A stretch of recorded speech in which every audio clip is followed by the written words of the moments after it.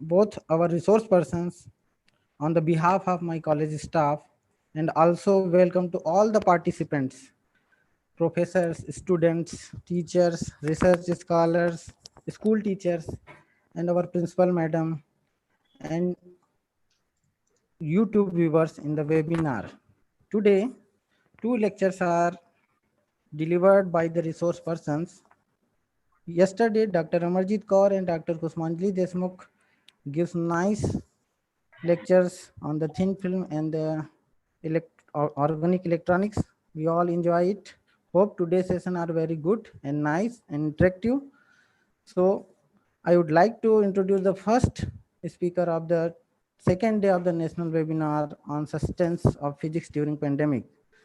Dr. Nitin Chandra, Assistant Professor of Physics, Central University of South Bihar, Gaya. He got MS degree and PhD from Indian Institute of Science, IIA Bangalore. Postdoctoral fellow obtained from Institute of Mathematical Science, IMS, Chennai. He published more than 10 research papers in theoretical physics in SCI journals. He developed new course and new lab in classical and quantum physics for the BTech first semester student in Indian Institute of Information Technology, Ranchi. He got Canadian Commonwealth Scholarship Program in session 2010, 11 and 12. He delivered many talk on the reputed institute in India like JNU, McGill University Canada, Montreal University Canada, IIA Bangalore, Indian School of Mines, Dhanbad, IIT Kanpur, and so many institutes.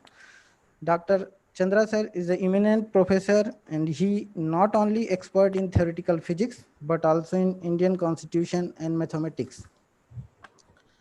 He delivered talk on the Constitution of India, fundamental rights, value, and ethics in the view of Dr. Rajendra Prasad in the Central University South Bihar Gaya. So he is also interested in the political science. It is our privilege to join us with us and deliver a talk on about mathematics and physics in the discussion. So again, I welcome to Dr. Nitin Chandra sir to deliver her talk. Dr. Nitin Chandra sir, can you hear me? Yeah. Thank you, Yes. Yadu sir. Okay, sir. Yeah. So thanks for this nice introduction and namaskar to everyone. And we will now start our talk. As you already know, that Yadu sir already told that I am interested. My interest is very versatile, and I want to understand so many things in nature, not just physics. So even some ancient days, how people were doing sciences like physics, mathematics, and all. So I am also trying to understand those things right now, and also political science, as you said. And so today, but I will be talking on basically mathematics and physics and their interconnections. So in doing so, I will try to discuss the whole worldview of doing science, how people were doing science and in ancient days and in today modern days, and how the science evolved, how the physics evolved, and how the mathematics evolved, how their interconnections, the mathematics and the science, mathematics and the physics, and how their interconnections were evolved, and where we are now what we are doing, what we are trying to achieve, and all. So we'll see what happens will as the talk goes on. So I will try to first share my screen. Is it visible to all of you? Yes, sir. Okay. Yeah, I will go to slideshow. Yeah. So hope it's visible. The slide is visible to everyone. Yes, sir. Okay, thanks. So as you can see, my talk is basically on uh, about mathematics and physics and their interconnections. So basically, the title itself tells you that at least there are two subjects here involved. One is mathematics and one is physics. So, but you will see as we proceed that I will start with more general thing. I will start with mathematics and science in general, not just physics. Basically, physics is just a part of it.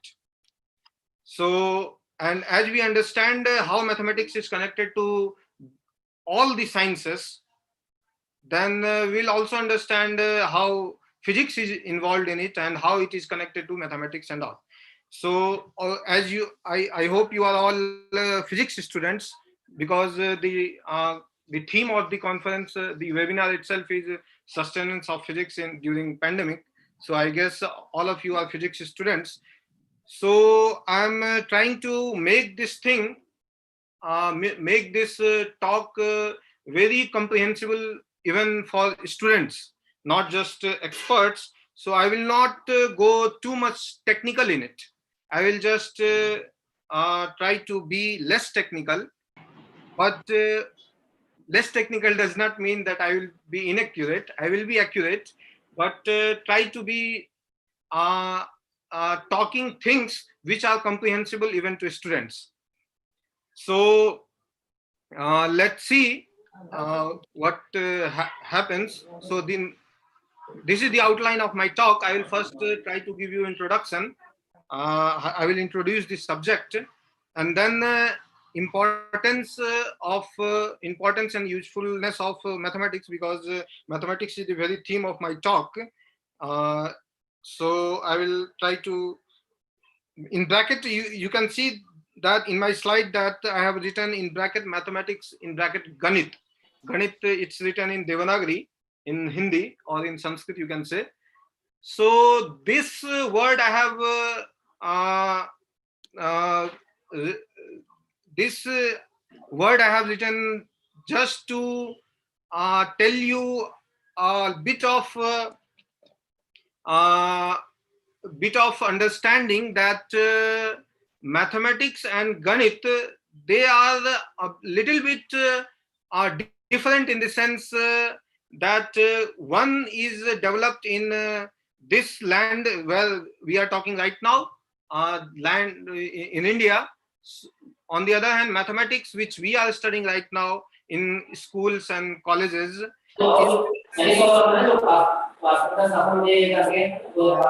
I guess someone should mute himself.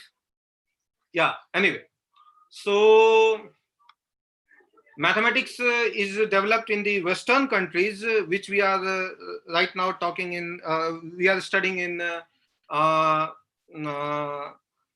uh, in our colleges and schools. So there is little bit difference, but basic theme is same. So to show this difference, I have written Ganit explicitly, not just mathematics. So I will be talking on both. Anyway, so the third thing I will be talking on is mathematics and science, and how they are interrelated. And you will see that physics is also one of them. And I will go in detail while talking the interconnections of mathematics and science. I will go in detail to physics. So I will talk more on mathematics and physics after talking a little bit in general way. So you will see that these interconnections, the relations between mathematics and science, or in particular mathematics and physics, these interconnections have two worldviews or two viewpoints. There is one kind of viewpoint which is Western viewpoint, which is in today's world we are teaching or studying in our schools and colleges. That there is one viewpoint on which it is going, but there is another viewpoint also, how mathematics and science is related, and that viewpoint is very much Indian. I have written is Bharatiya Drishti. So Bharatiya, yeah, I hope everyone understands Hindi here. So you will understand. Anyway, Yes, sir. Bharatiya, Most of the everyone knows. students understand Hindi very well, sir. Yeah, thanks. So, and after talking about these two viewpoints, I will go to uh, uh, I will go to talk the branch of mathematical physics. You will see that this mathematical physics is not just a branch. It is somehow philosophy of physics also. Somehow it is a very fundamental backbone of the uh, evolution of physics. So you will see while we go on how this phrase, this mathematical physics, is very much important. It's not just a name of a branch. It is so much inside the physics, very much like a backbone is inside a man. So anyway, so let's go to uh, next slide, which is introduction. So generally, people say that when you talk to scientists or even science students, or even in general people, you will see that people always say that we are doing science, we are doing physics, or science is for humanity. It's not just for one caste or one race or one uh, people speaking language or the people residing in geographical land. So generally people talk that science is very much like universal thing. So, but we, while talking like this, we somehow misunderstand things. We somehow miss something, and that is that science is not developed in only one place. It is developed in so many pockets of the world. So, the world is so big, and science developed not just at one point of time, at one point of place, at one you can say event in space time, as you say in relativity. Event means uh, a given position and a given time. So it's science is not just an event in the relativistic sense. So science is not just it did not start at just one point, at one uh, place, but it developed in different pockets of the world. And naturally, when you develop something in somewhere, if something is developed somewhere, then the people which has developed that thing, their mindset, their worldview, what they think, their lifestyle, or in a sense you can say their culture, it affects the thing which are invented there. So generally the formulation and uh, the very aim of the invention or things like that, all these things are very much dependent on the place where it is developed and the people, culture of the people which are developing that thing. So science is also one of it, and it developed in different pockets of the world, and hence different cultures which developed its own science, the formalism of that science is very much different uh, uh, in respect to their formulation and even the aim of the uh, or you can say pursuit of knowledge, the purpose of knowledge. So the purpose of making science is different in different uh, regions of the world. So all versions, as you can see, all versions are not the same. See, the very formalism, their application, and the evolution depend on their worldview. The worldview of the people residing on that location, the worldview or the lifestyle of the people residing in that location. So anyhow, mathematics, you will see if you study the world culture and how the science developed in different cultures, you will see there is something called mathematics or ganit, or something which is some subject. Mathematics or ganit is just a name. So basically, it's a subject which calculates. which does some calculations with numbers. You play with numbers. That subject is basically called Ganit or mathematics. So that thing, that subject is somehow very central to the development of science. You will see in every culture, not just one culture, but cultures wherever this science has developed, mathematics lies in the very center of it. It's related to all the branches of sciences, including physics. No, not just physics, it's also related to chemistry. And here I have just put a diagram to make this clear. So see, mathematics is in the center, and different branches of sciences are around the circle, and you can see that mathematics is related to everyone.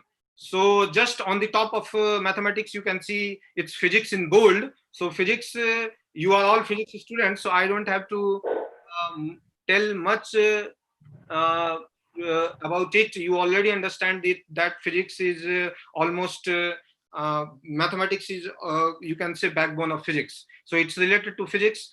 It's almost physics is almost mathematics, you can say. So anyway, so then there is architecture. Architecture is making buildings and all those things. So naturally geometry comes there, and you have already studied in your the 10th or 9th standards the trigonometry while you were the height and distances problems you have done. So all those things are uh, used. The trigonometry and geometry in particular is extensively used in architecture problems while making buildings and all. So, the other name of architecture in the Indian version is basically Vastu Shastra. So even in Vastu Shastra, Ganit is very much into it. So then mining, you can say that I have been inside a mine, a coal mine, and I can see how physics is there. Even if the whole structure is not made in a particular way, then people even can't survive there inside a mine for 1 hour. They will die out of uh, lack of oxygen. So the exhaust system and all, the whole physics is inside the mining. And as you already know, mathematics is inside the physics. So mining also contains mathematics. It's not just through physics. It also directly connected to the mathematics in the sense that it also uses geometry and trigonometry and all those things. So then navigation is like when you sail ships from one place to other place in a very far distant places on earth, or even planes, aeroplanes. When you go from here to America also, the navigation is very much important, and naturally mathematics comes there. Then this biology, you can see that it is also mathematics.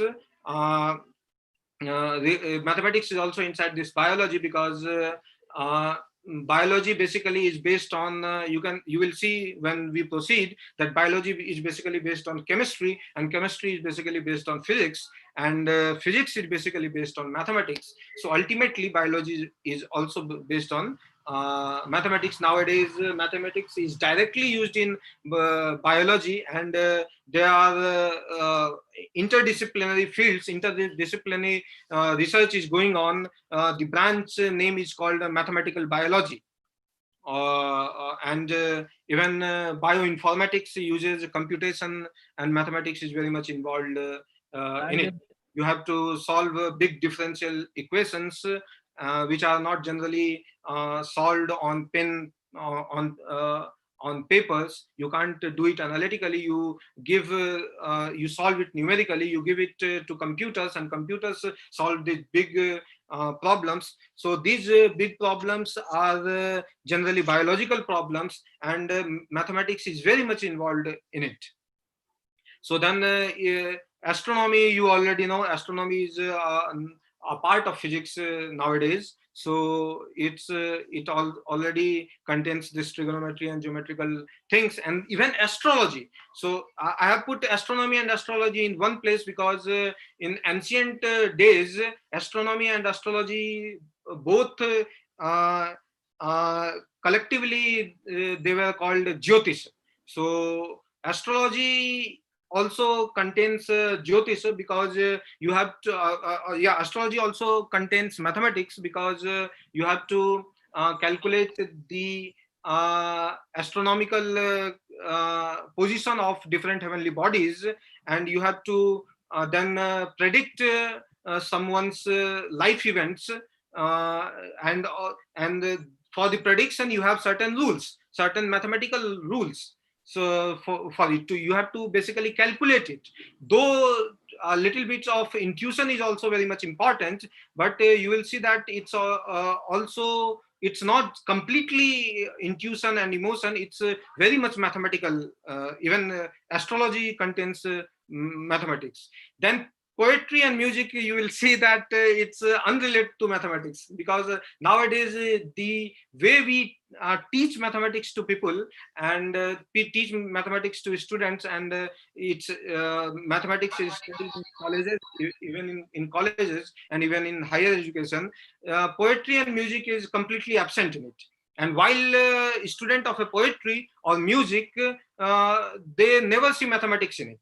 But you will be surprised to know that the very start of poetry, it is called, our book is called Chandas Shastra. Chanda is basically poetry. So it's Chandas Shastra means science of poetry. So it is written by Maharshi Pingala, almost 2,500 uh, years ago. So you will see a section of mathematics in it, and there are rules to calculate certain things in poetry. And poetry has so much, chandas have so much mathematical structure in it. And even nowadays, you after the invention of computer, this binary terms are, but the phrase, the word binary is used very much. Binary logic, binary everything.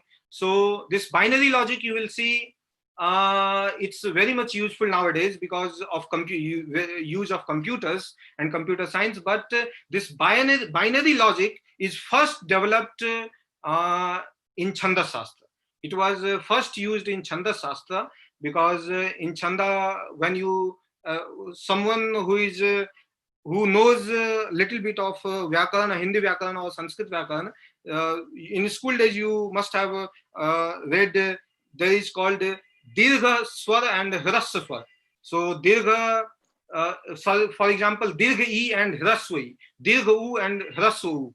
So now Dirgha and Hraswa, the difference between it is when you speak it in a poetry, see Dirgha matra, Dirgha swar or Dirgha syllable, it uses double the time when person uh, uh, pronounce Hraswa swar while reciting a poetry. The time taken for pronouncing a Dirgha swar is basically double the time taking for a Hraswa swar. So basically there are two building blocks for a poetry. One is Dirgha, one is Hraswa. So with two building blocks you are making a building. So the building is poetry, and the building and the blocks are the Dirgha swar and Hraswa swar. Or I should, for to be accurate, I should say matra, Dirgha matra and Hraswa matra. So anyway, so this these, with these two building blocks, you are making this poetry. So naturally, because there are only two things, building blocks are present here, so naturally binary logic will come inside it. So I will not go much detail into it, but anyway, I will just tell that poetry is very much mathematical, and so is music, because music, the student of music understands there are seven sorry, gamma, pa, dha, nis. There are seven swaras. Notes. Nods, yeah, nods.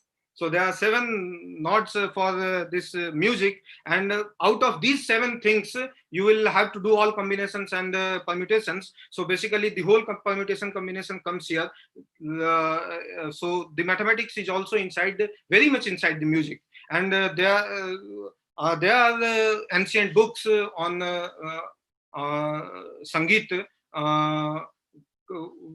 For example, by Varahamihir, which contains this too much of mathematics in it.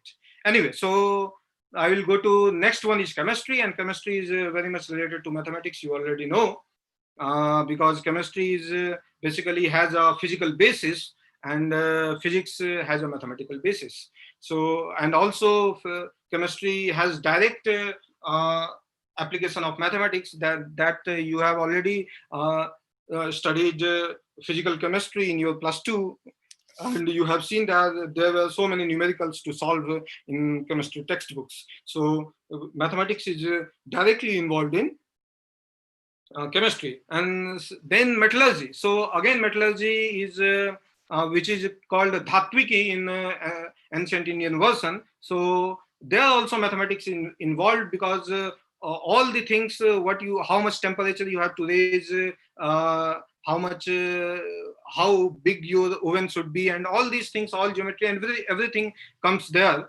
So mathematics is very much related to metallurgy. And then engineering, every engineering students, you already know that all person who works with engines, and they must know mathematics, otherwise they won't be they won't be able to grasp the concepts which are used for the engineering. So again, this medicines also contains mathematics, because for example, I will just tell, for example, if you are making a drug, the drug must contain certain amount of some complex, certain amounts of some other complex, and all these ratios should be same, and the amounts are very much important. You just can't take whatever amount you want to take, and it will work. If you take so much of medicine, it will basically act as uh, poison. So so the amount is very much important, and naturally the numbers come there, because you have to take 5 milligram or 4 milligram, 1 cup of syrup, or 2 cup of syrup, whatever. So all these things, naturally the numbers comes there, and mathematics is involved there. And commerce and economics, you already know mathematics is involved. All there are businesses, or you maybe perhaps this is the first use people thought that mathematics this is the first place where people thought mathematics is useful while doing commerce and economics. And then this language, this is something which you will think that mathematics is not related to it, but actually it is related. And we are not told, but we already study it. And the branch of language which is called grammar. So we already studied grammar in our high school, and even after that. So this grammar is what? What is grammar? If you define grammar, you will basically see grammar is basically mathematical structure inside a language, right? So a language has somehow some mathematical structures. It has some rules, some logical rules. So that mathematical structure is generally we don't call it mathematics, but we call it grammar. But anyway, this is basically mathematics itself. And giving a language a mathematical structure is a very tough job, because language is it's ever flowing. It is always changing. It is changing with time. It is changing with space. The language I speak here in Bihar, in Chhattisgarh, in Rajim, you people speak a different language, a different type, different boli, different accent. Everything is different. So one rule can't bind the whole language uh, uh, into a boundary. So it's a very tough job to bind language in a proper mathematical structure, I will say it is almost it is perhaps the toughest job for a mathematics. A mathematician perhaps can try to give mathematical structure to almost all the things, but giving mathematical structure to language is very tough job. And that is why I treat mathematician Panini, Maharshi Panini, as one of the uh, uh, greatest mathematician, because he was Panini gave the grammar for the Sanskrit language, which is almost complete. So it is almost the whole language, the whole Sanskrit language has been given given mathematical background structure by Panini. So it is very tough job, and he did it, and he did it almost 2 to 3 thousand ago, not today. So I think he is perhaps the biggest mathematician the world have ever seen. So anyway, so that is why you have seen that NASA once told that Sanskrit is Sanskrit is the language which has highest mathematical structure in it. It is the only mathematical, only human language. So, for example, you will have some language which has complete 100% mathematical structure. For example, C++. C++ is a language of computer, and it is also a language. But that language has a complete mathematical structure, 100%. Even Sanskrit does not have that much mathematical structure. But then C++, you can't talk in C++. I can't talk in C++. You can't answer me in C++ or any programming language. So NASA once told that Sanskrit is the only human language. Human language means human are speaking it, which has the highest mathematical structure in it. And the credit goes to Maharshi Panini. And hence I treat Maharshi Panini as the mathematician, the best mathematician in the world. Anyway, so I will go to next slide. So here I have just written a big slok from Ganita Sadha Sangraha. It is by Mahaviracharya. Mahaviracharya wrote it, and there is in this slok basically tells you the usefulness of Ganit or mathematics, where all mathematics is used, why it is important and all. So it says Laukike Vedike Vapi तथा सामयिके यह व्यापारस्तत्र सर्वत्र संख्यानाम उपयुज्यते. So laukike means worldly things, daily life. We basically use mathematics. Vedike means for the Vedic purpose. When you are doing some yajna, you basically have to make altars, yajna vedi, and geometry is inside it.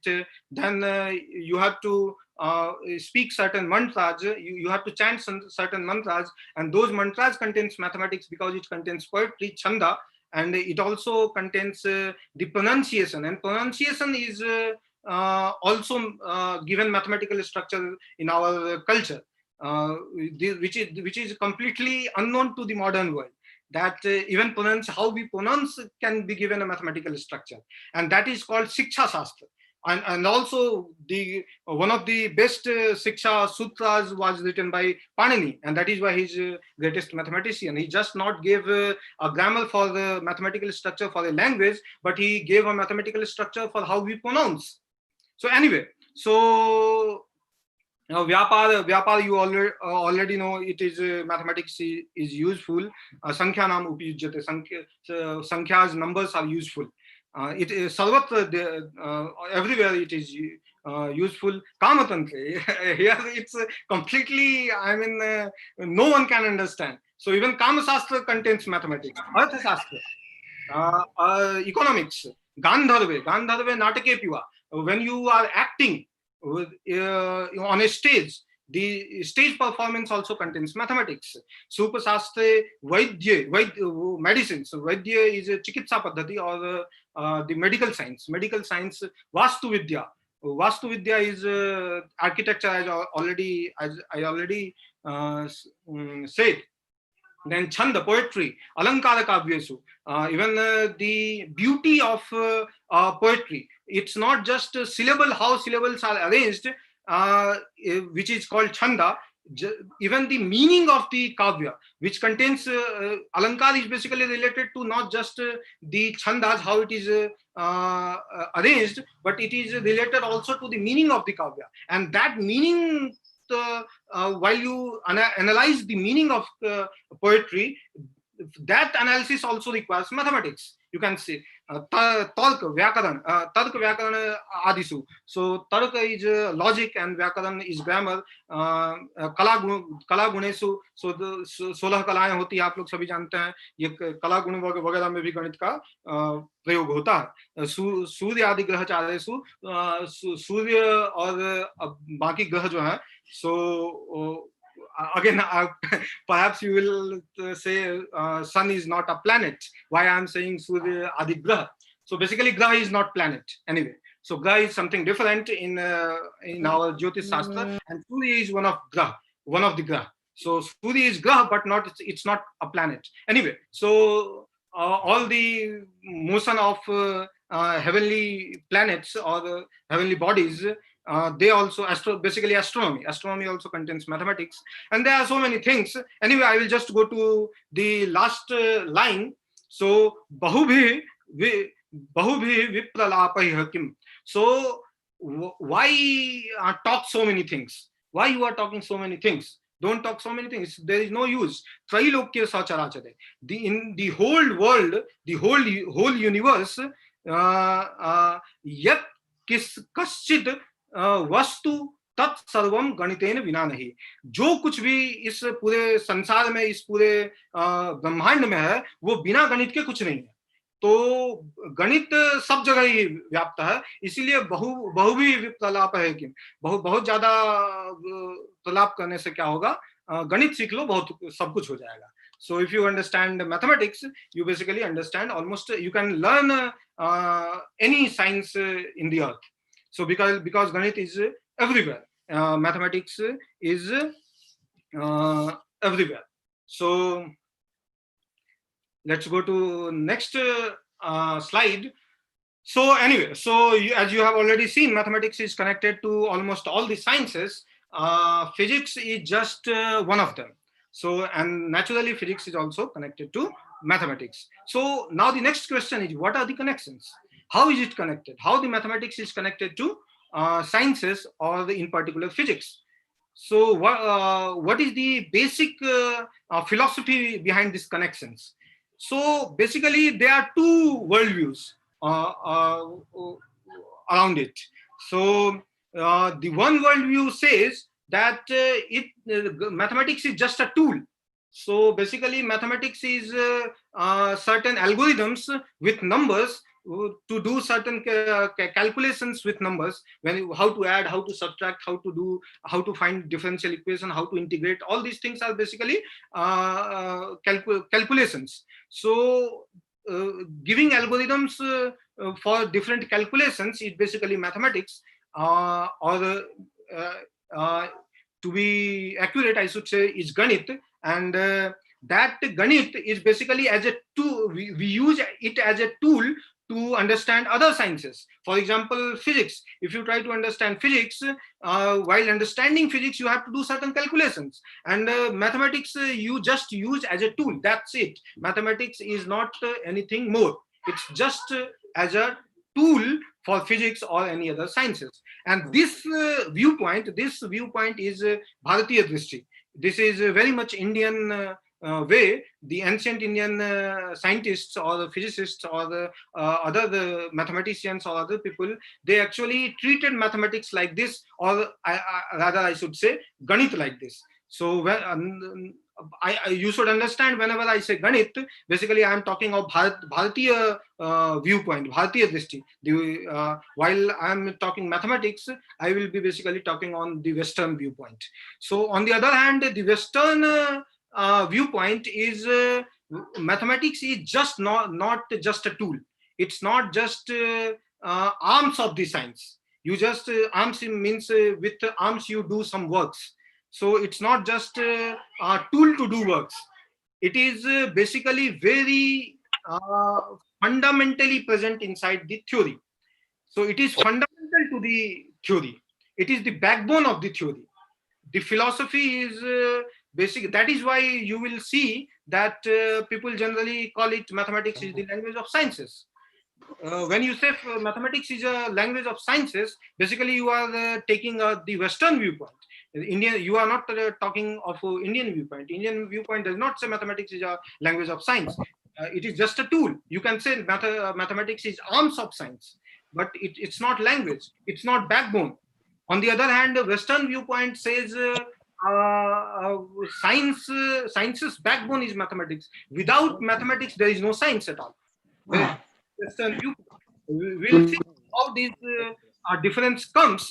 In the next slide, I will try to explain you, because you people, I guess, all the people here are basically trained in Western mathematics. They are not much trained in Bharatiya Ganit. So I will, when I explain Western mathematics, perhaps you will try to you will understand what I am talking. Why mathematics is fundamental to the science subjects and why it is called language of science.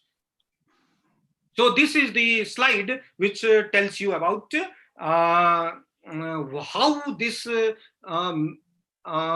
the presence of mathematics comes inside the science, and why this presence basically is very much important, very much fundamental to the theory, to the science, to the scientific theory, and why because of this, basically mathematics is called language of science. See, in +2 itself, you or maybe earlier, you have already studied that physics or any sciences basically talks. Any sciences talk of this physical quantities. So whenever we call physics, the first thing we define is physical quantity. This is the first definition in our physics textbook, school textbook. So how is physical quantity defined? Physical quantity is defined that it should be measured in terms of numbers. So basically two physical quantities should be comparable. So आप तुलना कर सकते हैं दोनों में. जैसे दो चीज, एक चीज लंबा है, एक चीज छोटा है, तो आप बता सकते हैं कौन लंबा है कौन छोटा है. Which is longer, which is shorter. You can tell. On the other hand, which one is more beautiful? There are two girls, and which one is more beautiful? You can't say. Someone will say this girl is more beautiful. Other one will say that girl is more beautiful. So beauty is something which can't be given, which can't be assigned a number. So the measurement, even beauty is measured. It's not that beauty is not measured. Beauty is measured. Person measure beauty. For example, if you ask one person, he will tell you which one is more beautiful and which one is less beautiful. He will tell you. But he is basically, how he is saying this? How he is comparing beauty of two persons? He is basically measuring it. It's not that he is not measuring. He is measuring, but he is not measuring in terms of number. So because when you measure in terms of numbers, basically it has an absolute meaning. So number 5 has the same meaning for me and for same meaning for you. 5 is 5 for everyone. On the other hand, beautiful is not same for everyone. For me, someone is beautiful. For you, she is not beautiful. So anyway, so physical quantities, the thing which can't be measured in terms of numbers, is not called physical quantities. On the other hand, things which can be measured in terms of numbers are called physical quantities. So physics contains only physical quantities. So physics is a science of physical quantities, or in general any science, basically, because you will see later that from physics evolves chemistry, from chemistry evolves biology. So overall, basically from physics only the whole basic sciences, and from all this basic science, the applicative science, the application based sciences has evolved. So basically, yeah. So basically, when we say physics is science of physical quantities, so you should understand, because everything is almost based on physics. So basically, whole science, the whole modern science, or the, yeah, I will say Western science, is basically based on this definition of physical quantities, and this very definition contains numbers. So without this definition, you can't do science. So basically, uh, you can't develop a science of beauty, uh, because beauty can't be measured in terms of numbers. You can't develop a science of emotion. In fact, today people are trying to do science of emotions and all. For example, you must have studied in biological physics neurons and all those things. The words, at least you must have heard. So people are trying to understand uh, emotions and all other things which were earlier incomprehensible for the scientists. Now people are trying to understand it. But even after even after that, even now, people are trying to understand these things in terms of numbers only. They are trying to understand in terms of the mathematical terms only. They are giving those things a mathematical structure only. So basically, they are trying to giving they are trying to give numbers to all these emotions and all other things. But you will understand that it's not difficult to understand that when you assign numbers, you miss so many things. So numbers are very much absolute, but in the whole world, emotions and beauty and all those things are not absolute things. It's relative. So basically, you are missing so many things when you are assigning numbers to all these things. So basically, that's why I should basically say that this modern viewpoint, this Western viewpoint, which is talking science in terms of numbers, and hence mathematics comes inside this science as a very fundamental thing, a very backbone of the science, as a language of the science. So this science is not complete. It will never understand the whole universe, because it is trying to understand the whole universe in terms of numbers, and the universe is not explicable in terms of numbers. You can explain certain aspects of nature in terms of numbers, but not the whole aspects. And that is why something more is needed. Perhaps that is why people say that wherever the science stops, philosophy starts, or spirituality starts. Anyway, so let's go to the next section. If you have understood this basic one, people can any time ask a question if they have one. So if there is no question, I will just try to go on. You can disturb me anytime. So this is the way how mathematics comes in the physics or science, and hence basically, yeah. So mathematics is very much inside this physics or the sciences as a backbone of it. So anyway, so this is the Western view. Mathematics is essentially contained in physics or sciences. It is the language of science. Mathematics is fundamentally present in the science. You can't remove the mathematics out of science. On the other hand, you will see that in Bharatiya Drishti, you can do sciences without mathematics. Though mathematics is helpful in doing sciences, if you know mathematics, you will know more. You will be an expert. If you don't know mathematics, you will just be a layman. You won't be that much expert, but you can do sciences without mathematics, even without mathematics, or even without Ganit, I say. But mathematics is very much inside this Western view of science or physics. So physics or science is basically a mathematical model to explain the world around us. So this is not a big statement. You already know it, that basically what physics does, physics is trying to explain the nature, the world around us. So now how it is trying to explain the nature? So then you will say that it uses mathematics as the backbone to develop a theory. So basically you make a mathematical model for the world around you, for a mathematical model for the nature. So, and that mathematical model you try to explain the world. That may not be complete, but at least that is very much useful. I don't say it is not useful, it is very much useful.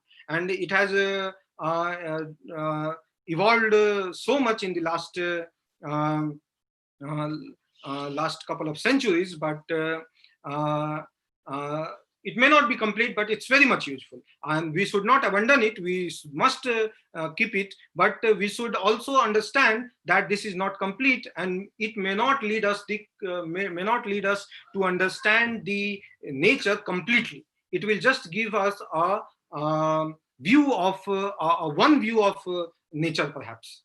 So basically, evolution of physics or evolution of science with time is nothing but evolution of mathematical model.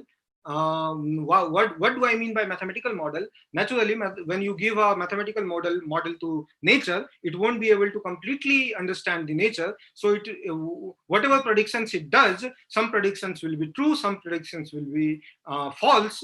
But what scientists are doing is basically they are always trying to evolve the mathematical model. They after some time they will give you a new mathematical model which will try to explain the older predictions also, and it will also explain the new predictions also. So that's how mathematical models are evolving. So, for example, initially you had classical mechanics, then you go to quantum mechanics, then now you go to quantum field theory, and so on and so forth. So you will always try to keep on evolving the mathematical model, and that this evolution of mathematical model is the evolution of science. So that is the development of science, basically. Development of science in this Western world is basically nothing but development of mathematical model. But I should say that this mathematical model will never reach to completely understand the nature. Anyway, it's very much useful. So for whatever I said right now, it's not just from out of my mind. It is the complete stand the most of the scientists have taken from the history also and today's also. So that is why I have given you some quotes of the Western physicists, and these quotes basically gives the uh, uh, uh, basis to what I am saying. Okay.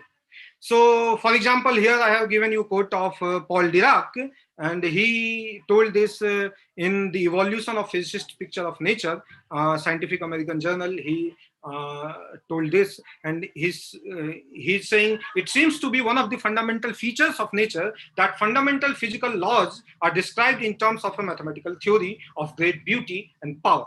So basically, he's saying that.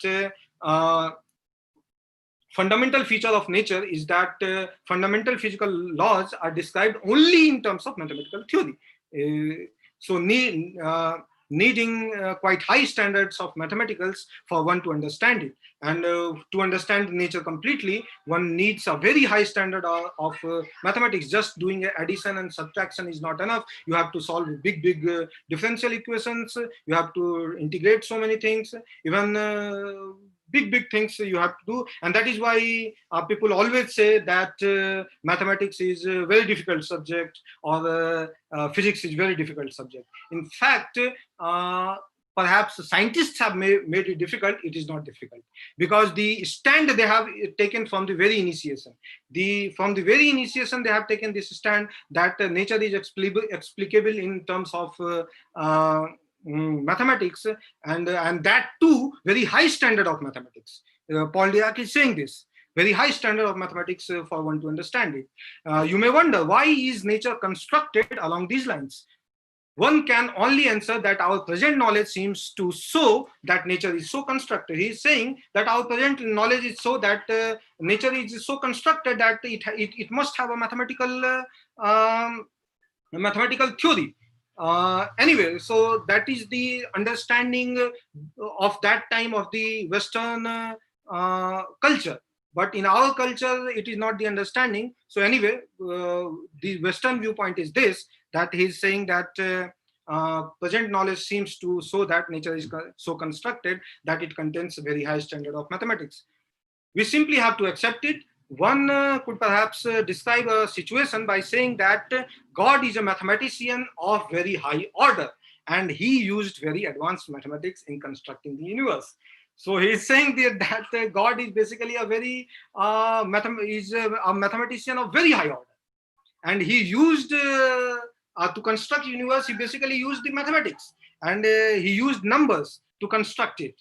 Maybe he used it, I don't know, but anyway, that is his point of view.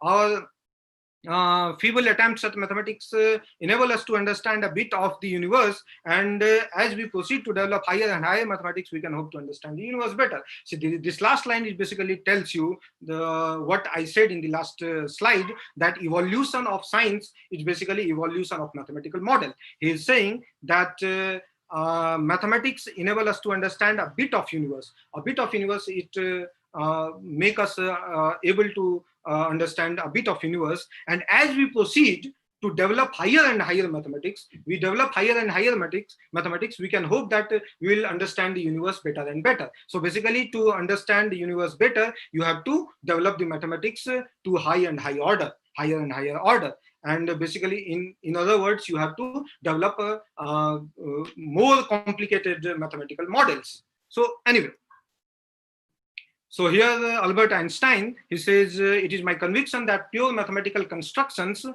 enables us to discover the concepts and the laws connecting them, while give us the key to understanding of the phenomena of nature. So basically, to understand the phenomena of nature, you need pure mathematical construction.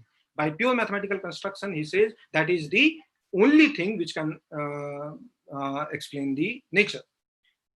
So next is Richard Feynman, and he says, if you are interested in the ultimate character of the physical world or the complete world, and at present time, our only way to understand that is through the mathematical type of reasoning. He says that if you try to understand the physical world around us, the only type of the only way to understand it is nothing but the mathematical type of reasoning. You have to give mathematical structure to the nature. You can't understand it in other way. At least I don't know any other way to do it, Richard Feynman says. So at least he does not know. In other words, Western scientists had this stand that at least we don't know, so we'll understand nature in this way only. We don't know any other way to describe it accurately. And here is Galileo, and he says, philosophy is written in that great book, whichever lies before our eyes, I mean the universe. So basically, he says, whatever lies before our eyes, which is called universe, but we cannot understand it if we do not first learn the language and grasp the symbols in which it is written. So he says, to understand the universe, you basically have to understand the languages of it and the notation and symbols of it. And whenever you read a book, you must understand the language of. If a book is written in Chinese, you can't understand it because you don't know Chinese. You understand English, you understand Hindi, so you can read a Hindi book or a English book and you understand it. You can't understand a Chinese book. Similarly, if you try to understand the book of the universe, if this universe is compared to a book, then it lies very much in front of our lives, but we can't read it because we don't know we don't know the language, and we don't know the meaning of the symbols which is written inside this book. This book is written in mathematical language, and he is saying that this book is written in mathematical language. So without understanding mathematics, you can't understand this universe. The symbols are triangles, circles, and other geometrical figures without whose help it is impossible to comprehend a single word of it. He is saying a single word. So anyway, so without which one wanders in vain through dark labyrinth. Here is Poincaré, the great mathematician. So you all, because you are all physics students, you must have understand the Poincaré. You must have heard the name of Poincaré. Poincaré algebra is used in mathematical physics, and also Poincaré group. If you have understood a bit of group theory, that this Lorentz group, which is a group of all rotations, rotations of coordinates and all boosts, if you merge them, basically all these transformation, rotations and boosts make a group, and that group is called Lorentz group. If you include the translation also, translational symmetry inside this, then this is called Poincaré group. So anyway, if you don't understand these things, it's okay. I just give you the importance of Poincaré. So importance of being Poincaré. So anyway, so Henry Poincaré says what we call objective reality. Objective reality means some reality which is same for everyone. For example, numbers are objective reality. 5 is 5 to everyone. 5 does not mean 4 to anyone else. So it is objective reality. But beauty is not objective reality. It is relative. It is for one, someone is beautiful, for other, someone is not beautiful. Anyway, so what we call objective reality, what is common to many thinking beings, all thinking beings have a common thing that is called objective reality, and could be, I can't see, but anyway, to all this common part we shall see can only be harmoniously expressed by mathematical laws. So this objective reality can only be, he is very, his statement is very true, I understand, because he's directly saying that only objective reality is understandable in terms of numbers and mathematical laws. That I agree, that objective reality is understood only in terms of, but objective reality is not the only reality. There are subjective realities also in the universe. So naturally, and he is not claiming that I will understand by mathematical laws, I will understand the whole universe. He's just saying that objective reality I will understand by mathematical laws. It may not explain the whole universe, that's okay. Anyway. So now, as I told you, I will go to mathematical physics. Now, so much I told you about mathematics and the interconnections of mathematics and physics and mathematics and sciences in general. So now I'll go to mathematical physics. So I basically work on in this branch of physics. And I have already told you what mathematical physics means. Mathematical physics is nothing but, as in the last point I have written it here, developing mathematical model for the physical system. So when you are doing physics, to understand physics, you have some system, you try to understand it. And if you try to understand it, you basically develop a model to understand it. And that model is basically mathematical. So mathematical means it has some certain rules, logical rules. It should not have inconsistencies. One rule should not be inconsistent with other rule, and all those things. And it should be, it should predict something which is seen in the nature, in your system, in physical system. So basically, to understand physical system, the only way is to develop, the only Western way is to develop a mathematical model for it. And developing this mathematical model is called mathematical physics, the branch of mathematical physics. So this mathematical physics is branch of physics. It is not just a branch of physics, you can say it's a branch of applied mathematics also, because mathematicians, when they go to higher studies, some mathematicians do research in pure mathematics. On the other hand, some persons go to applied mathematics. In applied mathematics, they go to there are so many fields. One is mathematical physics. There are other things also, mathematical biology, mathematical chemistry, other things. There are so many things. Anyway, mathematical computations and all. So, but now what I want to say here is mathematical physics is not just, this phrase is just not a name of a branch of physics or branch of applied mathematics. this phrase mathematical physics says you that physics is mathematical. Mathematical physics. Physics is basically mathematical. So this physics is mathematical. This is the very fundamental philosophy of physics, at least, or Western physics. So this is the very fundamental. So this is mathematical physics is not just a branch, it is also the backbone of physics, the fundamental philosophy of physics. So and it says you that physics is explicable only in terms of mathematics. So here after talking about mathematics and physics, and I will go to try to tell you how mathematics is related to basic sciences, because once you understand basic sciences, then you know that basic science is related to applied sciences. Applied sciences use the theory of basic sciences, and once you relate the mathematics with basic sciences, mathematics will be also related to applied sciences, and in general, mathematics will be related to all the knowledge systems, because all the knowledge system, at least in Western viewpoint, is related to science. So you can see here that there is one box is there, which is where the mathematics is written, and then one box is there, which is where physics is written. And mathematics and physics are related by this mathematical physics, the branch of mathematical physics.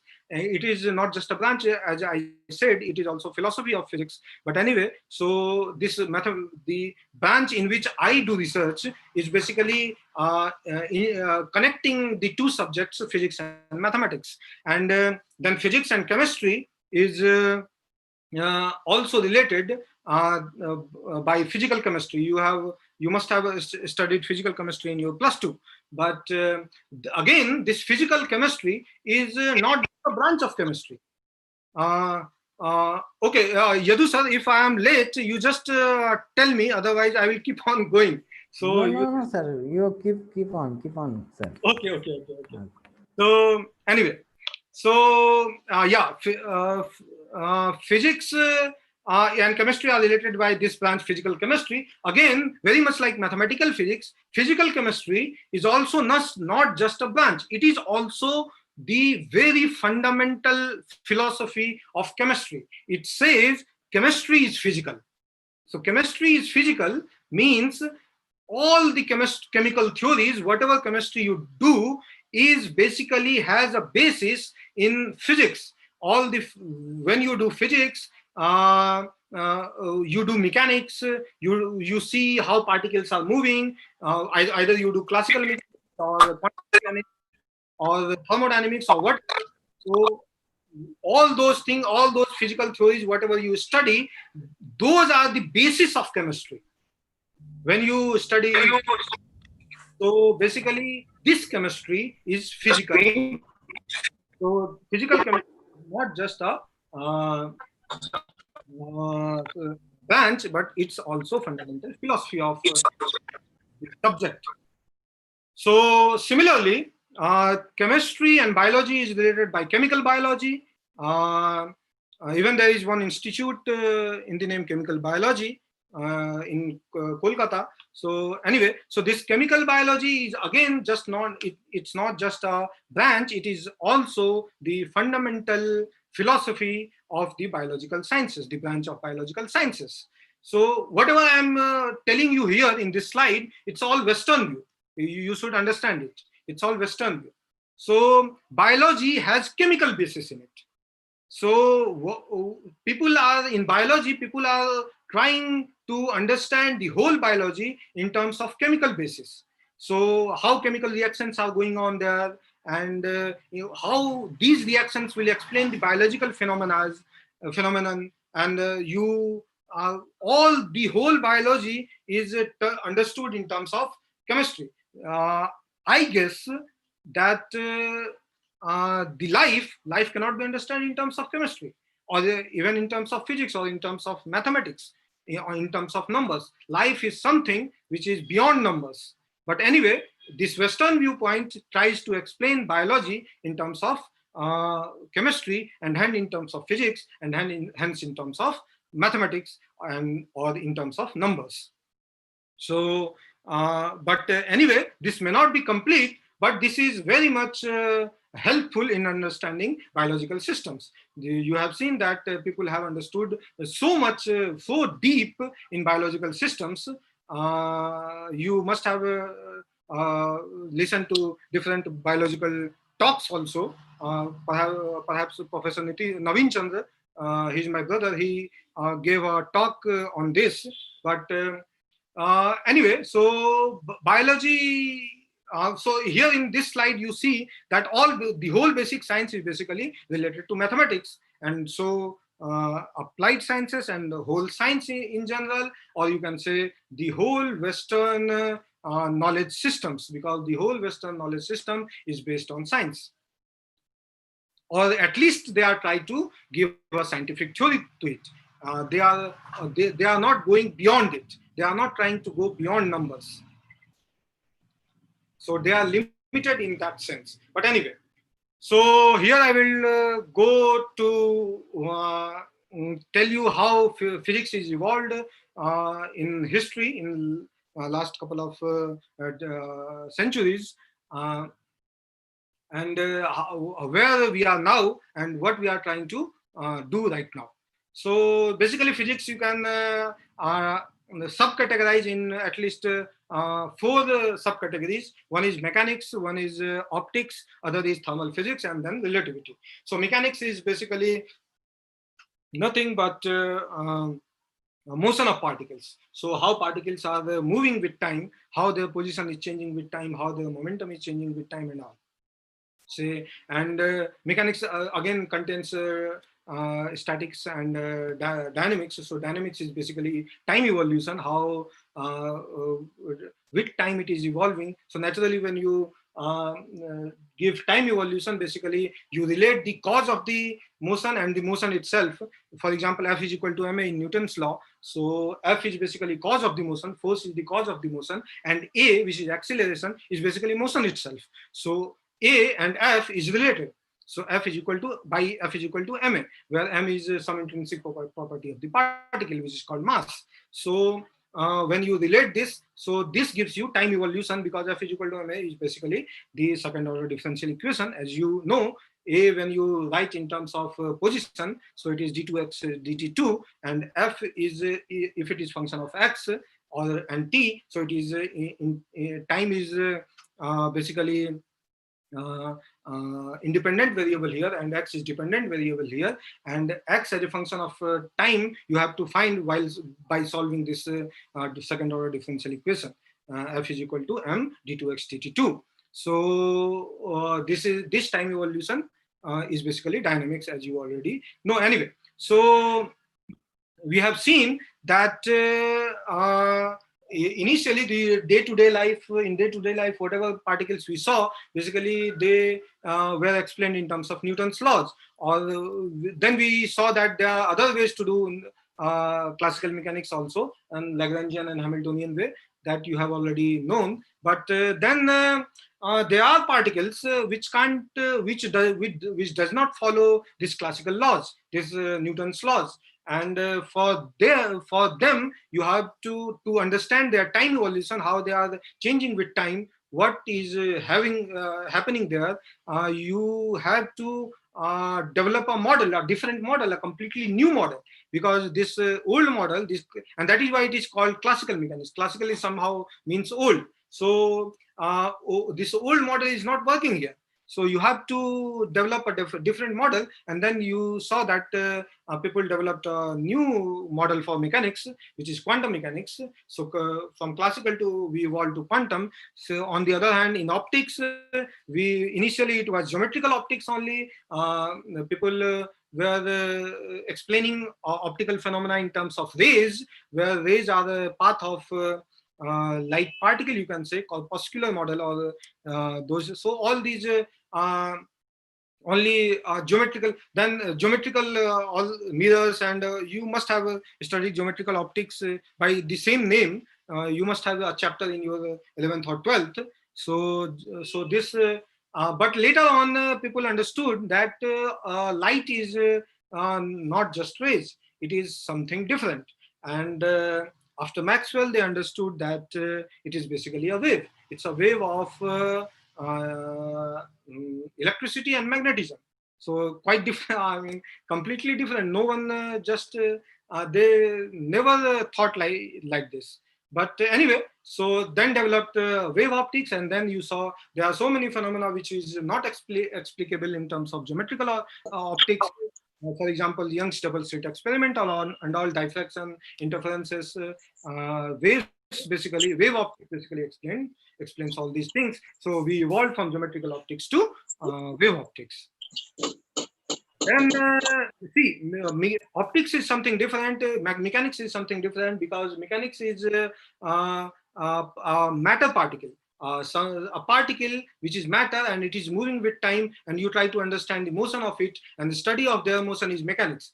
Naturally, optics is not that, because light is not a matter.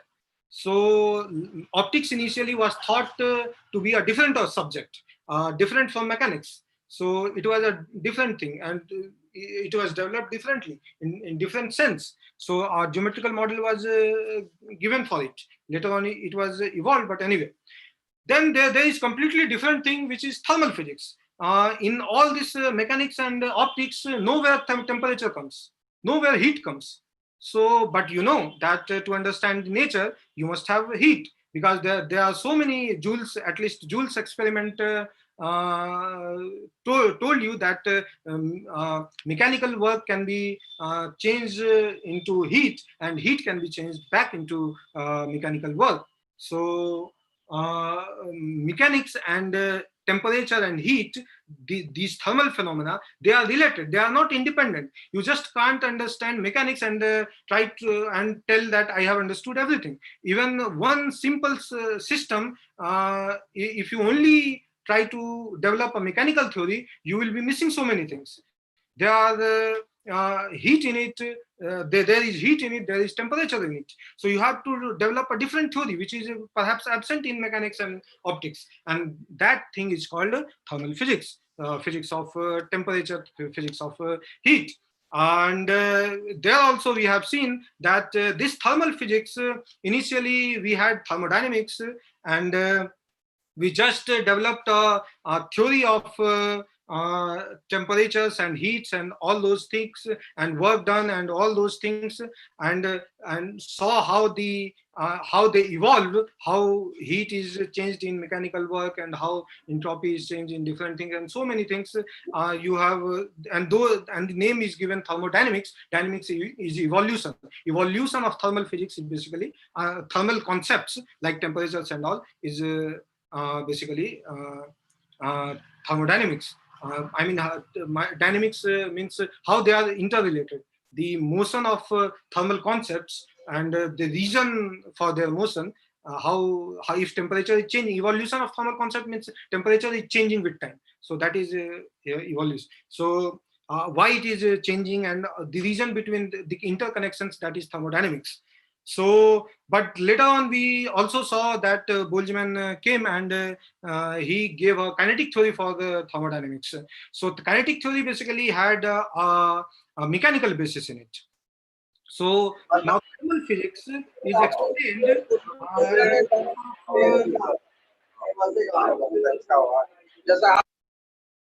yeah. So the thermal physics is explained in terms of mechanical concepts. Now temperature had not just something different. Temperature is not just something different, but it is explained in terms of mechanics, because temperature is nothing but RMS velocity, root mean square velocity of all the small particles of the gas. So root mean square velocity, when you say root mean square velocity, so this velocity is a mechanical concept. So so thermal physics by kinetic theory has been given a mechanical basis to it. So now temperature is a mechanical concept. So, but then we saw that kinetic theory is evolved into statistical theory. You must have studied statistical mechanics, and how this concept of entropy comes, and how it is related to chaos, and how many microstates are possible there, and how permutations and combinations, how many ways you can arrange certain particles in energy states, and all these permutations and combinations, the statistics, or in other words, comes into the picture, and how statistical basis is given to the thermal physics. So this is how mathematical models evolved while in accordance in regard to this thermal physics. Then there is something called relativity, which is completely different. It is different from mechanics. It is different from optics. It is different from physics. It is not physical theory as per. So, you can say it is not a physical theory because it does not tells you about the motion of something, or heat or work done or something. It does not tell you about some physical system. What it tells, that whatever you observe in world, whatever you see is basically relative. Relative means which coordinate system you are using, in which coordinate system you are in. So the physical laws depends on that. So when you change one coordinate system to other coordinate system, if you change from one observer to other observer, how the physical laws are transforming, how they are related. This theory is relativity. It is something different. It does not tell you. It explains mechanics only, optics only, thermal physics only. This physics only part it explains. It does not explain something new. But what it tells, that the same physics, how it will change when you change the coordinate system. So relativity is something different. So anyway, so this relativity in itself was a completely new concept when Einstein developed this. It was also very incomprehensible to most of people. That is why it is called that Einstein was not given Nobel Prize for it, because most of the people did not understand at that time of point what he is saying. But anyway, so relativity also evolved from special relativity to general relativity. We saw that in general relativity, transformations, more general transformations are included, not just Lorentz transformations. And while making it general, while you are including more general transformations, you see that somehow gravity also get included in it. So general relativity also includes gravity. So in last slide you saw how physics or mathematical models for physics evolved. But in discussing these things, the evolution, we also perhaps noted one concept, one thing, that is that while evolving mathematical models, we are basically somehow merging boundaries, and we are somehow going towards the theory of everything. So if you did not understand what I am saying, you will understand when I proceed. See, classical mechanics initially was explained in terms of Newtonian and Lagrangian and Hamiltonian way. And then we saw that it can be given a variational principle. There is some Hamilton's principle in variational theory is given, which is more general. From there, you can derive the Euler-Lagrange's equations. So Euler-Lagrange's equations are not very fundamental to it. You gave a more fundamental theory principle, which is variational principle, and you can derive the Euler-Lagrange's equations from it. In fact, you can apply these variational principles to so many things. Somehow, the mechanics, which was completely different to optics, this variational principle includes the optics also, geometry, in particular geometrical optics. Because you must have heard Fermat's principle that light chooses the path which takes minimum time. So basically, this concept of minimum time is nothing but it is variational. Time is the action, time is acting as action, and you have to minimize the time. So you have to So it is basically a kind of variational principle. So somehow variational principle relates geometrical optics to mechanics. Then again, this electrodynamics includes electricity, magnetism, and optics. Maxwell saw that the different electricity and magnetic principle, for example, Ampere's circuital law and all those laws, they are somehow very much symmetrical. They are somehow related. It seems if you just do some kind of transformation, you will go from electricity to magnetism. For that, he had to include some extra terms also, but he did that, and somehow he related electricity and magnetism. So it was this is I think very uh, it shows the power of theory, the power of imagination.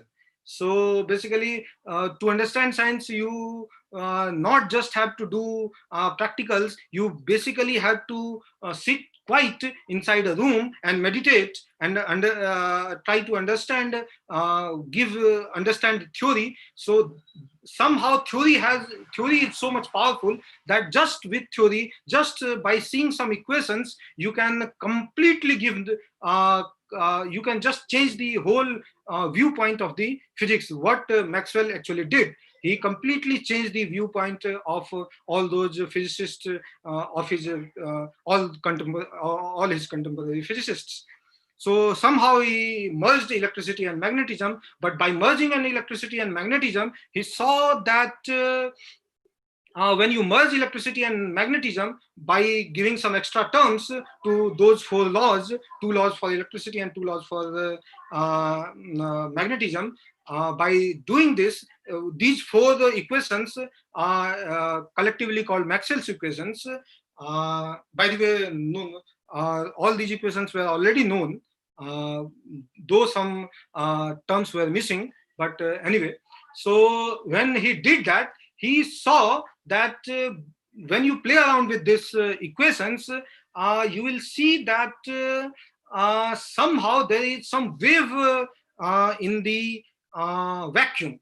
Even inside a vacuum where there is no matter, for example, you know, waves are always, for example, on a water, if you drop a stone on a water surface, it will create ripples, some kind of wave. So for that, you need some medium, you need water. For sound, you need air. But even in vacuum, where there is no medium, there is no matter, you can have wave. This is completely different thing, and that wave was not a wave of displacement, as in case of sound or the water waves. It was of electric field and magnetic field. The fields which were supposed to be different things. Magnetism was different thing, electricity was different thing. When he merged it, he saw that electricity and magnetism, this electric field and magnetic field is changing with space and changing with time also, very much like a wave does. So, and this wave, he called it electromagnetic wave. Somehow, when he calculated the velocity of this wave, he found that it is completely matching with the velocity of the light. So it clicked. He thought perhaps light is electromagnetic wave. And this idea completely changed the way in which light was viewed. Initially, it was viewed in geometrical fashion. Now it is viewed in terms of waves as electromagnetic wave, and that is why new branch came, evolution of geometrical optics to wave optics. We got this evolution. So somehow with this evolution, geometrical optics to wave optics, somehow we merged three different branches also: electricity, magnetism, optics. There were three different branches, and we merged all of them. So somehow merging boundaries were also the different subjects which had different boundaries. They were completely different. They were merged and given a single boundary. So somehow this merging phenomena is also happening in the background when we are evolving mathematical models for physics. So then, as I already said, when we give kinetic theory for the thermodynamics, we basically give our mechanical basis of temperature. So somehow we merged mechanics and thermodynamics also. Then general theory of relativity, we saw that it included gravity also, and it merged gravity inside somehow. Relativity was, see, it's completely different thing. Relativity is something, when you change the coordinates system, what happens to physical laws. But gravitation is not something related, as we initially thought that gravity is not something related to change of coordinate. It is the physical law itself. uh, you have already heard Newton's law of gravitation. Newton's law of gravitation is a law. It's basically a physical law. It's a law of physics. It's physics itself. So this, but somehow when Einstein developed general theory of relativity, he said gravity is not something inside the physics. Gravitational force is not something which is reason of the motion. It is something different. It is perhaps just a change of coordinate system. When you change from one coordinate to other coordinate, it seems like you have developed a force. Basically there is no force. It is just a change of coordinate system. But this coordinate system, not in sense of the Lorentz transformation, but it included more general coordinate transformation, which we call curved space-time. So space-times are curved, and those curved space-time basically developed gravitational force. So particles are feeling a gravitational force, not because there is some kind of force which is a reason for the motion, but it is only because the space-time itself is curved. And this space-time is curved because there is some massive objective there. So somehow matter and relativity, somehow he mixed all of it. So perhaps that is why it is so complicated. People, uh, uh, basically, it's very difficult. People, at least initially, people is people find difficulty in understanding this. But anyway, it's very simple concept, and also some kind of higher mathematics is involved. Tensor algebra and all these things are involved. But anyway, what I was saying was the general theory of relativity also merged boundaries. It included gravitation. It just swallowed the gravitation inside it. Then quantum field theory. So quantum we had relativity and quantum mechanics, and they were inconsistent with each other. Quantum mechanics did not involve relativity, because all the Schrodinger equation, it's all relativistic. You already know it's based on Hamiltonian version of classical mechanics. But anyway, so later on, people thought that we should also try to develop quantum theory, which is consistent with the relativistic theory. So for that, people developed it, and that is called basically quantum field theory. So basically, quantum field theory merged the boundary of relativity and quantum mechanics. So then now research is going on. There are all these are even research topics. People are doing research in these fields. Then there is one quantum statistical field theory. It merges quantum field theory and also statistical mechanics, because it includes the temperature also, and gives uh, some interpretation for it. But yeah, so then quantum gravity theories, we all know that while merging all these things, somehow gravity was something special. Uh, we also saw that somehow gravity got included inside the relativistic framework. On the other hand, other forces like electromagnetic force, weak force, and strong force, they were not included in this gravitational relativistic framework. So somehow gravity is something different, and people they try to give the whole physics one kind of theory, and because all other forces are basically already quantized. Quantized means you. I think you already understand the meaning of quantization. If But anyway, it has some more general meaning, not just in the sense of quantum mechanics. But anyway, so uh, people try to quantize the gravity also, so that it can include inside the quantum framework, so that all the forces can be all the forces can be explained in terms of quantum theory. Um, yeah, so basically, quantum gravity theory also try to merge boundary of which were initially understood as different subjects. But anyway, the people has this thinking that the whole universe should be explained in terms of quantum theory. Maybe this is not true. Who knows?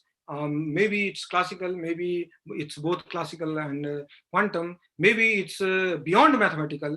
Anyway, but people, at least in Western world, people who are doing mathematical physics or mathematical science or mathematical version of science, they are trying to because giving classical theory to everything is because all the three forces are already quantized, so it's easy, it's perhaps easy, people think so, that to quantize one theory rather than classicalize other theories, and somehow there is inconsistency between quantum and classical theories, so they can't both exist together if you want to explain everything.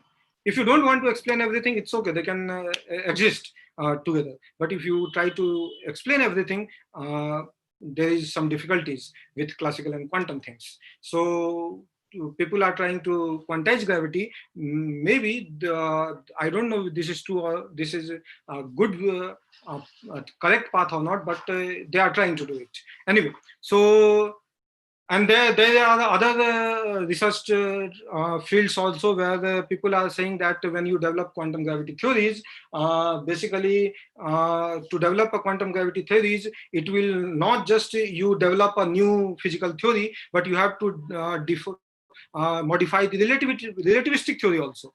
If you just modify the physical theories and develop a new theory as quantum gravity theory, it's not enough. It will be inconsistent. For this to be consistent, you have to modify the relativity also. And so this field is called deformed relativity, and people are trying to relativity deformed also, so that they can include quantum gravity. So basically, people with time evolution of science, with evolution of mathematical model, people are basically merging boundaries also. So now, I guess the last topic, because I just gave you only one world view, which I told you very much detail, because I understand that everyone here is basically a student of Western science. So that was more comprehensible. So I went in detail. This I will not go much detail. I will just give you a little bit, just a little taste of it. तो भारतीय दृष्टि क्या है mathematics या गणित को लेके? सो गणित जो है वो गण धातु से बना है. गण का मतलब होता है गणना करना या गिनना, to count. So if you counting 1 2 3 4, so this is basically the fundamental meaning of गण. धातु, पता जो लोग यहाँ संस्कृत पढ़े होंगे, थोड़ा बहुत धातु समझते होंगे कि क्या होता है. So धातु is basically root word of a language. So from this root word you develop other words. So Sanskrit, as I already saw, I already said that is having very much mathematical structure in it. So basically you can develop, Panini gave us algorithm to develop the whole word system, all the words inside the Sanskrit from finite number of dhatu. There are some शायद 2500 धातु हैं. तो उनसे आप सारे शब्द बना सकते हैं संस्कृत के, यदि पाणिनि व्याकरण आपको ठीक ठीक आता है तो उस 2500 में से एक धातु है जिसको गण धातु कहते हैं, जिसका अर्थ गणना करने के अर्थ में आता है। तो गणित का अर्थ है गणना करना, एंड दैट इज व्हाई गणित is the study of algorithms for different calculations, a tool for study other sciences and science. So गणित is basically just gives you the, as I have already said, कि ये algorithm देता है आपको अलग अलग calculation करने के लिए, और इसीलिए ये चूंकि आपको एल्गोरिदम देता है इसीलिए अलग अलग साइंस में ये यूजफुल है, ये टूल है, ये फंडामेंटल नहीं है उस साइंस के लिए। वो साइंस अपने आप में कंप्लीट है, बट यदि आप ये टूल जानते हैं तो आप आसानी से वो कैलकुलेशन कर सकते हैं, तो ये उस साइंस को आसान बना देता है गणित। गणित लैंग्वेज नहीं है उस साइंस का। So, anyway, algorithm is, I should also tell about this. Algorithm basically comes from the Arabian mathematician. His name is Al-Khwarizmi.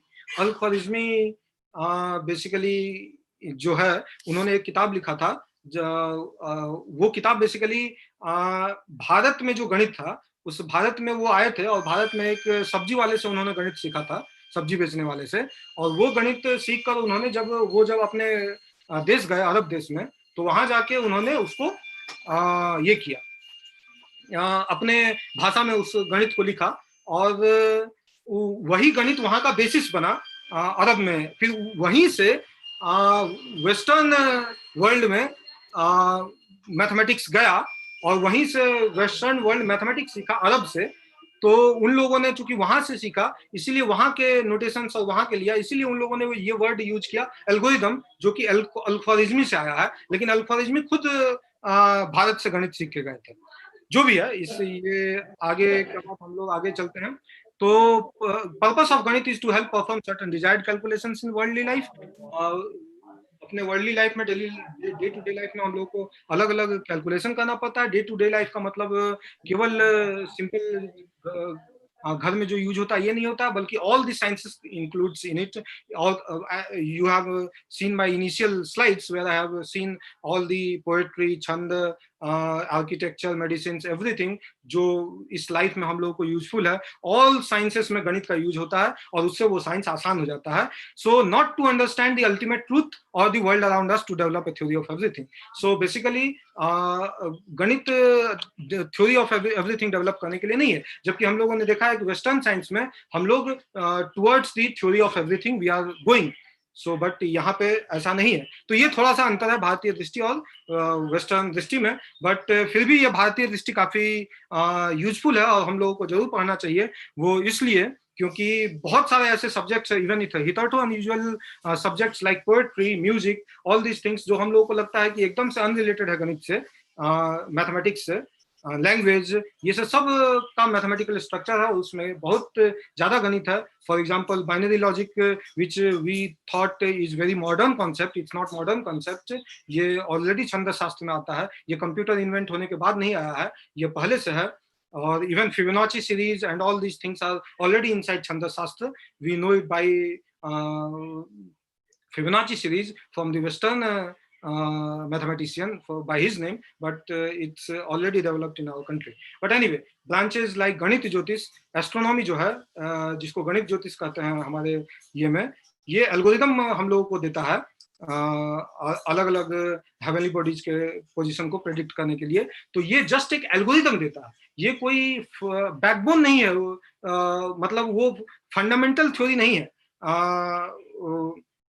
मतलब उसका ये नहीं कर सकते हैं कि लैंग्वेज, ये जस्ट एक टूल है, जो ये जानता है वो आसानी से ये कर सकता है, जो ये नहीं जानता है वो भी कर सकता है। आपको एग्जांपल के लिए पता नहीं, बहुत लोगों ने ये फील किया होगा, बहुत लोगों ने नहीं भी किया होगा, बट ऐसा होता है कि बहुत बार इंट्यूशन हमारा काम कर जाता है कि या फिर कोई बहुत पहुंचा हुआ साधु सन्यासी आया और वो आपके चेहरे को देख के आपका पूरा पास्ट फ्यूचर बता देता है। तो ये जो पास्ट फ्यूचर बता देता है, वो बैठ के गणित और एस्ट्रोनॉमिकल कैलकुलेशन, गणित ज्योतिष नहीं कर रहा है, वो कोई गणित नहीं किया, वो बिना गणित के वो आपको बता दिया। घर में जो माँ खाना पकाती है तो वो कोई गणित नहीं करती है कि 5 मिलीग्राम नमक देंगे और 10 मिलीग्राम हल्दी देंगे, वो सब ये सब नहीं करती है, वो बिना गणित जाने वो सब कर देती है। लेकिन गणित जो जानता है वो उसमें मास्टरी हासिल कर सकता है, ये बात अलग है। तो गणित केवल साइंस को समझने के लिए हेल्प करता है, यही भारतीय दृष्टि है। तो गणित ज्योतिष जो कि एक ब्रांच है, इसको इस सेंस में लेना चाहिए, वेस्टर्न सेंस में नहीं लेना चाहिए कि ये लैंग्वेज है ज्योतिष का, ये लैंग्वेज नहीं है। तो अब ये हम ये समरी है कि हम क्या क्या बात किए। So first we discussed different cultures in the world develop basically their own version of science. Mathematics lies somehow in the centre of the thing, and connect mathematics are connected to sciences, and there are two viewpoints, Western viewpoint and Indian viewpoint. Western view is basically starts with physical quantity, because the very definition of physical quantity contains numbers, and hence the whole Western science is basically based on numbers. And mathematics basically has big backbone, or it is called basically language of the science. So basically what we do is we give mathematical models for physical system to understand nature, and evolution of mathematical models is basically evolution of science. Then we saw that mathematical physics is basically the first link between mathematics and basic sciences, because this mathematical physics basically relates physics and mathematics. Then physics relates chemistry, and chemistry relates biology. So the whole basic science is related to mathematics. So the first link is mathematical physics. And we saw that while evolution of mathematical models, we basically try to merge the boundaries also, and ultimately we are trying to develop the theory of everything. Somehow I am a bit skeptic about it, because to develop theory of everything, you must understand that theory of everything can't be developed in terms of numbers only. You will have to understand that there are something beyond numbers. So just by doing mathematics and doing numbers here and there, I don't think you can give theory of everything. But at least Western viewpoint is this, and people are trying to give theory of everything with this thing. Anyway, so भारतीय दृष्टि क्या है गणित के बारे में, ये हम लोगों ने बताया, और इसी के साथ धन्यवाद आप लोगों को. थैंक यू, धन्यवाद. कोई क्वेश्चन हो तो पूछ सकते हैं. Any questions? Yes sir. हाँ तो सर पूछो. Sir, how do they calculate the value of pi? ये मतलब sir, my name is Tushar Sahu from Government Rajalochana College. हाँ, Okay. एंशिएंट इंडियंस का बात कर रहे हैं आप? Yes sir. अच्छा, देखिए इसमें बहुत सारा चीज है कि सबसे पहला बात तो हम लोगों को ऐसा पढ़ाया जाता है वेस्टर्न व्यू पॉइंट कि pi is an irrational number. नहीं? Yes sir. देखिए, irrational word itself is something negative. Rational का मतलब समझते हैं ना? जी सर. Yes rational sir. का मतलब होता है लॉजिकल, जो समझ में आए चीज, जो नहीं समझ में आता, इलॉजिकल होता है, उसको इरैशनल बोल देता है. रैशनल थिंकर्स आजकल है कि we are rational thinkers, fashion में है. तो समहाउ जब हम किसी नंबर को इरैशनल बोलते हैं, तो ये इसलिए उन लोगों ने कहा वेस्ट में, क्योंकि उन लोगों को ये नंबर समझ में नहीं आया.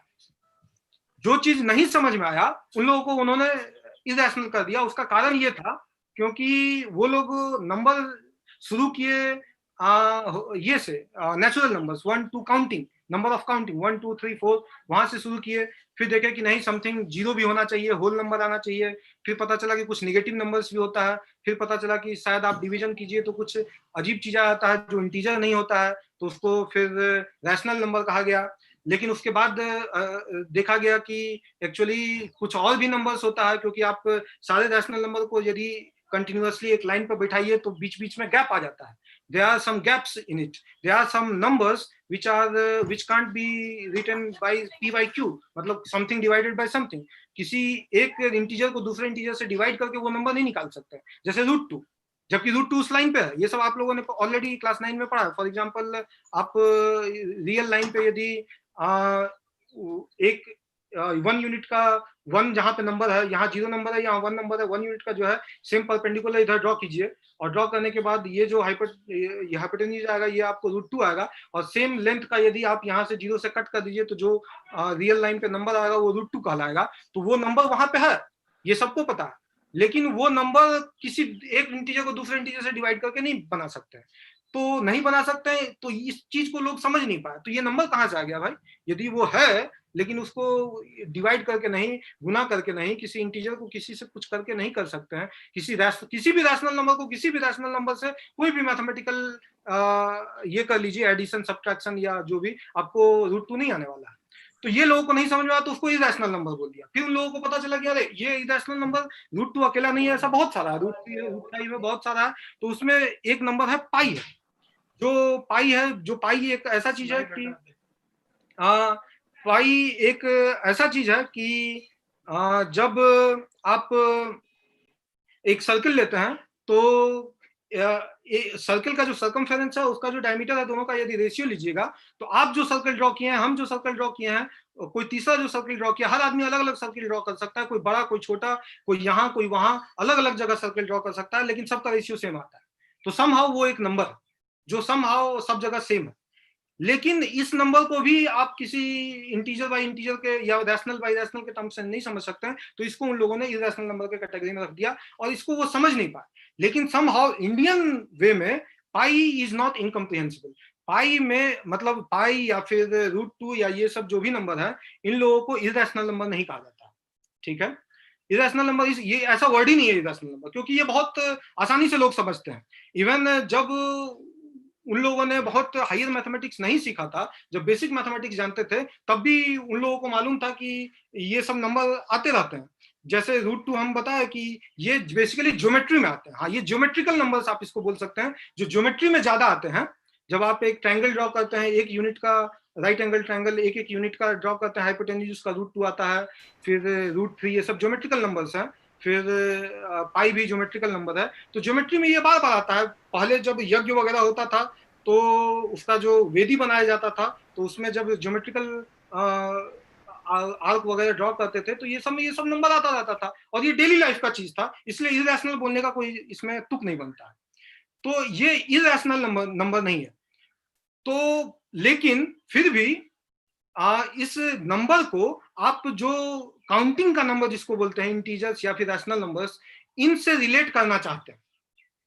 तो इवन वेस्टर्न वर्ल्ड में भी इसको किया गया और इंडियन वर्ल्ड में भी इसको किया गया। लेकिन वेस्टर्न वर्ल्ड में इसको करने का दूसरा तरीका था, क्योंकि वो लोग 1 2 3 4 यही समझते थे, रैशनल नंबर ही समझते थे, इसलिए कोई भी नया चीज को समझने के लिए, इसी के टर्म में समझने के लिए वो इसको समझते थे। जबकि इंडियन वर्जन दूसरा था, वो लोग इसको बहुत अच्छे से समझते हैं, ऐसा नहीं समझते हैं, वो डेली लाइफ में यूज भी करते हैं और इवन 1 2 3 को भी डेली लाइफ में यूज करते हैं। लेकिन समहाउ वो दो चीज जिसको वो बहुत अच्छे से समझते हैं, उन दोनों को रिलेट करना चाहते हैं। ये थोड़ा सा अंतर है।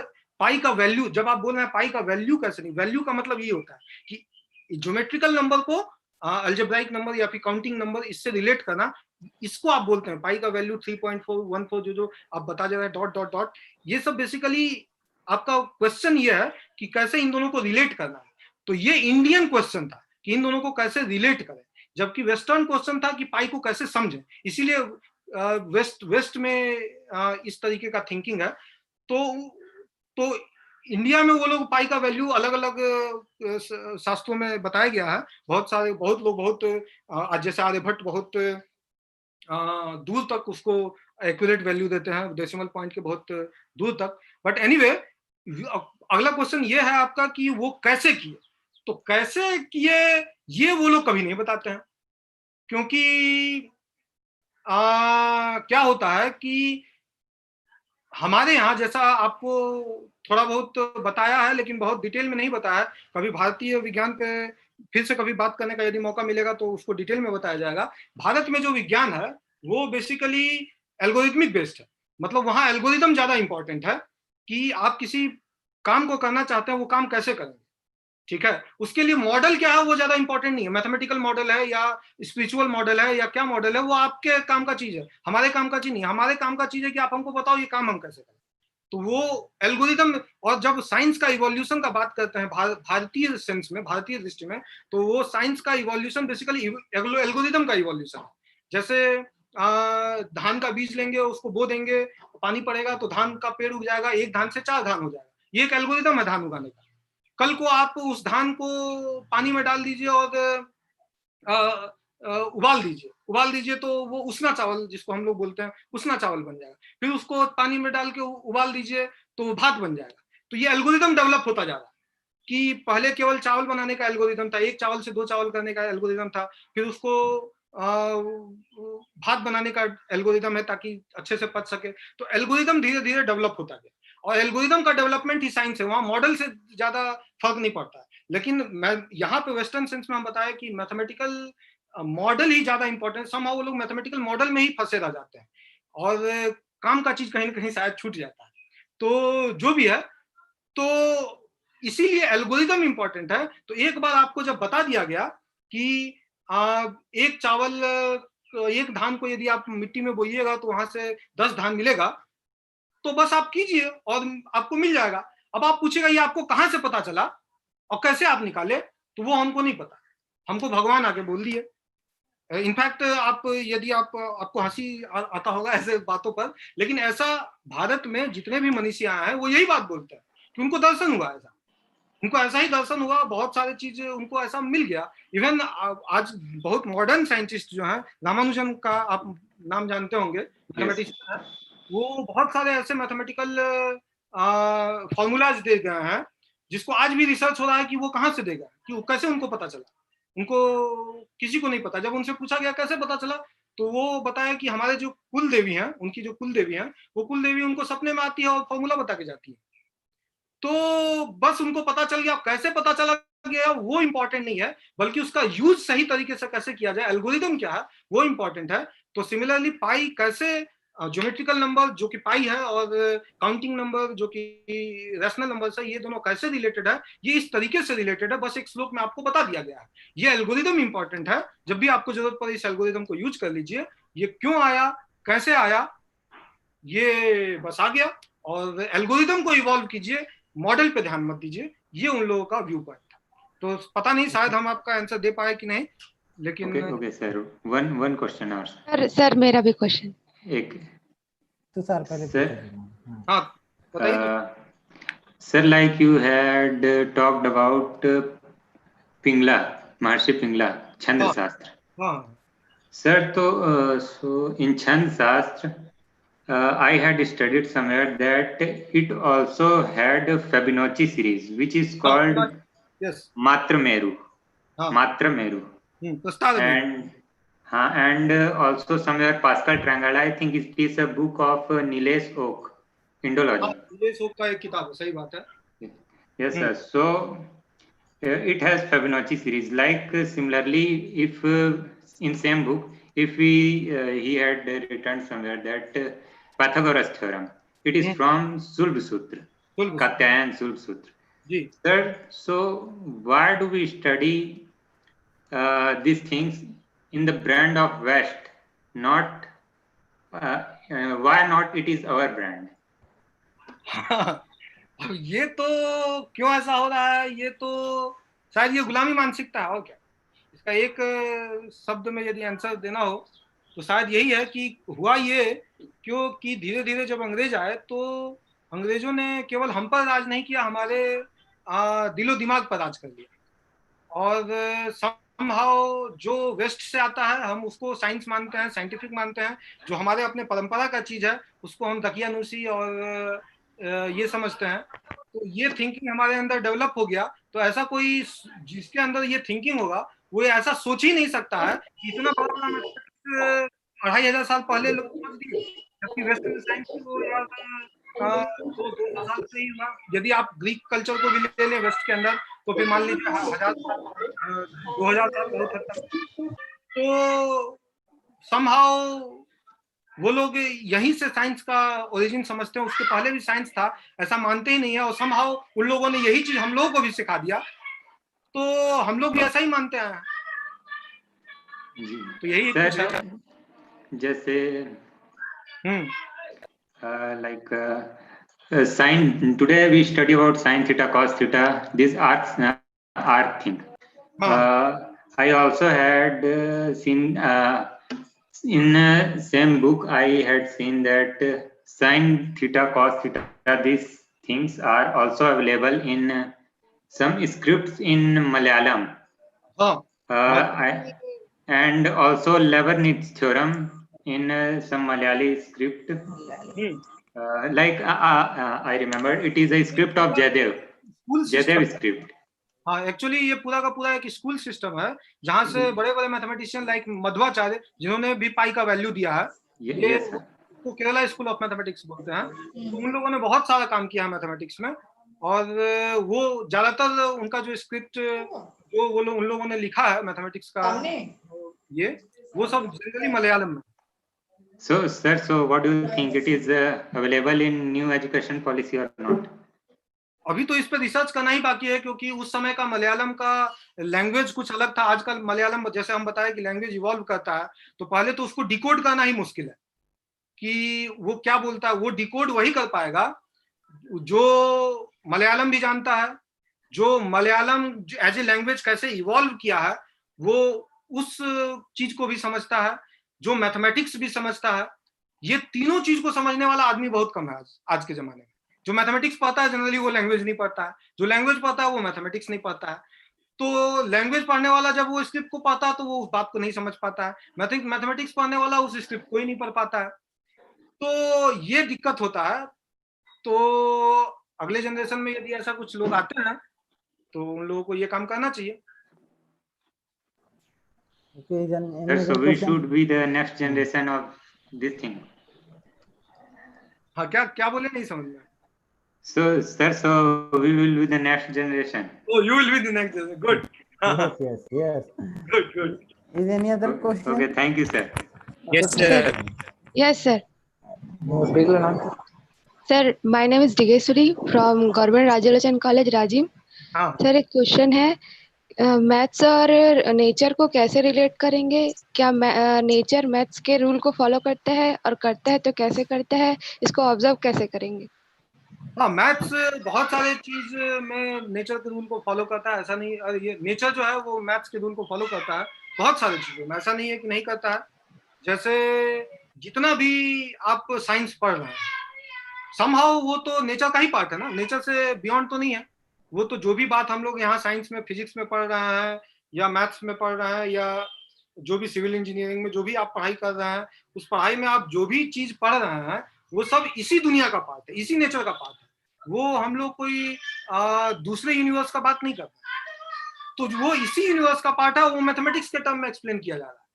तो समहाउ नेचर में मैथमेटिक्स है, ऐसा नहीं है ऐसा बात हम नहीं कर सकते, है वो। और लेकिन मेरा ये कहना है कि शायद केवल मैथमेटिक्स से, केवल नंबर से आप उसके सारे चीज को एक्सप्लेन नहीं कर सकते हैं। कि जैसे आप मान लीजिए कुछ भी है, जैसे चॉकलेट ही देना है, चॉकलेट देना है, किसी बच्चे को चॉकलेट देना है, तो भले उस बच्चे को 1 2 3 4 5 6 नहीं आता हो, गिनना नहीं आता हो, लेकिन उसके एक हाथ में 3 चॉकलेट रख दीजिए, एक हाथ में 10 चॉकलेट रख दीजिए, और उसको बोलिए कि तुमको एक हाथ का चॉकलेट लेना है, कौन से हाथ के चॉकलेट लोगे? तो नेचुरली वो 10 हाथ वाला लेगा। उसको भी गिनना, ऐसा नहीं है कि उसको गिनना नहीं आता। हाँ, उसको गिनना उस स्टाइल में नहीं आता जिस स्टाइल में हम उससे एक्सपेक्ट करते हैं। तो समहाउ मैथमेटिक्स सबके अंदर है, वो नेचुरल है, वो नेचर के अंदर है। ये counting numbers, this is also inside nature and very naturally it is there. लेकिन हर चीज को यदि हम इस पे कर दे तो कहते हैं संस्कृत में एक अति सर्वत्र वर्जयेत।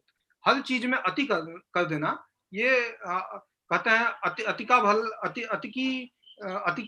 भली, अति का भला ना बरसना, अति की भली ना धूप, अति का भला ना बोलना, अति की भली ना चूप। कोई भी चीज अति नहीं होना चाहिए। तो सब चीज में मैथमेटिक्स को घुसा देना, ये एक तरह से साइंस के साथ अति हो गया है। तो इससे आप हर चीज को नहीं समझ सकते हैं। फॉर एग्जाम्पल आपके लिए हम बताना चाहते हैं कि पता नहीं इसको, इस फिलोसॉफिकल कॉन्सेप्ट को आप कितना, वैसे उतना हम फिलोसॉफिकल नहीं जाएंगे, हम एकदम सिंपल बताएंगे। जैसे प्रेम है, माँ का प्रेम है बच्चे के लिए, तो माँ के प्रेम को बच्चे के लिए जो है, इसको आप कैसे समझिएगा? इसको आप मैथमेटिक्स से नहीं समझ। तो कुछ कुछ नेचर में ऐसा चीज है जिसको मैथमेटिक्स से नहीं समझ सकते हैं। वो माँ समझती है, बच्चा भी समझता है, समहाउ दोनों एक दूसरे से समझते हैं, लेकिन उसको मैथमेटिक्स में एक्सप्लेन नहीं किया जा सकता। जी sir, thank you sir. Okay. Good afternoon, sir. Okay, good afternoon. Good afternoon. Sir, I have a question. आप अपना नाम बताइएगा। Sir, Abhishek Ambar from Vinoba Bhave University, Hazaribagh. अच्छा, हाँ बताइए। Okay. सर जैसे कि जब हम लोग सोचते हैं हाउ एवरीथिंग इज क्रिएटेड, तो हमारे पास वेस्टर्न थ्योरीज हैं, बिग बैंग है, स्ट्रिंग थ्योरी है, लूप क्वांटम ग्रेविटी है। जी। तो ऐसा कोई इंडियन अप्रोच, भारतीय अप्रोच है क्या सर? इंडियन अप्रोच है नहीं, ऐसा बात नहीं है। जैसे नासदीय सूक्त है वेदों में, जो ओरिजिन ऑफ दिस वर्ल्ड के बारे में बताता है कि कैसे बना। यदि आप नासदीय सूक्त, पता नहीं, पहले नेशनल टेलीविजन पे डिस्कवरी ऑफ इंडिया आता था, जवाहरलाल नेहरू का लिखा हुआ है, उसको सीरियल में बना के वो डिस्कवरी ऑफ इंडिया देते थे। तो उसमें उसका जो स्टार्टिंग सॉन्ग था, उसमें वो नासदीय सूक्त को ही हिंदी में बोलते हैं। तो उसमें ये सब चीज बहुत हद तक बताया गया है। और भी एक नासदीय सूक्त तो केवल एक वेदों में है, इसके बाद और भी बहुत सारा काम हुआ है जहाँ पे ये सब बताते हैं कि कैसे कैसे हुआ है। लेकिन बात ये है कि ये जो थ्योरी है, जो इंडियन वर्सन हो या ये भी, इसमें दोनों में एक अंतर है। और थोड़ा सा अंतर ये है कि समहाउ वेस्टर्न थ्योरी में स्पिरिचुअलिटी और साइंस, ये दोनों एक दूसरे से विपरीत गया, ये दोनों एक दूसरे से झगड़ा करता हुआ गया। क्योंकि spirituality was the authority of spirituality was in the hand of church, on the other hand authority of science was in the hand of scientists. And उन दोनों में समहाउ झगड़ा था, तो जिसके कारण ये बहुत पुराना झगड़ा उनका है, स्पिरिचुअलिटी और साइंस का, जिसके कारण एक दूसरे को मैच नहीं कर सकते। आज भी झगड़ा होता है, आज भी कोई साइंटिस्ट यदि स्पिरिचुअल हो जाए तो उसको मौका उड़ाते हैं कि अरे ये तो साइंटिस्ट होके भी स्पिरिचुअलिटी का बात कर रहा है।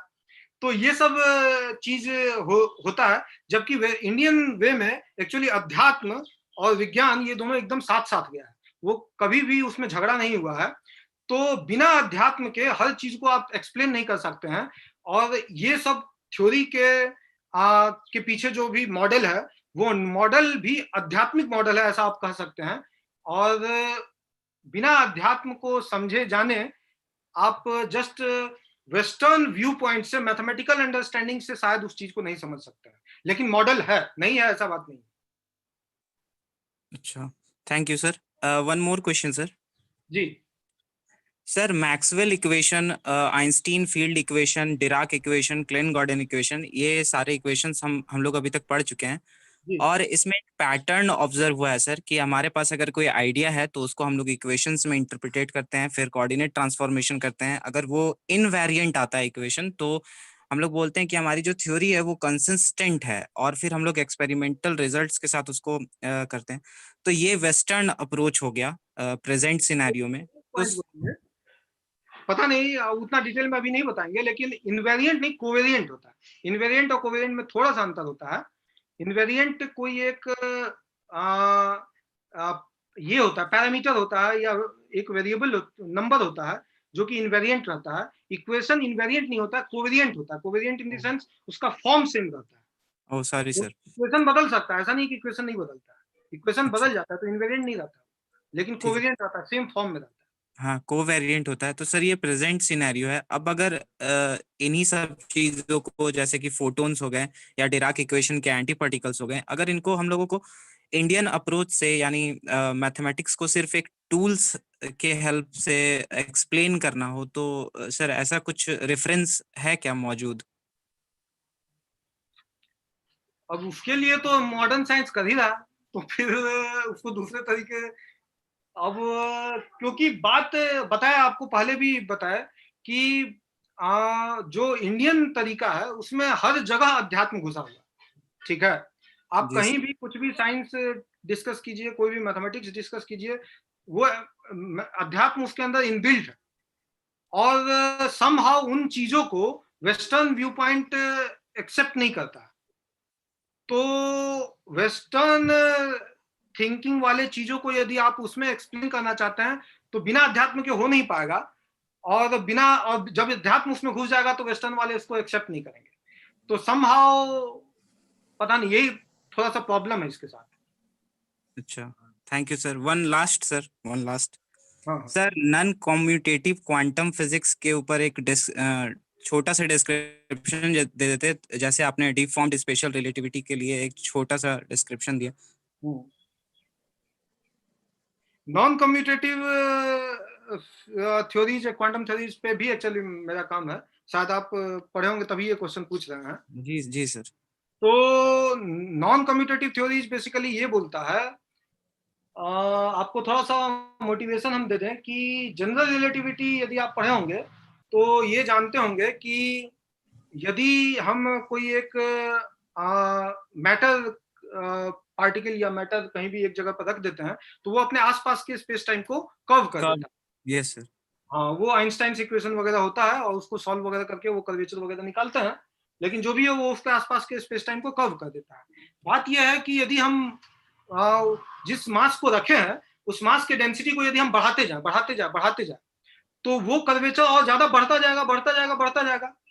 एक टाइम ऐसा आता है कि जब हम बहुत ज्यादा डेंसिटी डाल दें तो फिर क्या होता है कि कर्वेचर इतना ज्यादा हो जाता है कि वो गोल घूम जाता है, एक तरह से उसी लूप में घूम जाता है, एक तरह के बोल सकते हैं आप, और उसको सिंगुलैरिटी बोलते हैं। वो सिंगुलैरिटी हो जाता है, मतलब कोई पार्टिकल यदि उस कर्वेचर में फंस गया तो उसी में गोल घूमता जाएगा, उससे बाहर नहीं निकल सकता है। तो एक तरह से बोलते हैं कि ब्लैक होल क्रिएट हो गया। जी सर। तो बेसिकली जब किसी मैटर को आप बहुत ज्यादा डेंसली एक छोटे से रीजन में डेंसली डाल दें तो वो एक ब्लैक होल बनाता है, और ब्लैक होल बनाने के कारण उसका इंफॉर्मेशन बाहर नहीं आ पाता है। वो इंफॉर्मेशन, ब्लैक होल का मतलब ये है कि वो ब्लैक है, उसका कोई भी इंफॉर्मेशन बाहर नहीं आ पाता है। तो बेसिकली क्या होता है कि नॉन कम्यूटेटिव ज्योमेट्री ये बोलता है कि आप ऐसे भी क्वांटम मैकेनिक्स में भी पढ़े होंगे और ऐसे भी जानते होंगे कि यदि प्रैक्टिकल वगैरह करते होंगे तो जब हम किसी सिस्टम को समझना चाहते हैं तो उस पर जनरली हम कोई एक रे डालते हैं, फिर वो रे स्कैटर करके कहीं पे जाता है, फिर वो इंसिडेंट रे और स्कैटर्ड रे को हम डिटेक्ट करते हैं और डिटेक्ट करके देखते हैं कि उसमें कितना चेंज आया, और उस चेंज से हम अंदाज लगाते हैं कि जो टारगेट था, जिस टारगेट से वो स्कैटर किया वो टारगेट कैसा रहा होगा अंदर। जी सर, पास पता चल। हाँ, तो उस टारगेट के अंदर का जो स्ट्रक्चर है वो जानने के लिए हम लोग ये एक्सपेरिमेंट, स्कैटरिंग एक्सपेरिमेंट वगैरह करते हैं। तो और उसमें आप ये भी जानते होंगे कि जब हम ज्यादा छोटा से छोटा चीज को प्रूव करना चाहते हैं, मतलब छोटे से छोटे चीज के बीच का अंदर का स्ट्रक्चर जानना चाहते हैं, तो हमको हाई से हाई इंटेंसिटी बीम डालना होगा, ज्यादा हाई एनर्जी का बीम डालना होगा। ये आप जानते होंगे क्योंकि ज्यादा एनर्जी का मतलब होता है एक तरह से आप 1 by length is basically energy kind of, आप इतना ये सब तो जानते ही होंगे। जब आप जो लैम्डा होता है, जो क्या उसको कहते हैं,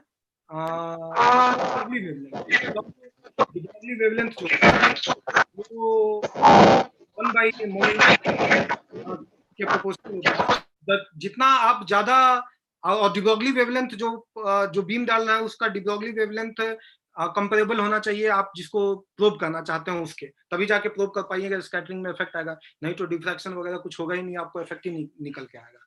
तो ये सब आप तो जब आप छोटा से छोटा चीज को प्रूव करना चाहते हैं, बहुत छोटे से चीज को प्रूव करना चाहते हैं, तो आपको ज्यादा इंटेंसिटी बीम डालना पड़ेगा। लेकिन दिक्कत अभी हम जो बताए कि ज्यादा इंटेंसिटी यदि आप छोटे से छोटे जगह पे डालिएगा तो ब्लैक होल क्रिएट हो जाएगा, जो जनरल रिलेटिविटी से आपको समझ में आता है। और फिर आप ब्लैक होल क्रिएट हो जाने का मतलब है कि आप उसके इंफॉर्मेशन को एक्सट्रैक्ट नहीं कर पाइएगा।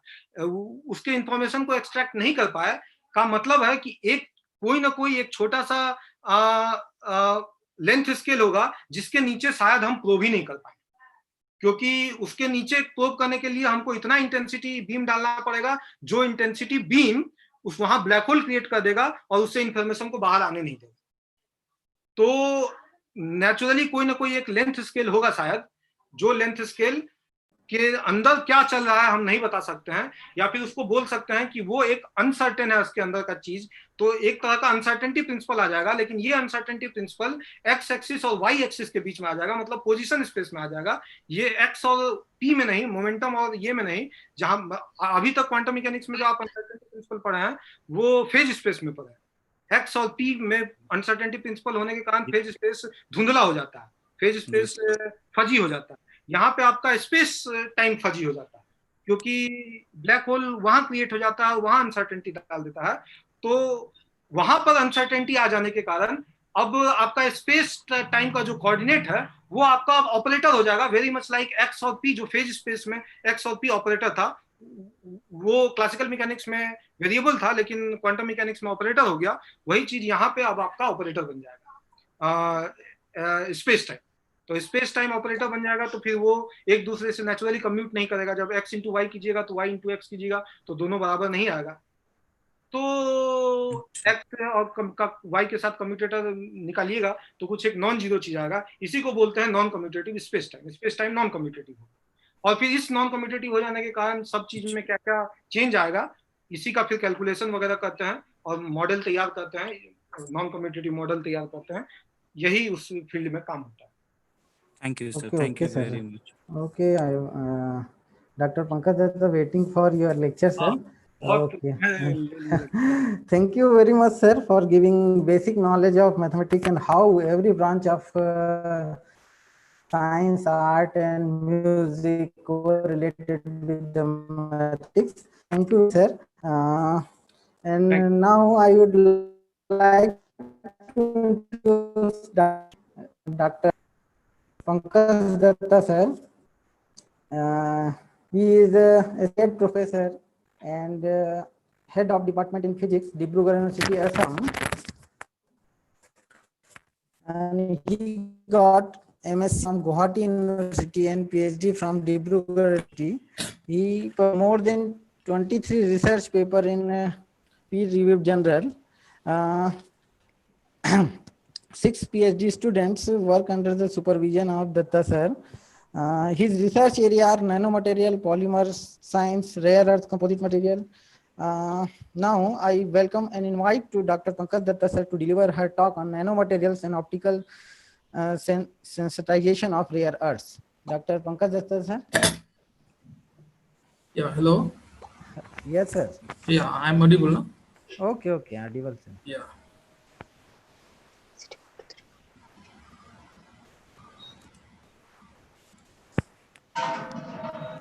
So, yeah, can you see my screen? Yes, yes, sir. It's fine? Yes, yes. Okay. Okay.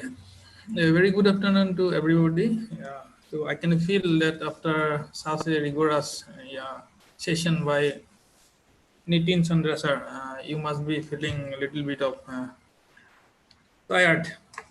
Still, yeah. So I would like to thank the organizers for giving me the opportunity to present me before this gathering. So this is in fact a very nice thing that is done by Government Rajiv Bhushan PG College to keep the students busy in physics even during this pandemic. So in that sense, the webinar on sustenance of physics during pandemic is a very logical nomenclature. So I have been with this particular webinar to some extent throughout. I have totally enjoyed the lecture from Dr. Kusumanjali Desmukh Madam. So I was there for little bit of time for Dr. Amajit Kaur Madam's lecture, and I had this opportunity to be with Nitin Chandra sir as well. So I have been with you throughout the sessions. So I would like to thank my very good friend, Professor Gubardhan Yadu, for giving me this opportunity. So as according to our discussion, so I will be basically targeting the PG students, and I will try to speak the very basics on the nanomaterials, and I will show a very little bit of work of our laboratory, that is the optical sensitization of rare earths. So I'm organizing my talk to be something like this. First, I will go for the introduction, and then I will try to explain a little bit about nanomaterials. I will go for some applications of nanomaterials. Then I will enter my research area. So I will explain very little bit about rare earths, rare earth basics, and then optical sensitization of rare earths by semiconductor nanoparticles. So that is one area that we have been working, and I will show you this part. we are also working in metal nanoparticles, but because of the constraint in time, I will share only this part, and then I will go for the conclusion. Okay, so whenever research comes, when we talk about the research areas, so basically, it's, as a PG student, if we try to see in which area we should enter, so for that, we basically have to say what are our emerging areas.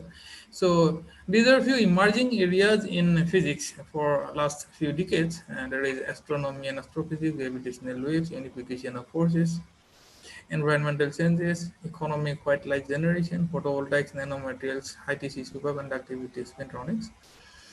And if you see the last five, so I have highlighted it with red colors. So these red color areas are basically in material science.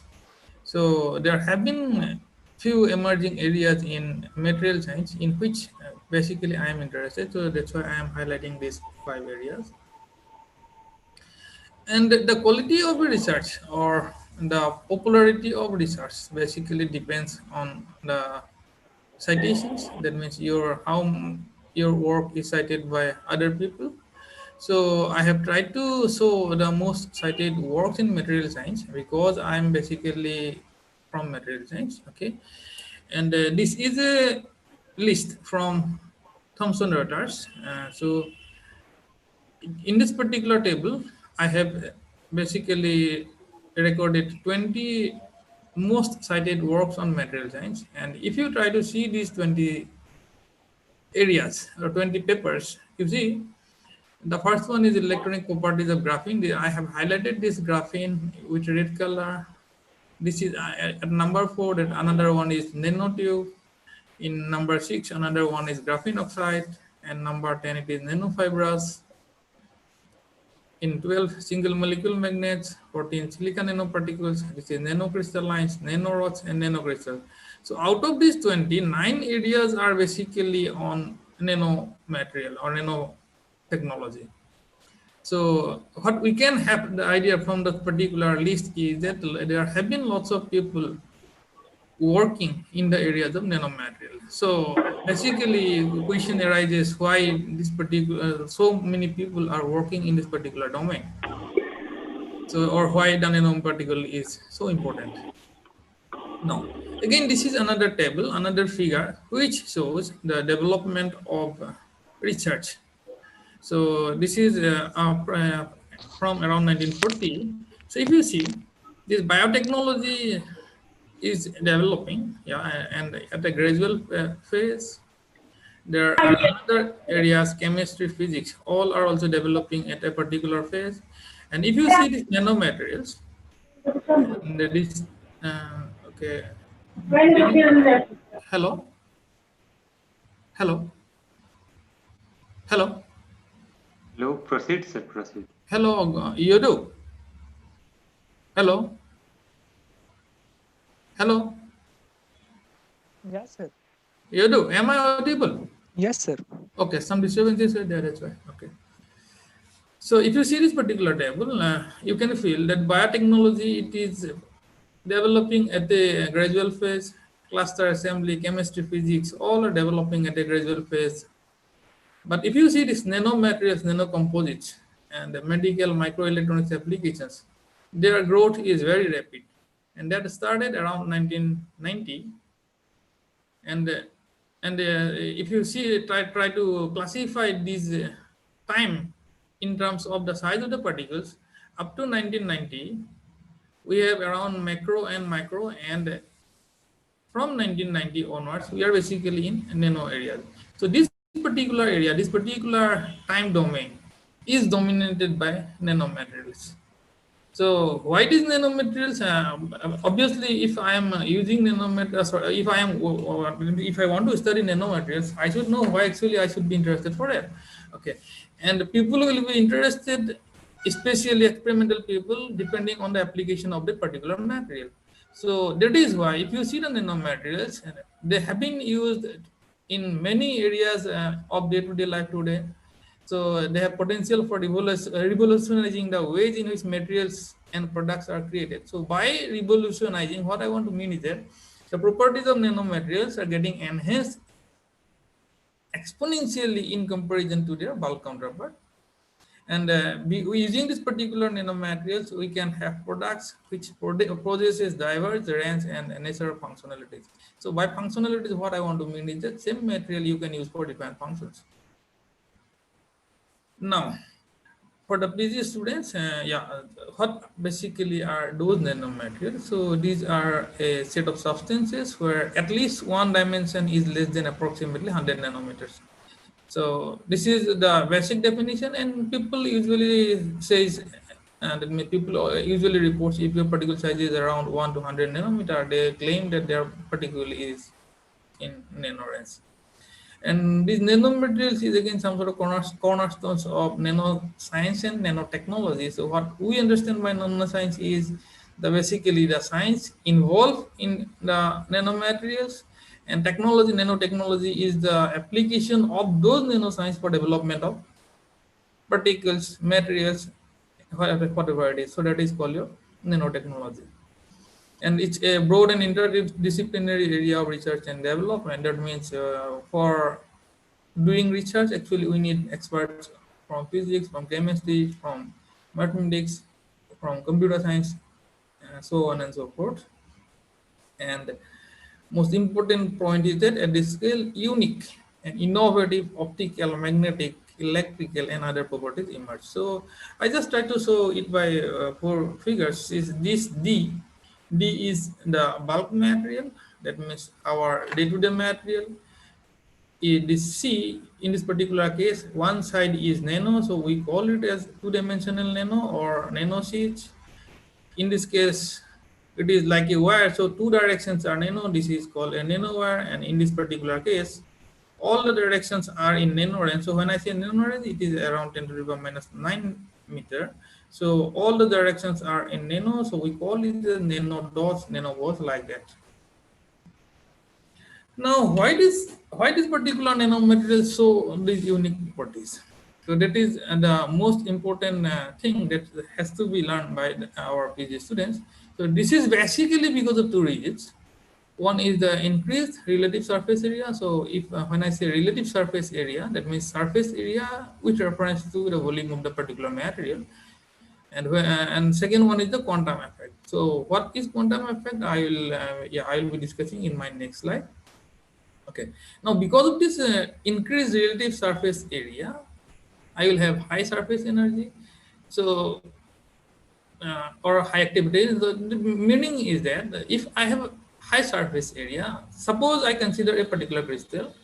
So for a particular crystal, most of the atoms, if I am in macro range, most of my material, most of my atoms are inside the material, and I have very few numbers of atoms which are on the surface. And we again know that the activity of a material, especially chemical activity of a material, is dependent on by the atoms which are on the surface. So if I am in nanomaterial, so as I have already said, my relative surface area will increase. So I will have more numbers of atoms on the surface. So in a way, my activity of that particular material will definitely increase in comparison to the bulk materials. And another point is that if I can have the reduced dimension of a material, imperfections naturally keeps on decreasing. So what nanotechnology does is that this nanotechnology exploits the benefits of this ultra small size, is enabling the use of particles to deliver a range of important benefits. So basically, because of the small size only, these nanomaterials are showing so much of important characteristics. So I just put 2 points at the bottom of the slide, that small particles are invisible, just for feeling of the students. So what basically we understand by visibility of a matter? We see something when a light falls on that particular matter and it reflects to our eyes, or in a way we can say that light is scattered from that particular material. But if your particle is so small that the scattering is very, very small, so it will practically behave as if it is invisible. So in that sense, we can say that nanoparticles basically move towards invisibility. So that is why transparent coatings and transparent films are very much attainable in nano dimension. And also small particles are very weight efficient. What I want to mean by that is there. Okay, if I consider a bulk material, I have very less numbers of surface atoms in comparison to inner atoms. So activity of that particular bulk material in comparison to its total weight is less. But if I consider a nanomaterial, my number of surface atoms is comparatively very high in comparison to the total number of atoms. So in that sense, they are very much weight efficient.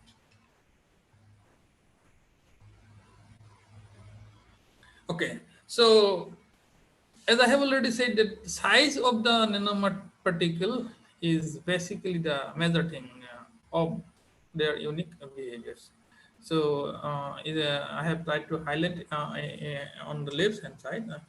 The small dimension will lead to extremely large surface area by volume ratio, and that will lead to large surface or interfacial atoms, and that means more surface dependent material properties. Now, this particular logic, I tried to explain with this particular figure. So if you see the first figure, it is a cube of 4 centimeter edge.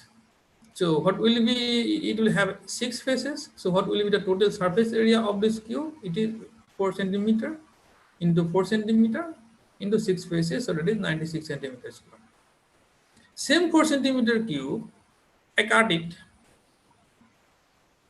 it and I made 8 equal cuboids of 2 centimeter edges. So what will be the whole surface area of each cube? It will be 2 centimeter cross 2 centimeter into 6 faces, so it will be 24 centimeters square. And if since I have 8 cubes, by cutting this particular cube, I will get 8 cubes. So for these 8 cubes, my total surface area will be 192 centimeters square. So my total, this 4 centimeter is keeping fixed. So what I did is simply from this particular big cube, I have produced 8 small cubes for which my surface area enhances by 2 times. Now you try to imagine this is in, I'm very much in the macro world. If I cut this particular 4 centimeter cube into nanometers, so what will be the increase in the surface area in comparison to this particular cube? So this is what is basically happening when we are moving from to the nano world from the bulk world. So our surface area or surface atoms is enhancing exponentially, very, very rapidly. So because that depends, so this is basically the reason why metallic nanoparticles can be very active catalyst. We can have chemical sensors from nanoparticles and nanowires, which enhance sensitivity and selectivity. Again, another important point that I want to share with the students is the size effect of electrical resistivity. Now, if I say about resistivity is nothing but the resistance to flow, to the directional flow of electrons in a particular material. And if I consider a material, suppose I am considering a bulk material, so I have a number of lattice points in which electrons tries to move. One electron strikes a particular lattice point, it then moves in a straight line till it strikes with another atom. So for a bulk material, I have lots of numbers of lattice points, and my electron strikes a lattice point, and after some time it will strike another lattice point. So the distance between them is called your mean free path. But if I can produce, or if I can fabricate a material whose dimension is less than that particular mean free path, so in case of bulk material, if it will strike one atom, it will travel that mean free path, and then it will have another collision. And we again know that collisions are the regions of resistivity. So for a bulk material, that is why, since I have lots of numbers of materials, I have lots of numbers of atoms, so that means that particular mean free path is keeping constant. Now, if I can fabricate my material to be such that the dimension of the material is less than that particular mean free path, what will happen? My electron will strike a particular atom, and before attaining that mean free path, it will strike the boundary. So if it strikes the boundary, meaning is that its directional motion is restricted. That means its resistivity is going to be changed. So general idea of us is that suppose I consider iron, my iron is having a particular resistivity. For aluminum, I have another kind of resistivity, and that very concept is very, very applicable if I am very much in bulk material. If I am in nano range, what I can do is that for same iron, I can have different resistivities simply by changing the dimension or the size of the material. So in that sense, the size effects of electrical resistivity is very much applicable in when I am in nano range. Now, in this particular figure, as I have shown in my earlier figure, that means as I keep on decreasing the size of the particle, my surface atoms keeps on increasing. So if you see this particular figure, if I have 10 to the power 6 numbers of atoms, for example, I have for point one. That means particle which sorry. I have if my dimension is such that I have 10 to the power 6 numbers of particles. I mean bulk say size. So I have 0.1 fraction surface atoms. If I am decreasing the size of the clusters, the fraction of surface atoms keeps on increasing. That is around 90%. So in this way, actually exponentially, the number of surface atoms increases, and that is why the activity of a nanomaterial enhances in comparison to a bulk material. And that particular property I try to show by a particular equation. And suppose I have a particular arbitrary property xn, and that particular property can be represented by this equation x function of n I actually be number of atoms. It is an plus bn to the power 2/3. Here this an this term is basically the bulk contribution, and this term is basically the second term is basically for the surface contribution. Now suppose I am considering my number of particles, so number of atoms to be 10 to the power 30. So if this is the case, then you see x 10 to the power 30, it will be a into 10 to the power 30 plus b into 10 to the power 20. 10 to the power 30 into 2/3, it will 10 to the power 20. So that means my volume or inside atoms which are very much inside is about 10 to the power 10 times more than the surface atoms. So the property of my material will be basically dependent on the inside materials, or in a sense I can say that the surface atoms are having very minimal impact on that particular material. Now if I consider that my number of atoms becomes 10 to the power 3, that means 1000. Now you can see this is this will be 1000 a plus 100 b. That means now the ratio is about 1/10 only. And if I say that my material consists of only one atom, then you see the effect of both surface and volume will become same. That means as I keep on increasing the size of my material, the effect of surface keep on increasing, the property of my material keep on increasing, and which is basically the reason for very innovative and unique behavior of nanomaterials. And if I try to change this particular equation to for per atom basis, I will divide it by total number of atoms. So this is the property by per atom, x function of n. This will a plus b n to the power minus 1 term. And when I take n to be infinity, this term will vanish. So my property will be basically by the bulk property. So this equation basically is for bulk. This is equation is valid both for bulk and nano. But this equation also shows that if my n is very, very high, I will be in bulk. If my number of atoms is very less, I will be in nano. Now, so all this about the side effects, okay, and another important region of the very important innovative behavior of these nanomaterials is the quantum effect. So what actually we should understand by quantum effect? Now, I will take a very simple example. If you see this figure, suppose I am considering a ribbon. You forget about this wave. Now you consider that this is a ribbon. I am standing here, and I am allowed to produce waves of that particular ribbon. If this particular side is free, the wavelength of this particular wave will depend on by how much I am basically displacing the ribbon at this particular position. There is no restriction on the wavelength of the wave made by the ribbon. And now you consider the second case. Suppose I have fixed my ribbon at this particular point, and I am now again trying to displace the trying to produce the waves of the ribbon. And in this case, if you can see, my wavelength is always fixed. So that particular situation can be seen from this figure.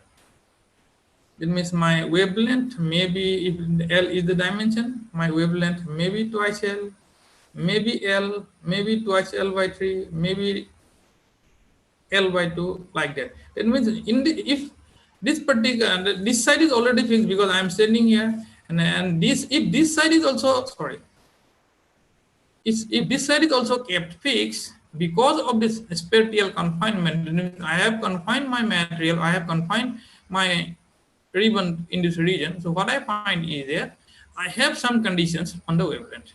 So this is basically the condition which basically arises when I confine a particular material. And that particular confinement effect becomes quantum confinement when we are in nanophase. I will explain it in little detail here. Okay. So suppose you see the third figure. Suppose I am considering a ball, and this is a cube of L dimension. And for simplicity, I assume that my walls are so hard that the scattering or the interaction is totally elastic. That means the ball is not losing any energy. So what will happen once the ball is in motion? It will keep on vibrating. So it will strike here, then it will move backward, strike here, again it will come back, it will be like this only. And now if I say, suppose this is a moving particle, so obviously we know a moving particle corresponds to a wave. So a wave, if I want to explain it in terms of wave theory, it corresponds to a wave. And since this particular ball is confined in this particular cube, that is why the wavelength of those waves are having certain values as dictated by this particular figure. It means your lambda can be twice L, lambda can be L, lambda can be like this. Okay, so that means suppose I consider a nanomaterial of a particular dimension. In that case, what will happen? The electronic motion in that particular nanomaterial will be confined within that particular material. So that particular electron can move only within a particular dimension, and because of which the wavelength associated to that electron will have certain values only. So this lambda is equal to twice L by n can be very much understandable from these particular figures. So this lambda will be twice L by n equals 1, 2, 3 like that. So if I try to find the kinetic energy now, it will be half of mv square, so mv whole square by twice m, and again from the uh, sorry, this is called lambda equal to h by p. This is called Debye wavelength. Okay, so from this particular Debye idea, what I can find is that kinetic energy is h square by twice m lambda square. Using this lambda, and this equation, I can get it. My kinetic energy something like h square by twice m lambda square. And if I put lambda equal to twice L by n, my kinetic energy of my free, and I'm considering only kinetic energy because I'm considering a material to be something like free. Electron is basically a free electron in a material. So this kinetic energy is something like n square h square by 8 ml square. So this n again is 1, 2, 3. So what you can see is that if I consider a material which is not confined, this condition is not there, and if this condition is not there, my energy is not having this particular quantization condition, n square condition is not there. Okay, it means because of this spatial confinement, I am getting some sort of energy quantization of my electrons.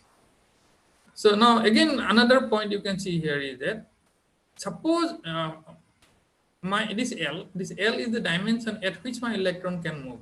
So if I put my L to be very large, for example, if I am in macro world, my L will be very large. So if my L is very large, my En, that means suppose I am putting n is equal to 1, E1 will be having certain value, E2 will be having certain value. Okay, the difference between E1 and E2 will be so small that I cannot feel that the energy is getting quantized, because I will get that those of all those energy levels are very much continuous. So that is why this confinement effect, spatial confinement effect, or which becomes quantum effect, is very much visible, can be seen very much in case of a nanomaterial, and that is why nano is a quantum particle. And if you remember the quantum, very common example of quantum mechanics particle in a box, this is the way by which we can say that energy is getting quantized. So that means if I am in nano dimension, what I can say is that the energy of my electron in that particular dimension must be quantized. So I try to show this that means three shapes of nanomaterials. For zero-dimensional nanomaterials, what will happen? This confinement will be in all the three directions. So that means no electron delocalization. That means electron cannot move freely in all the three directions. So in a way, for zero dimension, energy is quantized in x, y, and z directions. If I am considering one-dimensional nanomaterial, so if it is in one-dimensional, electron confinement will be in two dimensions. So that means my energy is quantized along nx square and that means x and y direction. If it is confinement only in one direction, my energy is quantized only in that particular direction only. And as I have already mentioned, if my L is smaller, then difference between one level and another level will be higher. That's why if my L is smaller, then only I can feel the discreteness of the energy levels. Otherwise, like I will feel like continuous in macro world. Yeah. So this is the quantum effect, and this is one important application we should say that, and another important area that is called band gap engineering. So yeah, so yesterday Dr. Deshmukh Madam was explaining about the electron energy bands. Yeah. Now, if we so before going for that particular band gap engineering, I have to say a little bit about that particular energy band. Then only I will be able to explain these things. So if I consider an atom, for example, free atom, suppose I consider sodium atom. So it is having valency 1. So I will have one valence electron, that means one outermost electron. Now I consider the sodium molecule. So I will have two electrons. So in that case, two electrons will, because the valency, that means outermost cell electrons will have same energy. So those two electrons will have same energy. And according to Pauli's exclusion principle, no two fermions can have the same set of quantum numbers. So if I define one energy level with two separate spins in that particular energy level, I can accommodate two electrons for sodium molecule. That is not an issue. Okay. Now suppose I now consider a sodium material, sodium crystal. What will happen? I will have lots of numbers of sodium atoms, and they are very close together. So that means I have lots of numbers of electrons which want to be in the same energy state. And according to Pauli's exclusion principle, that is not possible. So what will happen? Two electrons will occupy one particular state with different spins. If I have one third electron, it has to occupy another energy level. And as my number of electrons keeps on increasing, my number of energy levels keeps on increasing. So in case of a bulk material in which I have 10 to the power 29 numbers of atoms per meter cube, that is why all those energy levels to accommodate those electrons, they will be very close enough. And that is why even though they are discrete, we will feel that it is some sort of continuous energies. And from one single energy level from electrons, when I consider a crystal or consider a material solid, I will have a band of energies. That is fine. And for a bulk material, since my number of atoms per unit volume is fixed, so this difference between valence band and conduction band, which is called the band gap energy, is always fixed. That is why for bulk material, if aluminum is conductor, it is conductor. If germanium is semiconductor, it is semiconductor, no issue. But if I am in nano range, what will happen? Now, as I have already mentioned, that these energy levels, possible energy levels keeps on increasing with the number of electrons. So as my number of atoms keeps on changing, my number of electrons will keep on changing. So these energy levels will also keep on changing. So more numbers of atoms means I will have more numbers of energy. So more numbers of electrons in valence band. Similarly, I will have more numbers of electrons in conduction band. So I will have a particular band gap. If I have less numbers of electrons, suppose I have only two electrons, so then I only need only this level. Okay, so naturally this gap is keeping on increasing. So that is why in case of bulk material, since my number of atoms per unit volume is keeping fixed, this energy gap is always fixed. But if I am in nano range, depending on the number of atoms that I am using for forming or for fabricating that nano, my band gap keep on increasing, or you can say changing. So that is why if I have less numbers of atoms, I have band gap is more. That means I will have more energy.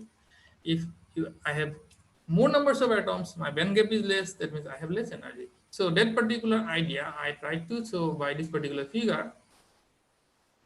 For this particle, number of atoms is less, so it is a small particle. So its color is, you can see, it is blue.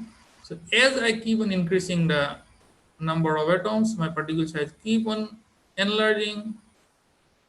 So I will be basically moving towards a less energy side. So basically there will be some sort of a red shift if I am moving from nano to bulk, or in a way there will be some blue shift if I'm moving from bulk to nano. So that is basically the blue shift associated with nanomaterials. And the band gap engineering, by engineering, what I want to mean is that engineering is something actually we apply for our materials. That means if I engineer a material, that means I am making my material according to my wish.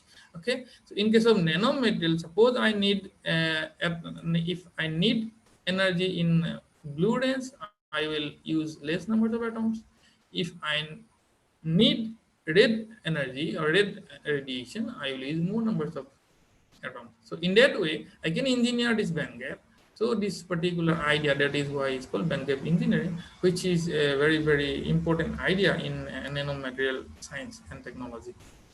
And the same thing actually I tried to show in by another idea. But here another important point is that if you see this particular arrow, this is the confinement width. So by confinement width is nothing but the L I have shown the two slides before. So if my L is more, my number of atoms will be more. I will have less energy. If my confinement width is less, that means my particle size is small. I will basically moving towards blue region. So this is the band gap engineering. So now the point is that so what we can understand from this is that these nanomaterials, they have the unique or innovative properties basically because of two reasons. One is the surface effect and another one is the quantum effect. So because of that particular surface effect and quantum effect, the nanomaterials, as I have already mentioned, they are unique. Okay, and I will show very 2 or 3 unique applications of nanomaterials. So now you see this is one application of nanostructured semiconductors, that is in optoelectronics. Now I have mentioned this other than electronic gadgets. It is because when I say a semiconductor, we usually think for electronic gadgets. For that means all gadgets are having junction diodes, transistors, and all those electronic components, which are basically from doped semiconductor. So that means when I say the electronic industry, okay, I am basically very much in semiconductor industry. Okay. So, but these nanostructured semiconductors, they can have applications other than those electronic gadgets if they are any nanophase. So these are 2 important applications. Quantum confinement effects lead to special properties. For example, luminescence in silicon powders and silicon. So this silicon in bulk phase, it is not luminescent. Luminescent means the material which has the ability to radiate visible light. So in bulk phase, it is usually non-luminescent. But if I can go for nano phase, silicon powders and silicon can emit light. So this is very unique. Nanocrystalline silicon films as highly transparent contacts in thin film solar cells. Okay, so you must be knowing about solar cells, and we need some sort of contact, and this contact should be transparent because light has to pass through this particular contact, and these nanocrystalline silicon films can be used as highly transparent contacts. Similarly, germanium quantum dots are used as infrared optoelectronic devices.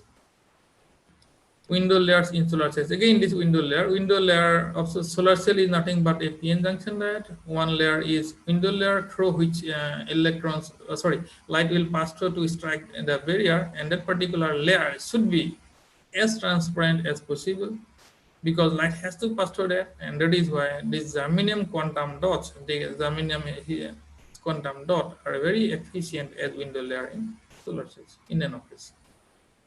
Yeah, so this is one mechanical application for nanomaterials. So as we can know, nanophase, yeah, I'm talking about the nanophase ceramics. The ceramics are basically the insulators, and nanophase ceramics are more ductile at elevated temperatures as compared to coarse grain ceramics. Coarse grain ceramics, I want to mean the bulk, that means ceramics that are formed from bulk materials.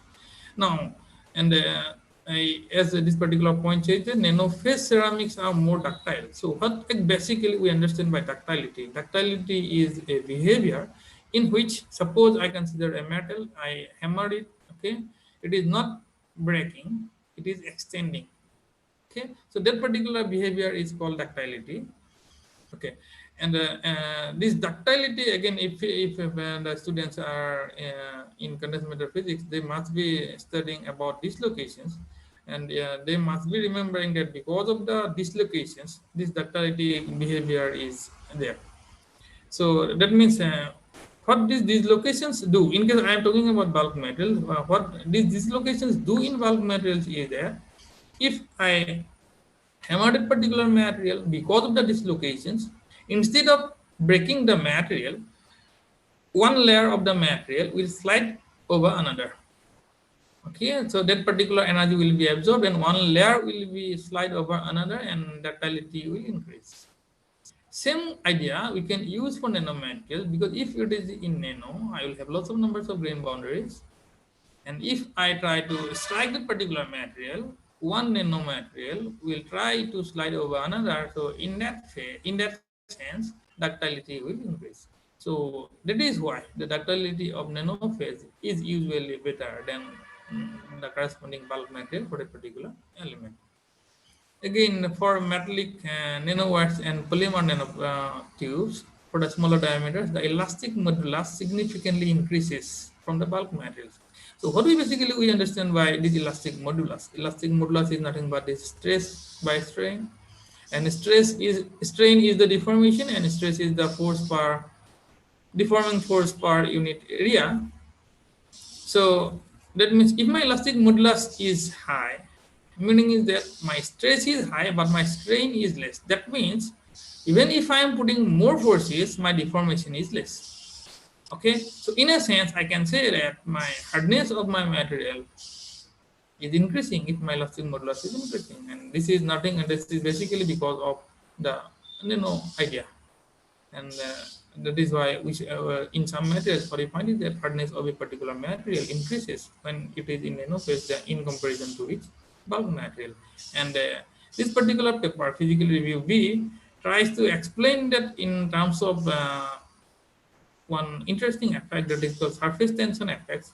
Usually we talk about surface tension in case of liquid, in which the surface atoms of a liquid and then interact with each other by surface tension.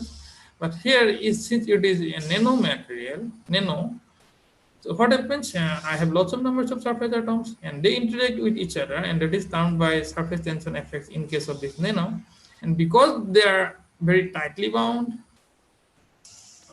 by a deforming force, that is why they cannot be deformed to that extent, and that is why elastic modulus is high. So this is another one important idea, surface tension effects in metal, which is basically can explain about the higher elastic modulus in case of nanomaterial in comparison to its bulk material. This is one important effect, that is a catalysis effect. So catalysis, as we know, that these are some materials which helps a particular reaction. So in nanomaterial, as I have already mentioned, that they are having large portion of their existing atoms on the surface. So if I have more surface atoms, my material will have more activity, because as I have already mentioned, that surface atoms are basically interacting with the environment. So I have more numbers of surface atoms, that means I have more interaction. So that means it will lead to more absorption of reactant molecule on the surface, and that is nothing but a high catalytic activity. Similarly, another catalysis effect of nanomaterial is, this is for TTI auto nanoparticle. This is called photocatalysis. This is called photocatalysis because this particular catalysis process is triggered by UV light. So, and this particular photocatalysis is used for purification of air, water, etc. So, what basically is happening in that particular case is that, so when suppose I consider, hello, yeah. So when I excited particular nanomaterial by some, that means the sunlight, what will happen? Electrons from the valence band will move to the conduction band. So there will be production of electrons and holes. Holes in the valence band and production of electrons in the conduction band. So positive hole created at valence band, electrons and conduction band. And some of these electrons and holes will definitely recombine, but some will diffuse to the semiconductor surface. So what this diffuse electron and hole will do? So these holes and electrons at the semiconductor air interface, okay, semiconductor air interface. Because these are reactive species, so they can be trapped by absorbed molecules of oxygen and water. So if I consider an atmosphere, oxygen is always there, water molecules are always there. So what will happen? These holes and electrons, because they are very reactive, they will be trapped by oxygen and water. So what will happen then? This water molecule, they will be oxidized to OH radicals, and oxygen will form superoxide radicals O2 minus by the interaction with electrons and holes. Now, these hydroxyl radicals and superoxide radicals, they are even more reactive than these electrons and holes, so which will subsequently initiate redox processes. So redox process means reduction and oxidation processes, and which will lead to degradation or mineralization of absorbed organic and inorganic compounds, which might be in air, which might be in water. So it will basically degrade those pollutants, and in that particular fashion, this photocatalytic process will purify air and water. And this is an example for TiO2 nanoparticles. This is another very important application or another interesting application as well. So this is called super paramagnetism. So paramagnetism we understand, and that has been in our degree classes, and that is also in our PG classes. So paramagnetism is something in which if you put some sort of external magnetic field, your material, that means your permanent dipole moments align along the magnetic field direction. And if you remove that particular magnetic field, that particular alignment is gone. So basically what happens, if you see this particular figure, this is the paramagnetism part. So initially when I put magnetic field, it increases and it gets a saturation, and as I remove the external magnetic field, it will come back to its original position. So I'll get the virgin material. Now, in case of ferromagnetic material, what do you find is that if we increase the magnetization, if we increase the magnetic field, first it will magnetize and it will reach a saturation. And when we remove the external magnetic field, it will not come back.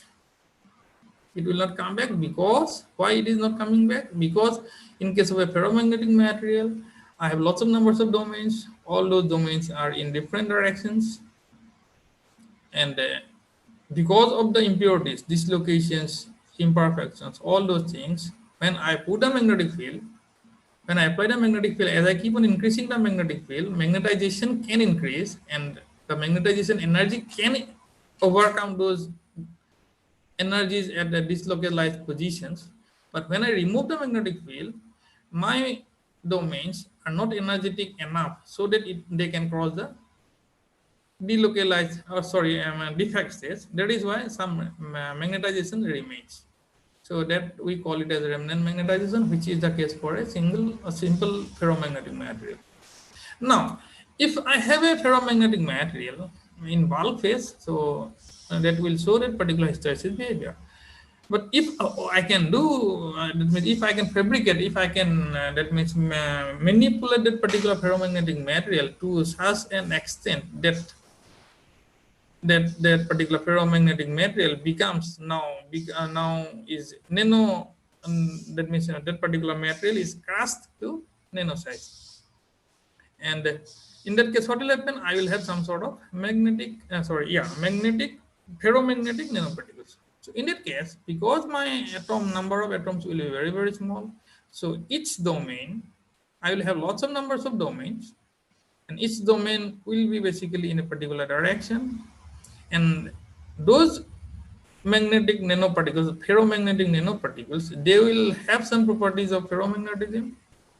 So what will happen as I apply that in a magnetic field? What will happen? Those magnetic materials will get magnetized. So it will follow this particular blue pattern. So as initially this is the curve, and finally it will get some saturation. But when I remove the external magnetic field, in our earlier case, what happened? Those domains could not regain their original configuration because of those defects and like that. But in case of nanomaterials, as I have already said, that when I am in nano phase, imperfections exponentially decreases. So now in this particular case, I have lots of numbers of domains with very less impurities. Okay, that is why when I remove the external magnetic field, it will come to the original virgin state. But the magnetization, since it is showing the ferromagnetic behavior as well, so its magnetization is far higher in comparison to normal paramagnetic material. And that is why it is called super paramagnetism. And this is in fact a very new idea and a very important idea, which is possible, which is visible only if I consider ferromagnetic nanoparticles. It is not possible in case of bulk ferromagnetic material. And another important application that is that means palladium, for example, platinum, gold. They are in bulk phase. In no situation you can produce magnetic those materials to be magnetic, but when in nano phase they become magnetic. There have been lots of theories for this. Okay. So these are some applications, and fabrication part I will actually not explain. That means I am not going to discuss, but I will just highlight basically two approaches. The two approaches for fabricating the nanoparticles. So basically two approaches are there. One is called top down. So literally top down means I am coming from top to down. So that means if I have a bulk material, I crush it to form small building blocks of nanoparticles. That particular approach is called top-down approach. And if I can form my nanoparticles from atomic phase, that means I'm moving up from bottom, that is called bottom up. So building complex systems by combining simple atomic level components, that is called bottom-up approach. So basically these two approaches are there. One is top-down and another one is bottom-up for fabrication of nanoparticles. There has been lots of examples. These are vapor deposition, soil gel, chemical, electrochemical, bioreduction, atomic molecular condensation. These are some bottom-up examples. Mechanical process, thermal process, optical process, sputtering, chemical, etching, all are some that means top-down approach of fabrication of nanomaterials. So these are few examples, that means few approaches only. Yeah. So even though these nanomaterials are very useful and be very unique, and there have been lots of hazards of using these nanomaterials. And one important point is their toxicity. And interestingly, there are many features that may contribute to the toxicity of nanomaterials. And more importantly, which is still not clearly understood. So toxicity, we know that nanomaterials are having toxicity, but we don't exactly know why that toxicity is there. That is why while using nanomaterials, we have to be very much careful. So these are some very good work practices. That means you have to control the exposure. That means your own exposure to the nanomaterials. You have to have proper actually worker education. You should have protective equipment. Record keeping is another important idea for keeping yourself away from nanomaterials. And these are some ways by which nanoparticles, hazardous nanoparticles, can enter our body. So we should be careful of that also. Okay. So this is all about nanomaterials that I wanted to share with the students. You do? Hello, Gordon. Yes, sir. Yes, sir. Yeah. So shall Yeah. I go to the next part? I will need another 20-30 minutes for that. Oh, okay, sir. Keep on. Yeah, okay. So that is fine. So then, yeah, I will start my optical sensor. This is again another application for nanomaterials, which we have been harnessing in our laboratory at Department of Physics, Dibrugad University. So optical, basically, we know that means it has something to do with visible light, and sensitization of rare earth means that means. Sensitization is a process in which energy of one element is basically transferred to another element for some functional purposes. So we have basically tried to sensitize our art materials with the help of nanomaterials, and that is why this is that means I will show basically only one work, optical sensitization of rare earths. So first, initially, I have that means prepared my slides for photoluminescence study from rare earth ions with the addition of semiconductor and metal nanoparticles. So I will skip the metal part. I will concentrate only on semiconductor part because of the time constraint. Yeah. So what is rare earths are? This is this is that means this is some of our research work. Okay. Okay. So what the rare earths? What are these rare earth elements? So these are, if you see the periodic table, this is scandium, yttrium, and this lanthanides. All are called rare earths. They are called rare earths. Basically, it is very they are very rare on the earth, and also it is very hard to collect them from earth. That means extract them from earth, and that is why they are usually termed as rare earths.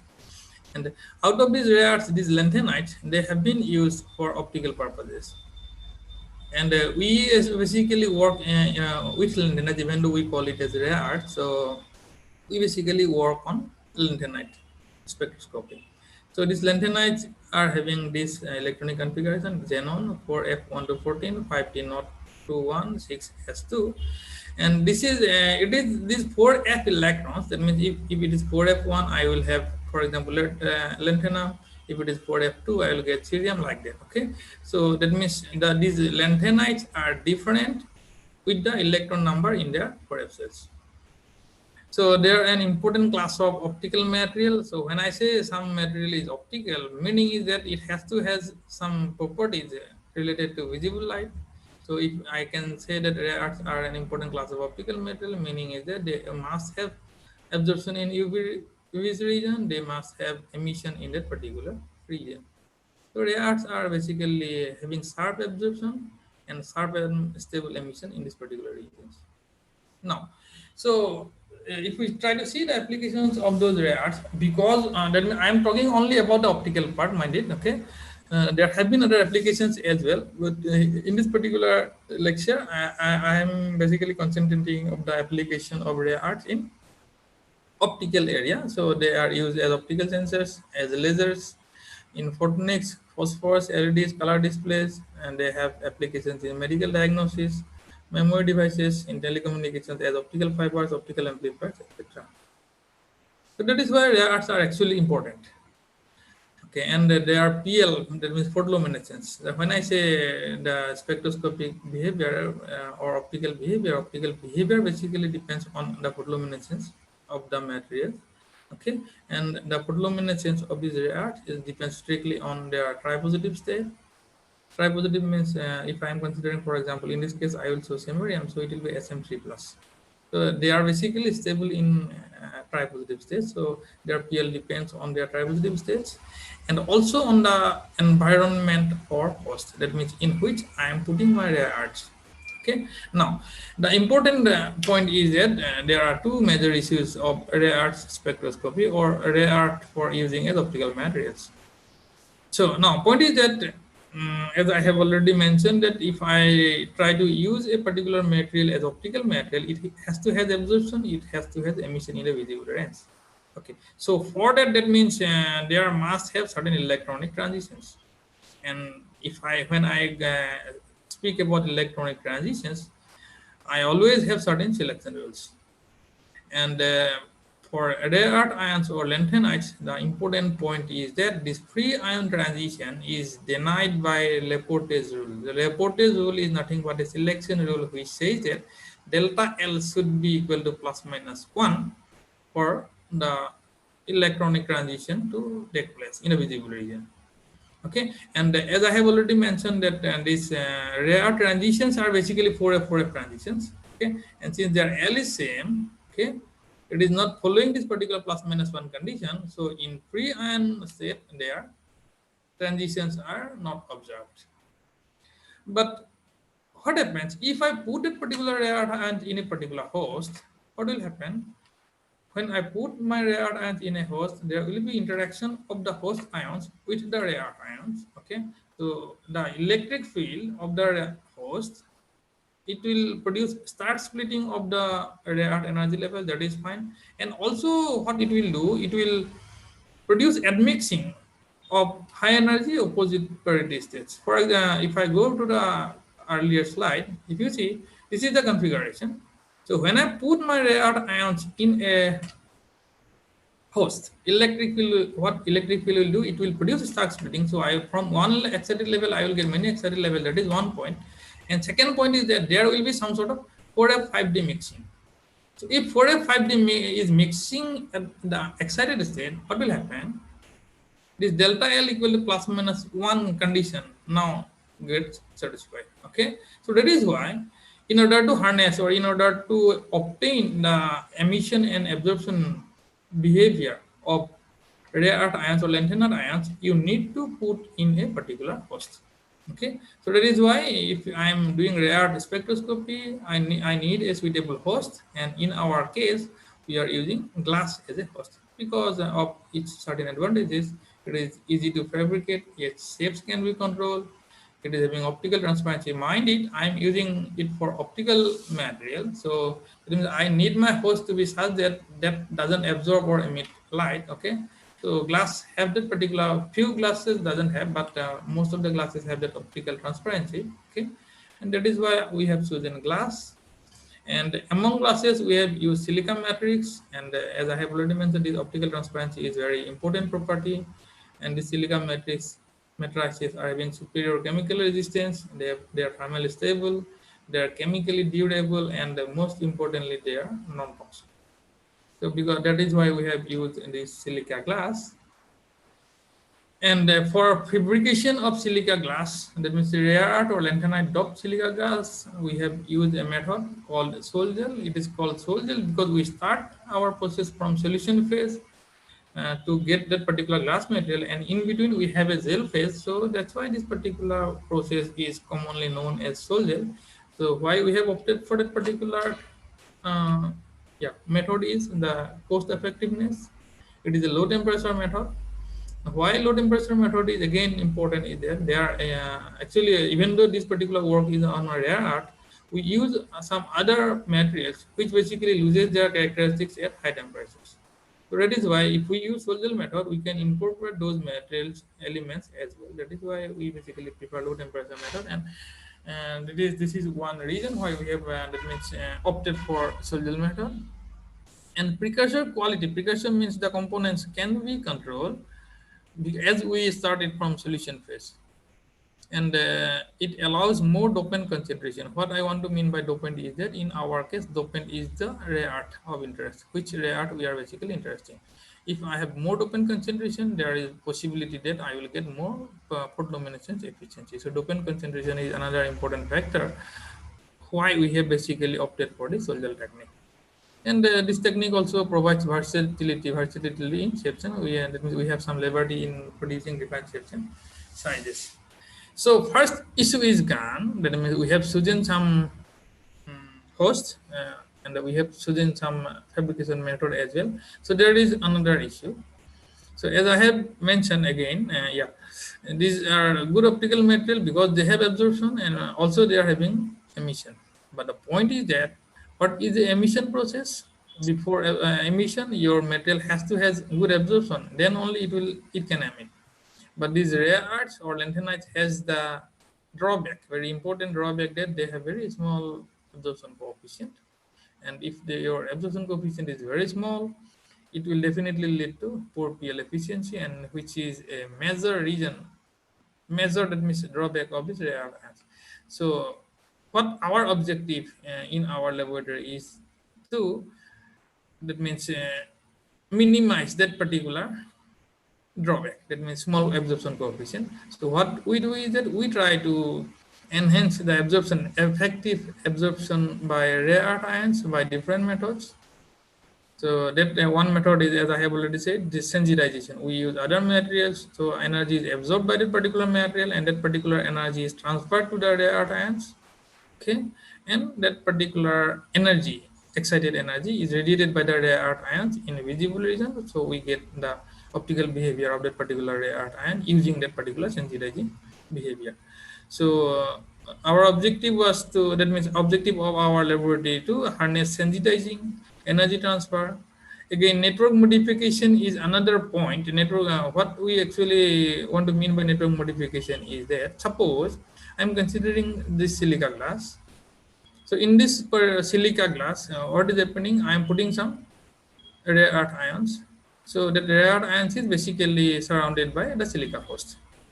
Now, if my surrounding is very much symmetric, so that means then my rare earth will be very, very stable in this particular host. So if it is very, very stable, meaning is that it will be highly binded, and I need, in that case, if it is highly binded, I need more energy to disturb them. So that means if that is the case, absorption will be less.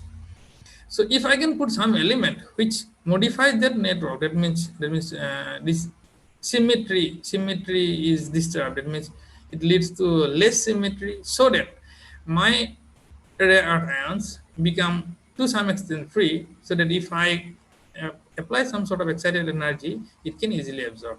Okay, so in that way, network modification basically is important to enhance the absorption efficiency from rare earth ions. So this network modification is another issue that we have been concentrating in our laboratory to improve resultant absorption by rare earth ions.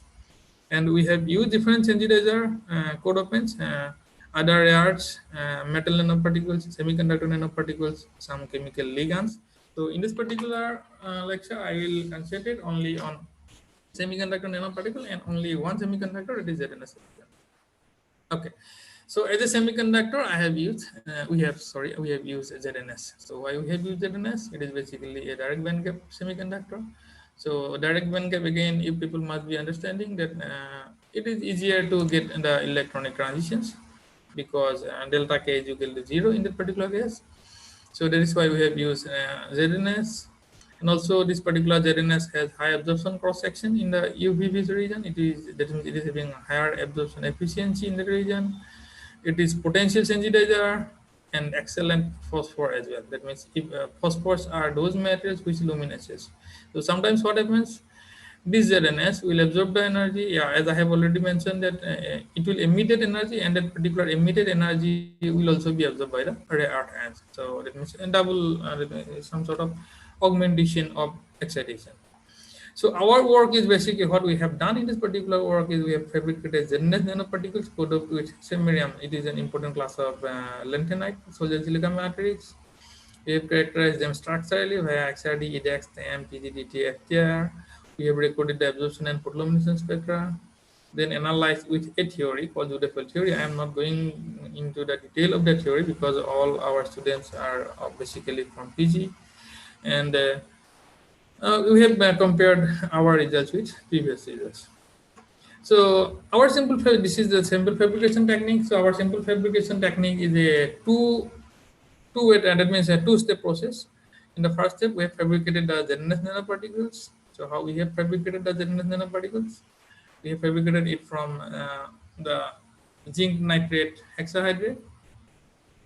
So this is the simple that means fabrication technique. I'm not going to explain that part. So by this technique, we produce the ZNS nanoparticles, and after that we characterize the nanoparticles. That means for confirmation whether we are getting our ZNS nanoparticles or not. So we have tried to confirm it with the help of XRD. So these are typical ZNS XRD peaks we have obtained for our ZNS powders, which shows that, yeah, again, we have tried to record the EDX spectra. So this EDX spectra also shows that my Zn and sulfur, I have Zn sulfur, and these are my ZNS XRD peaks. So these two characterization techniques confirms that we are getting our ZNS powders. So in the second step, we try to incorporate those ZNS powders in silica matrix, and also we dope our rare earth of interest. In our case, it is samarium. So we try to incorporate samarium, samarium with ZNS. Okay. And we got some. There have been a few steps in between. Okay, so we got some samples of this particular basis on the very right hand side. And these are some samples that we have obtained in our laboratory. We have fabricated in our laboratory. And for this particular study, what we did is that we kept the samarium concentration fixed, and we tried to see the effect of the ZNS nanoparticles. So we have that means change the ZNS concentration from 0 to 1 molar by keeping the samarium concentration fixed. Yeah. So after that, again, when we incorporated that the ZNS nanoparticles inside the silicon matrix, again we need to confirm that whether those ZNS are remaining as ZNS in our glasses or not. So for that, again, we tried for XRD, and these peaks are almost similar to the XRD peaks that we have obtained for ZNS powders, which confirms that our ZNS are remaining intact in our material. So these are the typical XRD peaks of ZNS, and this is again EDX spectra, which shows the presence of samarium, zinc, and sulfur in our samples. And this is a typical TEM micrograph. These are spherical ZNS nanoparticles, and this Z pattern are that means bright patterns are because of the crystalline phases, and this diffuse pattern is because of the amorphous nature of the silicon network. So this pattern basically shows that we are getting some sort of ZNS particle inside amorphous silicon network.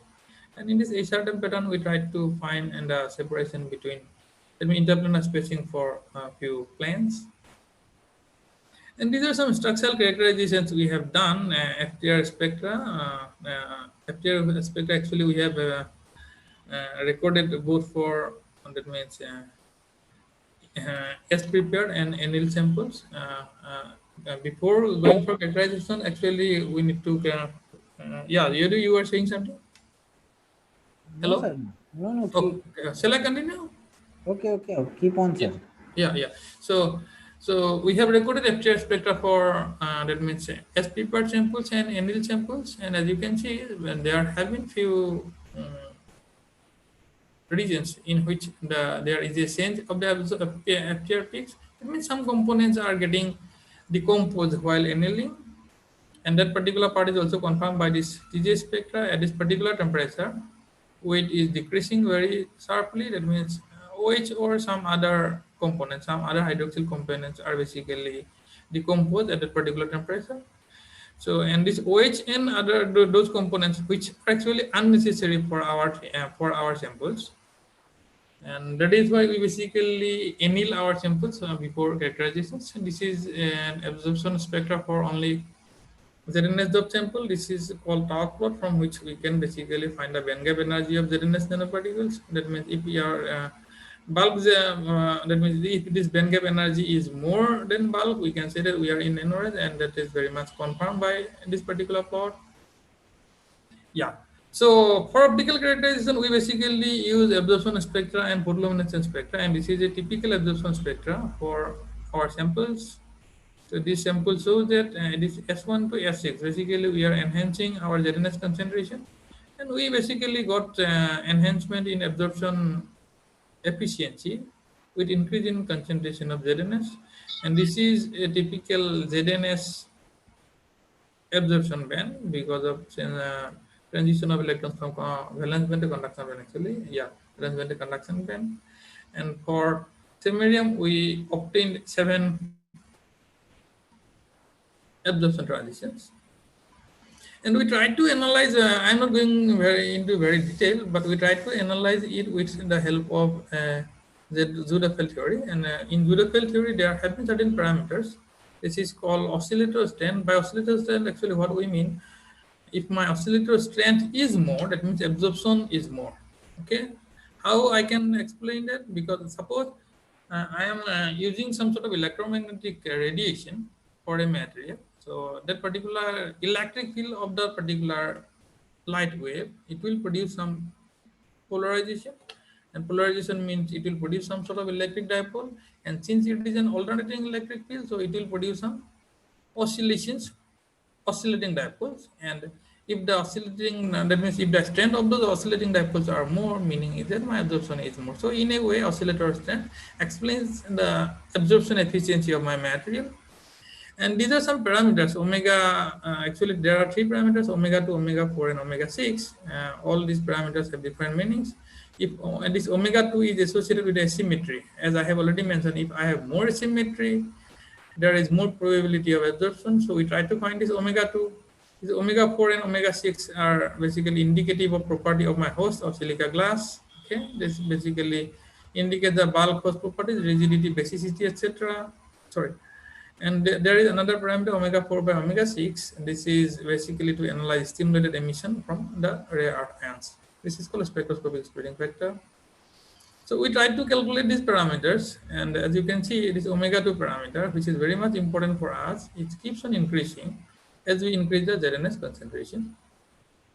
And we tried to compare these Zurefel parameters, omega parameters, with other popular hosts. And we found that our omega 2 is very high in comparison to the glasses, and we have reported this, and we got some good responses as well.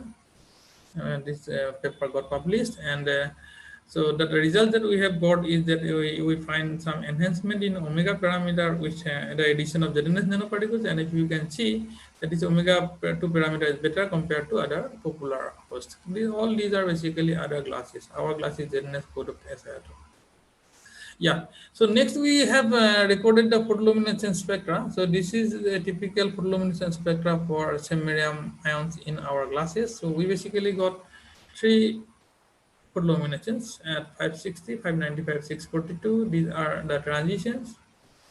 And on the very right, we try to plot this photoluminescence intensity with respect to concentration of ZNS. And as you can see, initially with increase in concentration, it increases, and at a particular concentration, it becomes maximum, and then it decreases. So we could basically found one optimum concentration of ZNS for our samples. So these are again some optical characterizations only of PL intensities, yield, and FWHMs. So we got maximum intensity for this 642 nanometer red emission, whose intensity is maximum for S6 samples. That means it is around 39.6 into 10 to the power 5. As you can compare with other samples, it is maximum for S6. We tried to find the integrated intensity, which is again maximum for 642, and for this sample only. So what the basic results, or that means preliminary results, we have obtained from our photoluminescence analysis is we maximum intensity is for 0.5 molar ZNS concentration, maximum intensity is for 642 nanometer emission, enhancement in PL intensity is for 642 nanometer, and it is about 7 times, mind it, 7 times from undoped ZNS samples. So maximum enhancement in yield is more than 7 times, and both intensity and yield enhances up to 0.75, sorry, 0.5 molar ZNS concentration, and then it decreases. And we try to find the region for these results. So for that, we recorded excitation spectra for our optimum sample, that means 0.5 molar ZNS sample. This is the excitation spectra, and this black one is the emission spectra for only ZNS doped sample. So we try to, the excitation spectra is one sort of absorption spectra, and this particular overlapping of the excitation spectra with this emission spectra shows that this emitted energy of ZNS, can be well absorbed by the samarium ions. Okay, so what we can conclude from only from these two studies is that these ZNS nanoparticles, they will absorb the energy and they will give some amount of energy to the samarium ions. That means it will behave as a sensitizer. And along with that, that particular ZNS will also act as network modifier, which indirectly will affect the absorption efficiency of rare earth ions. Okay, so the ZNS, that's why can act both as a network modifier and also as sensitizer. Okay, and which is the reason why we are getting so beautiful PL efficiencies in comparison to other undocked materials. So we try to explain that in this particular energy level diagram. If you see, this is an energy level diagram for samarium ions, and our excitation is for getting the emission, we excite our samples with 403 nanometer. So when we excite our sample with 403 nanometer, the SMT plus ions get excited to this 6p3 by 2. From that region, there is non-radiative transition to 4g5 by 2. And from this 4g5 by 2, there are radiative transitions to 6h9 by 2, 6h7 by 2, and 6h5 by 2, which are basically the region for getting the PL3, PL6 in our cases. And that particular process is also augmented. That means we get some extra energy because of this energy transfer. So when I excite my material with 403, this then nanoparticles also absorb energy.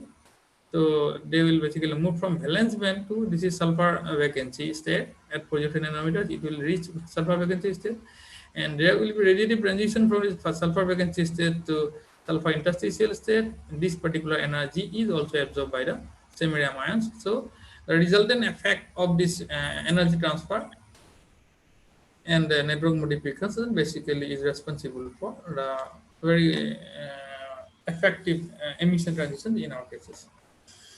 So again, we have tried to use Zudefeld theory for analyzing the photoluminescence spectra as well. These are some important parameters. Spontaneous emission probability. This particular parameter should be more for some applications. It should be less for some applications. That is a different thing. And this spontaneous emission probability is basically the probability of emission from a particular excited state. And total spontaneous emission probability is something like, suppose I have a particular excited state, and from that particular excited state, various transitions are there. So for each individual transition, I will have individual A, and total spontaneous emission will be sum of all those transitions. And AT inverse gives the radiative lifetime. So by radiative lifetime, what I want to mean is that the time of residing an electron in that particular excited state. So this radiative lifetime is very much important for lasing applications. Another one is fluorescence branching ratio. Branching ratio means in this case, if you can see that from the same level, I am getting transitions to 3 levels. Okay, so what is the ratio between the effectiveness of these 3? So that is called basically the branching ratio. So branching ratio basically indicates the efficiency for a particular transition. And there are other parameters, stimulated emission cross section. So it basically gives me the probability of stimulated emission from a particular state. So those parameters we have calculated. I'm not going to very detail into this. So these are some other characterizations we have done. If you see this is branching ratio, and this is spontaneous emission probability. So here is a plot of branching ratio and transition probability. As you can see, with concentration it increases. This is the recording of lifetime for our samples. And as you can see, this is variation of T experimental means experimental lifetimes. It increases up to that zero 0.5 molar ZNS concentration, then it decreases. So it is similar to PL intensity. This is a diagram called CI commodity diagram. So as you can see, our material was emitting in 3 regions. But as a whole, that is, we are getting in 3 regions because our monochromator was recording in that particular 3 regions at different times. But as a whole, what the material is emitting is basically given by this particular CIE diagram. So this CIE diagram shows that our material is basically, as a whole, it is emitting some orange radiation. So these are some other calculated radiative parameters for the study samples. This is stimulated emission cross section into radiative lifetime. So this parameter is important for lasing application. This sigma lambda into FWHM mean full width at half maxima. This particular parameter is important for broadband applications. So this is the parameters for this set of samples, and here we try to compare our result with others. So we got a very good value for this sigma lambda p into tau relative, and also it is better, but we could not find much literature of finding this particular parameter. Yeah.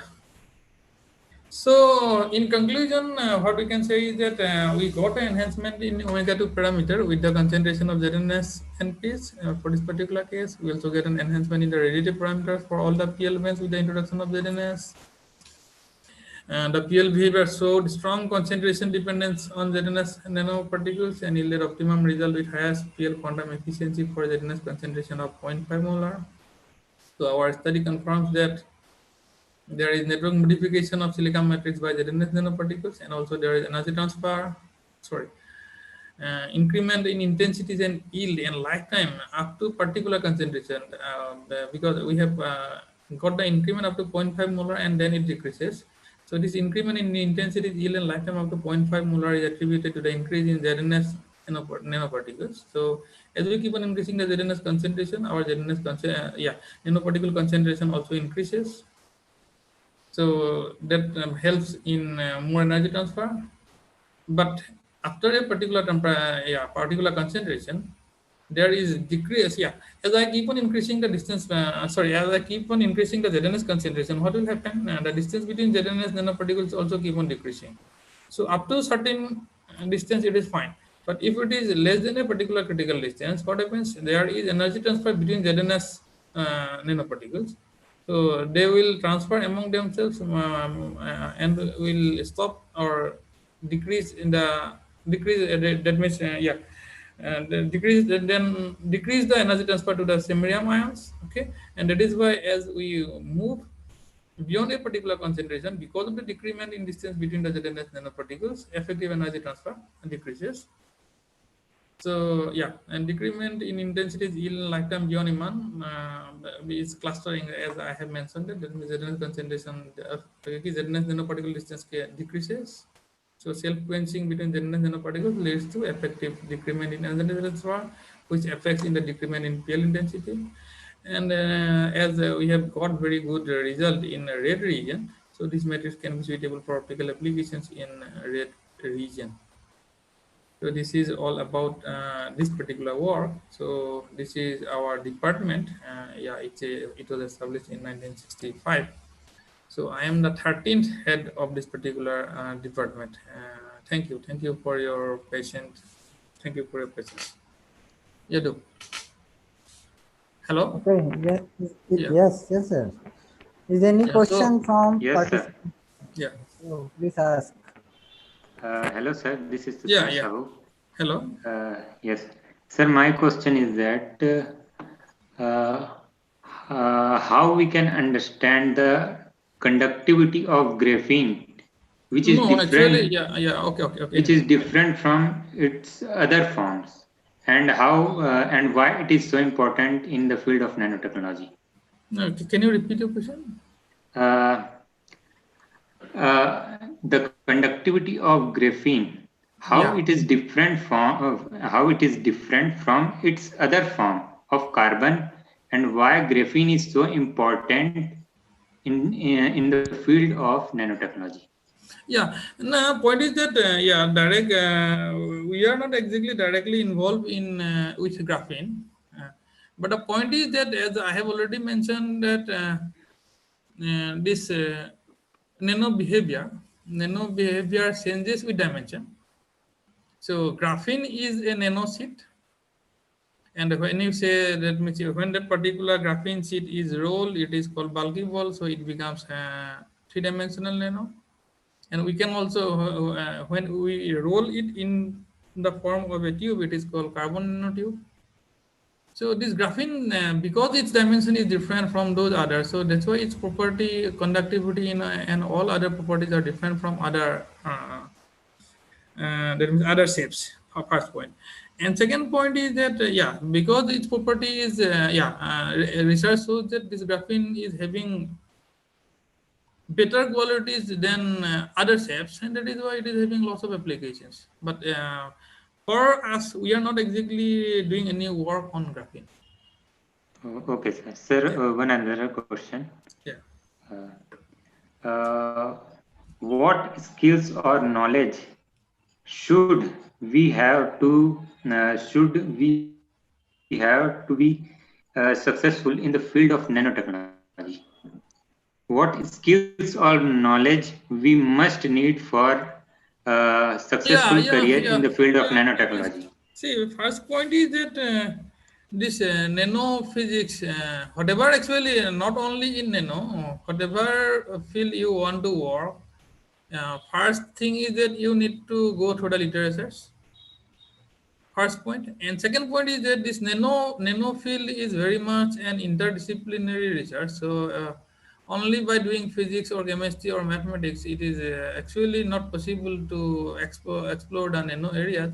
So interdisciplinary approach is very important, and that is why first you have to go through the literatures, and you need to be very much clear about your basics, and always an interdisciplinary approach is very important for doing research. So those are my suggestions.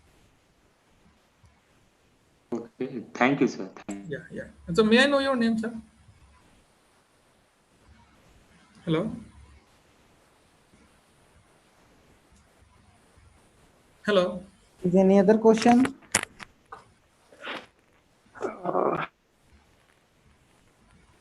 So probably, yeah. So if there Sir, is, yeah. Namaste, sir. I am Yeah. Abha Fugla from Kuru College. Okay. Sir, we know that nano physics is very useful in our life, Okay. but it creates for pollution for our environment. Can we Yes. control this by the help of nanophysics? Yeah. So that is a very much relevant question. Yeah, the problem of as I have shown, try to show in one slide is that toxicity of nanomaterial is there, but still it is not clearly understood. Okay, so Yes, that sir. is why that means studying of toxicity and studying of that means management of nanomaterial is can also be a very good study. Yes, sir. Yeah, so toxicity in fact of nanomaterials is not well understood. So there is scope in that particular area as well. Yes, sir. Yeah. Sir, I asked that nano physics creates for pollution for our environment. Not only Right? nano, Yes, sir. all industries and everything is creating pollutions. Yes, sir. Yeah, but nano physics is also there, as I have shown few examples that this photocatalytic degradation of some pollutants. Yes, sir. Yeah, so the nano are very good catalysts. So they are widely used as catalytic degradation of those pollutants as well. Though they are creating pollution, that is fine, because if you have any industry, you always have pollutions. Yes, But sir. at the same time, nano is also contributing towards that means decrement. That means towards removing those pollution problem as well. Yes, sir. Thank you, sir. Yeah. Is any other question?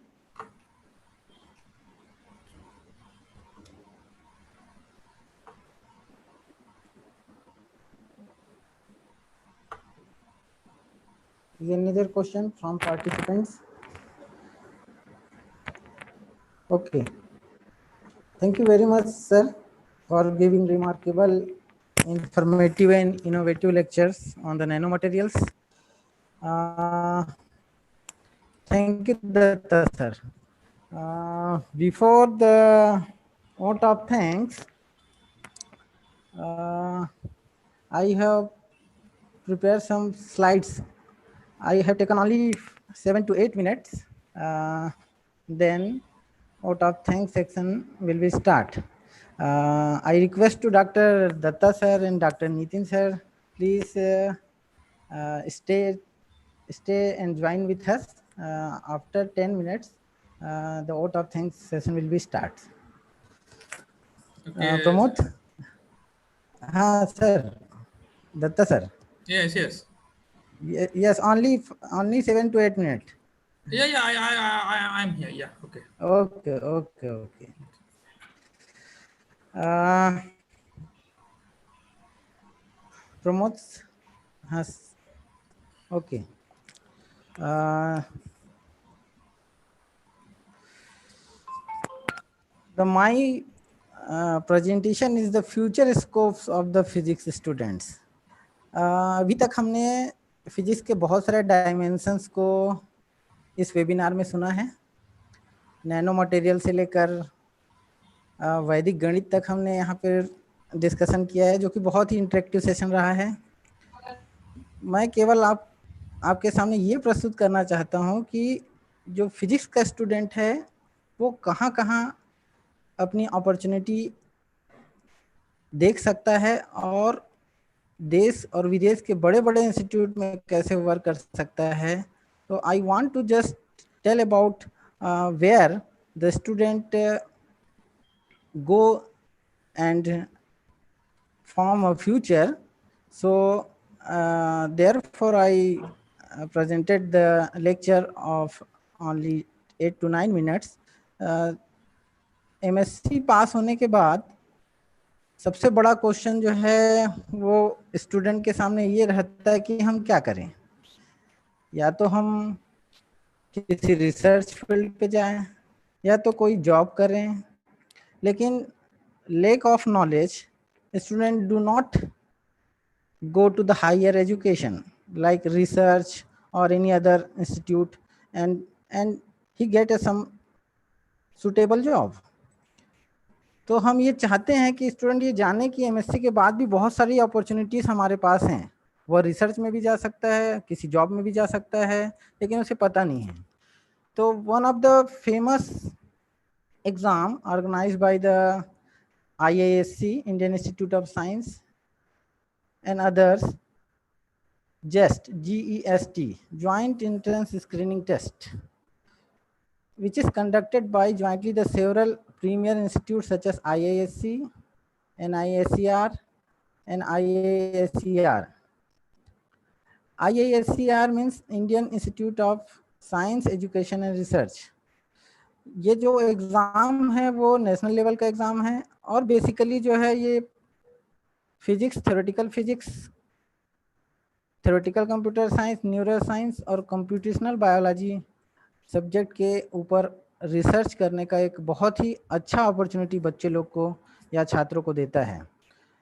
हम यहाँ पे देख सकते हैं कि ये जो examination information यहाँ पे नीचे शो हो रहा है, इसमें हम देखेंगे कि जो जस्ट एग्ज़ाम है वो एक PhD लेवल का कोर्स वर्क है और ये ऑफलाइन मोड पर होता है। लगभग 180 मिनट मीन्स 3 आवर का ये एग्ज़ाम है और लगभग इंडिया के 37 सिटी में यह एग्ज़ाम ऑर्गेनाइज होता है। रायपुर उनमें से एक है। इस पे जो कोर्स ऑफर्ड हो रहा है वो है MSc, MTech, PhD है। इसका रजिस्ट्रेशन जो है नवंबर में स्टार्ट होता है और जो एग्ज़ाम डेट है ऑलमोस्ट फरवरी में चलता है। ये एग्ज़ाम का जो वेबसाइट है www.jest.org.in पर इस पर लॉगिन कर सकते हैं। हम यह भी बताना चाहते हैं कि ये जो इंस्टीट्यूट आगे अभी स्लाइड पे आपको दिखाई दे रहा है, उन इंस्टीट्यूट पर जेस्ट के स्कोर मान्य होते हैं।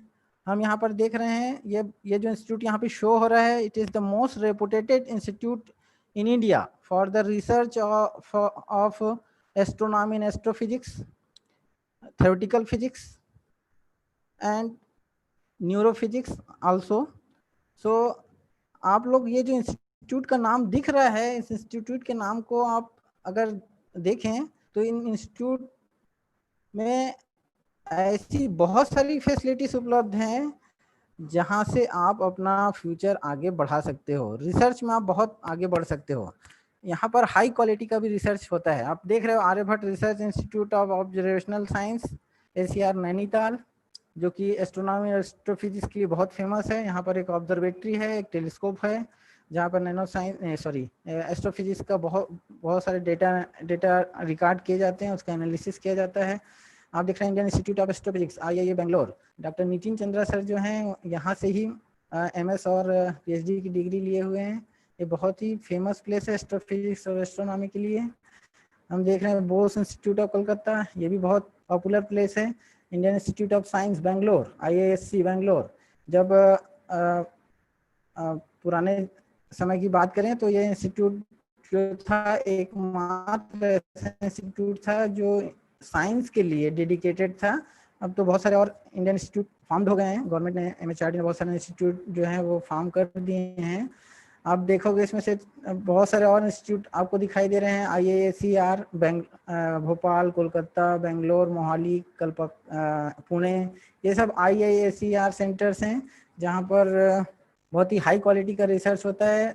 आप यहाँ पे देख सकते हैं कि TIFR Tata institute of fundamental research जो है वह बहुत बेहतरीन इंस्टीट्यूट में माना जाता है थ्योरेटिकल फिजिक्स, थ्योरेटिकल साइंस पर रिसर्च करने के लिए। आप यहाँ देख रहे हैं कि the institute of medical science Chennai, यह एक ऐसा इंस्टीट्यूट है जहाँ मेडिकल साइंस का जो बैकबोन, उस बैकबोन का जो फॉर्मेशन है वो इस इंस्टीट्यूट से होता है। डॉक्टर नितिन चंद्रा सर यहाँ से यहीं से अपना पोस्ट डॉक फेलो किए हुए हैं। एक और इंस्टीट्यूट यहाँ पे दिखाई दे रहा है आपको, national brain research centre NBRC Manesar. एक ऐसा इंस्टीट्यूट है जहाँ पे न्यूरो साइंस में रिसर्च वर्क होता है और ये बहुत फेमस जगह है न्यूरो साइंस के लिए। आप देख रहे हैं यहाँ पे TIFR के बहुत सारे अलग अलग ब्रांचेस हैं, जिसमें से एक ब्रांच है NCRA, national centre for radio astronomy. यहाँ जो है करीब 30 टेलीस्कोप जो हैं रेडियो वेव्स को कैप्चर करने के लिए, उसका एनालिसिस करने के लिए यहाँ पे लगाया हुआ है। यह पुणे के पास स्थित है। साथ ही IUCAA, Indian institute inter university centre for astronomy and astrophysics, जो कि पुणे में है, ये बहुत ही बेहतरीन इंस्टीट्यूट है एस्ट्रोनॉमी और एस्ट्रोफिजिक्स के लिए। साथ ही हम देख रहे हैं PRL, physical research laboratory Ahmedabad, यह भी एक स्पेस साइंस थ्योरेटिकल रिसर्च के लिए बहुत ही जाना माना इंस्टीट्यूट है। और रमन रिसर्च इंस्टीट्यूट बेंगलोर, यह भी एक बहुत ही अच्छा और बहुत बेहतरीन इंस्टीट्यूट माना जाता है। तो ये जो इंस्टीट्यूट अभी आप लोग के सामने शो हो रहे हैं, इन सभी में हम जेस्ट के थ्रू अपेयर हो सकते हैं PhD कोर्स के लिए और पोस्ट डॉक्टरेट के भी लिए। आप यहाँ नीचे देख सकते हैं कि ये जो इंस्टीट्यूट हैं वो PhD इन फिजिक्स में कोर्स ऑफर करते हैं, साथ ही थ्योरेटिकल कंप्यूटर साइंस में, न्यूरो साइंस में PhD के लिए, कंप्यूटेशनल बायोलॉजिकल में and theoretical integrated PhD work भी यहाँ पे होता है, फिजिक्स में, theoretical computer science, neuro science and computational biology में। इन सब में जो है एक रिसर्च का एक ऐसा प्लेटफॉर्म तैयार किया जाता है जिससे हम टेक्नोलॉजी को बहुत ही आगे ले जा सकते हैं। यहाँ पर कुछ बुक सजेस्ट किए गए हैं। जेस्ट एग्ज़ाम जो है उसमें बेसिकली जो है classical mechanics, integrated circuits, mathematical physics, physics of atoms and molecules, quantum mechanics और सॉलिड स्टेट फिजिक्स, ये इतने जो सेक्शन है इसी से क्वेश्चन जनरेट होते हैं। और इन क्वेश्चंस का जो जनरेशन है उसके लिए एक सजेस्टेड बुक्स यहाँ पे दिया हुआ है। आप देख रहे हैं कि क्लासिकल मैकेनिक्स जो है गोल्ड स्टैंड से हम पढ़ते हैं, इसको हम टेक्स्ट बुक भी मानते हैं PG लेवल पर। उसी प्रकार बोटकर की जो बुक है इंटीग्रेटेड सर्किट के लिए बहुत यूज़फुल है।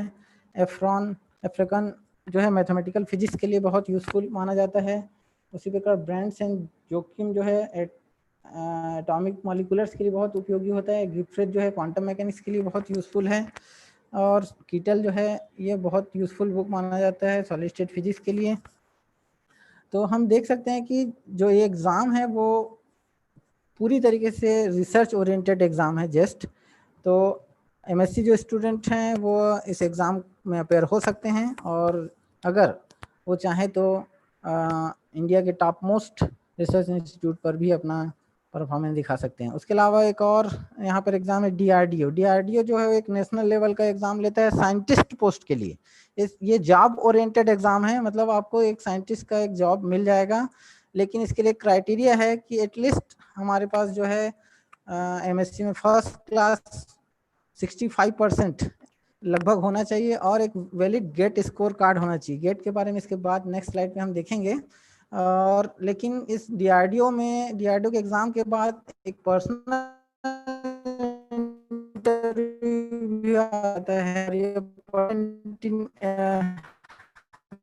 जो पर्सन है वन, आप जब DRDO का एडवर्टाइजमेंट देखेंगे तो उसमें कुछ पोस्ट जनरेट रहते हैं हर एक अलग अलग सब्जेक्ट के। उसमें फिजिक्स के भी कुछ पोस्ट रहते हैं। उन पोस्ट के अकॉर्डिंग जो है 5 गुना कैंडिडेट इंटरव्यू के लिए कॉल किए जाते हैं। एक और एग्जाम है गेट, ग्रेजुएट एप्टीट्यूड टेस्ट। ये जो एग्ज़ाम है वो एमटेक और पीएचडी के लिए पीजी स्टूडेंट दिला सकते हैं, और वह Indian institute of technology IITs, NITs, national institute of technology, Indian institute of information technology, IIITs, इनमें अपना कोर्स वर्क कर सकते हैं। और यह जो एग्ज़ाम है वो साल में एक बार होता है, ऑनलाइन मोड है, 3 घंटे का एग्ज़ाम ड्यूरेशन है इसका, और लगभग 1453 कॉलेजेस जो एक्सेप्ट कर लेते हैं। और यह अलग अलग IITों के द्वारा अलग अलग ईयर पे एग्ज़ाम कंडक्ट कराया जाता है। कभी IIT दिल्ली करा रहा है, कभी IIT बॉम्बे करा रहा है। तो अलग अलग IITs जो हैं इस एग्ज़ाम को कंडक्ट करते हैं। हाँ, इस PhD यहाँ के गेट स्कोर कार्ड के द्वारा आप फिजिक्स के अलावा भी बहुत सारे ऐसे सब्जेक्ट हैं, इंजीनियरिंग के जो सब्जेक्ट हैं या जियोलॉजी के सब्जेक्ट हैं, उनमें भी एमटेक और PhD कर सकते हैं। मतलब इंटरडिसिप्लिनरी जो कोर्स वर्क है उनको भी गेट के स्कोर कार्ड के थ्रू हम कोर्स को ऑब्टेन कर सकते हैं। तो ये बेसिकली लोग ऐसा सोचते हैं कि गेट जो एग्ज़ाम है वो इंजीनियरिंग वालों के लिए है, लेकिन इसमें फिजिक्स, केमिस्ट्री, बायोलॉजी ये भी अपेयर हो सकते हैं after MSc।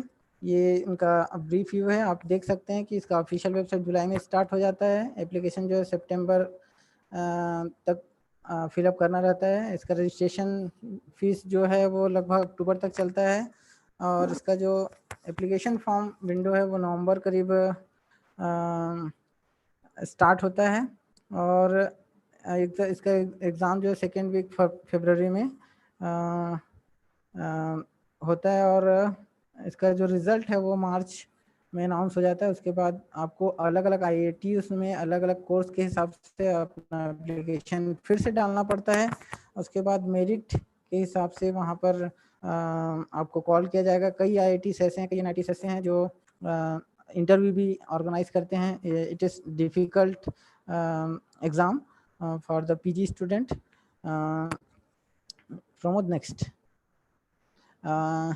And finally the net, इसके बारे में लगभग आप लोग सभी को जानते हैं कि नेट CSIR जो है साइंस सब्जेक्ट के लिए ऑर्गेनाइज किया जाता है। आजकल नेशनल टेस्टिंग एजेंसी के द्वारा किया जाता है। पहले ये CSIR के द्वारा ही ऑर्गेनाइज होता था, लेकिन अब इसे नेशनल टेस्टिंग एजेंसी को दे दिया गया है। और इसमें PG पे 55% होना अनिवार्य है। और जितने भी साइंस के जो सब्जेक्ट्स हैं उन सब्जेक्ट्स में हम नेट अपेयर हो सकते हैं। ये जो है असिस्टेंट प्रोफेसर के लिए एलिजिबल क्राइटेरिया है। साथ ही साथ हम JRF यदि क्लियर कर लेते हैं तो हम रिसर्च के लिए भी बहुत सारे जो ऊपर में इंस्टीट्यूट यहाँ पे दिए हुए हैं उन इंस्टीट्यूट में भी हम अप्लाई कर सकते हैं और रिसर्च के एरिया में आगे बढ़ सकते हैं। तो ये job oriented plus research oriented दोनों तरह के एग्ज़ाम, दोनों तरह के क्राइटेरिया को डिसाइड करने का एग्ज़ाम है। और अलग अलग जो स्टेट्स हैं वो अलग अलग एग्ज़ाम कंडक्ट करते हैं, सेट जिसको हम बोलते हैं। जैसे छत्तीसगढ़ में हमारे यहाँ व्यापम कंडक्ट कराता है। तो अलग अलग स्टेट में अलग अलग एजेंसियाँ होती हैं जो स्टेट एलिजिबिलिटी टेस्ट को ऑर्गेनाइज करती है। जैसे कि महाराष्ट्र में हम देखते हैं कि पुणे यूनिवर्सिटी को ऑथराइज किया गया है, वहाँ स्टेट एलिजिबिलिटी टेस्ट जो है यूनिवर्सिटी द्वारा लिया जाता है। तो नेक्स्ट प्रमोद। इसके बाद हम फाइनली ये देखते हैं कि ये तो आप लोगों को सबको पता है कि किस किस सब्जेक्ट में होता है। प्रमोद नेक्स्ट आगे। सर ये आपको दिख रहा है यहाँ पे जो इंस्टीट्यूट का नाम, ये बहुत ही फेमस रिसर्च इंस्टीट्यूट्स हैं इंडिया में। इन इंस्टीट्यूट पर आप देखेंगे कि आप इनमें डायरेक्टली रिसर्च के लिए आप अप्लाई कर सकते हैं। ये इंस्टीट्यूट के नाम जो दिए हैं उस पर आप अगर सर्च करें, उनके वेबसाइट पर जाएं तो ये अलग से ही PhD वर्क के लिए, पोस्ट डॉक्टरेट फेलो के लिए, JRF के लिए अलग अलग वैकेंसीज यहाँ पे निकलती है। तो आप यहाँ पे देख रहे हैं radio astronomy centre Ooty, Raman research institute Bangalore, Indian institute of space science and technology Thiruvananthapuram, doctor Punaram Sinha जो इसके पहले हमने वेबिनार कराया था उस पर टॉक दिया था, यहीं से था। इसरो के बहुत सारे सेंटर्स हैं, आप देख सकते हैं यहाँ पे Vikram Sarabhai space centre Thiruvananthapuram, Satish Dhawan space centre जिसको हम सार बोलते हैं, ये सब इसरो के ही सेंटर्स हैं। U R Rao satellite space research centre, आप विजिट कर सकते हैं इन जितने इंस्टीट्यूट हैं उनमें, उनके बारे में पूरा डिटेल जो है आपको वेबसाइट में आएगा। बट एक आउट यहाँ पे मैं दे रहा हूँ कि हमारे इंडिया में भी बहुत सारे ऐसे इंस्टीट्यूट हैं जो रिसर्च ओरिएंटेड हैं। यहाँ पे देख रहे हैं आप इसरो पॉपुलेशन कॉम्प्लेक्स में जो है liquid propulsion system LPSC Thiruvananthapuram जो कि बेंगलोर में है। ये बहुत सारे और अलग अलग इंस्टीट्यूट यहाँ पे नाम दिया हुआ है, मैं पूरा डिटेल में नहीं जाऊँगा। नैनो टेक्नोलॉजी का जो सेंटर है वो भी इंडिया में बहुत है, nano technology research centre in India and centre for research in technology and science, institute of nano science and technology Mohali DST, ये बहुत बड़ा इंस्टीट्यूट है नैनो साइंस के लिए। और बहुत सारे यूनिवर्सिटीज़ ऐसे हैं इंडिया पे जो नैनो साइंस और नैनो टेक्नोलॉजी के लैब्स फॉर्म किए हुए हैं, जहाँ पे आप नैनो कवर कर सकते हो, वहाँ पे मटेरियल बनाकर करेक्टराइजेशन कर सकते हो। तो ये एक आउटलाइन था जो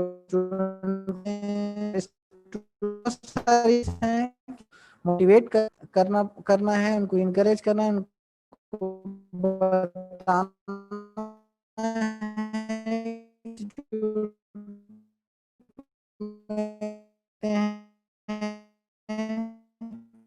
ब्रॉड फील्ड है, स्टूडेंट्स हैं, स्टूडेंट हो चाहे किसी और दूसरे इंस्टीट्यूट के हों, वह इन अपॉर्चुनिटियों का मदद लें और बिल्कुल आगे बढ़ें, यही हमारी शुभकामनाएं हैं। Thank you for listening me. Yadu sir. हाँ सर। हाँ, थोड़ा एक करेक्शन करना था। हाँ सर।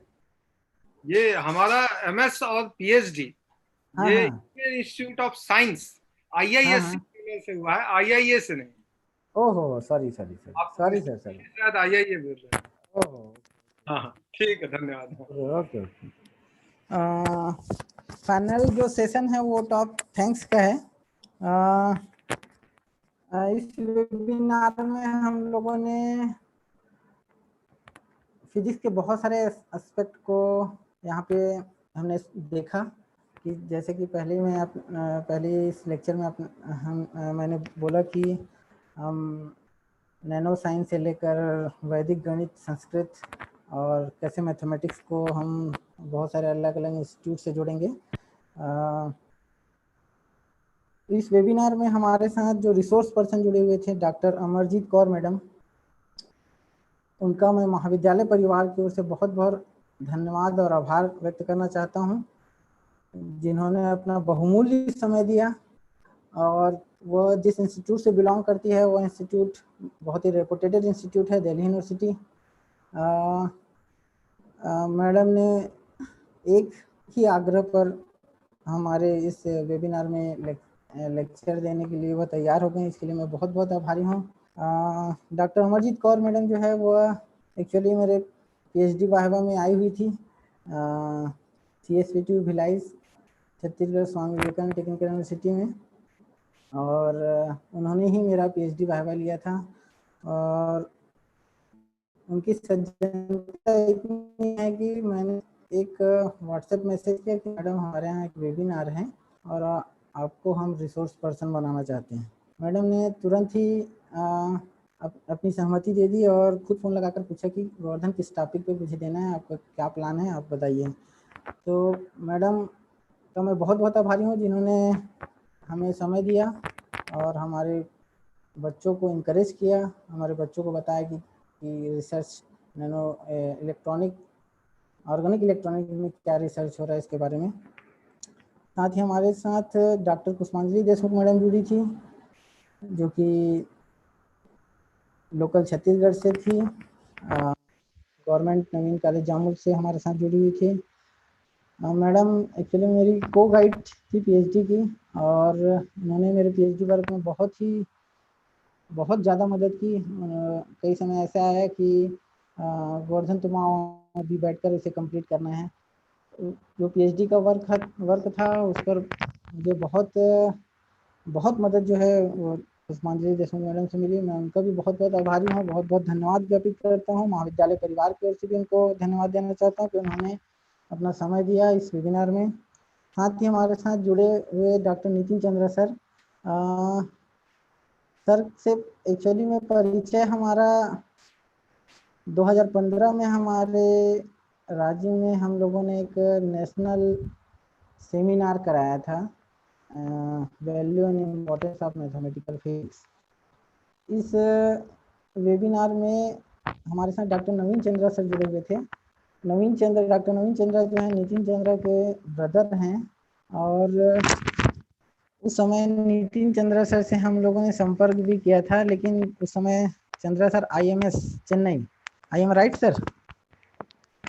फीडबैक। हाँ सर। हाँ, IMS चेन्नई में पोस्ट डॉक कर रहे थे, तो उन्होंने कहा कि यदु सर मैं अभी समय नहीं दे पाऊंगा, लेकिन फ्यूचर में जब कभी आप हमें इनवाइट करें हम बिल्कुल आपके साथ उस वेबिनार या सेमिनार का हिस्सा बनेंगे। तो मैं सर को बहुत बहुत धन्यवाद देना चाहता हूँ। उनका जो आज का लेक्चर था वो बहुत ही इंटरेक्टिव था, और उन्होंने बताया कि कैसे साइंस जो है वो एक दूसरे से कोरिलेट हो सकता है, कैसे कोरिलेट हो रहा है, और कैसे जो वेस्टर्न वर्क है वो इंडियन वर्क से कैसे डिफरेंट है, इसके बारे में बहुत अच्छा एक नॉलेजेबल लेक्चर हमारे सामने प्रस्तुत किया। उसके लिए मैं बहुत बहुत आभारी हूँ सर का। और हम चाहेंगे कि आने वाले समय में जब इस कोरोना का दौर जब ख़त्म हो जाए, तब सर हमारे साथ फिजिकली जुड़े, हमारे इंस्टीट्यूट में आए, हम उनका स्वागत करेंगे। और उनका जो लेक्चर है वो फिजिकली हम सुनना चाहेंगे। और आपका जो लेक्चर है वो ऑडियंस ने बहुत पसंद किया सर आज, और बहुत सारे क्यूरीज थे। टाइम कम होने के कारण हम उस पर डिस्कशन नहीं कर सके, इसके लिए क्षमा चाहूँगा मैं। हमारे साथ डॉक्टर पंकज दत्ता सर जुड़े हुए थे, जो कि डिब्रूगढ़ यूनिवर्सिटी में डिपार्टमेंट ऑफ फिजिक्स के HOD और हेड हैं, एसोसिएट प्रोफेसर हैं। सर से हमारी मुलाकात जो है Pune refresher course Savitribai Phule university में रिफ्रेशर कोर्स में हुई थी, और 1 महीने का जो 21 दिन का जो रिफ्रेशर कोर्स था उसमें हम लोगों ने साथ ही उस कोर्स को किया, और बहुत सी इंफॉर्मेटिव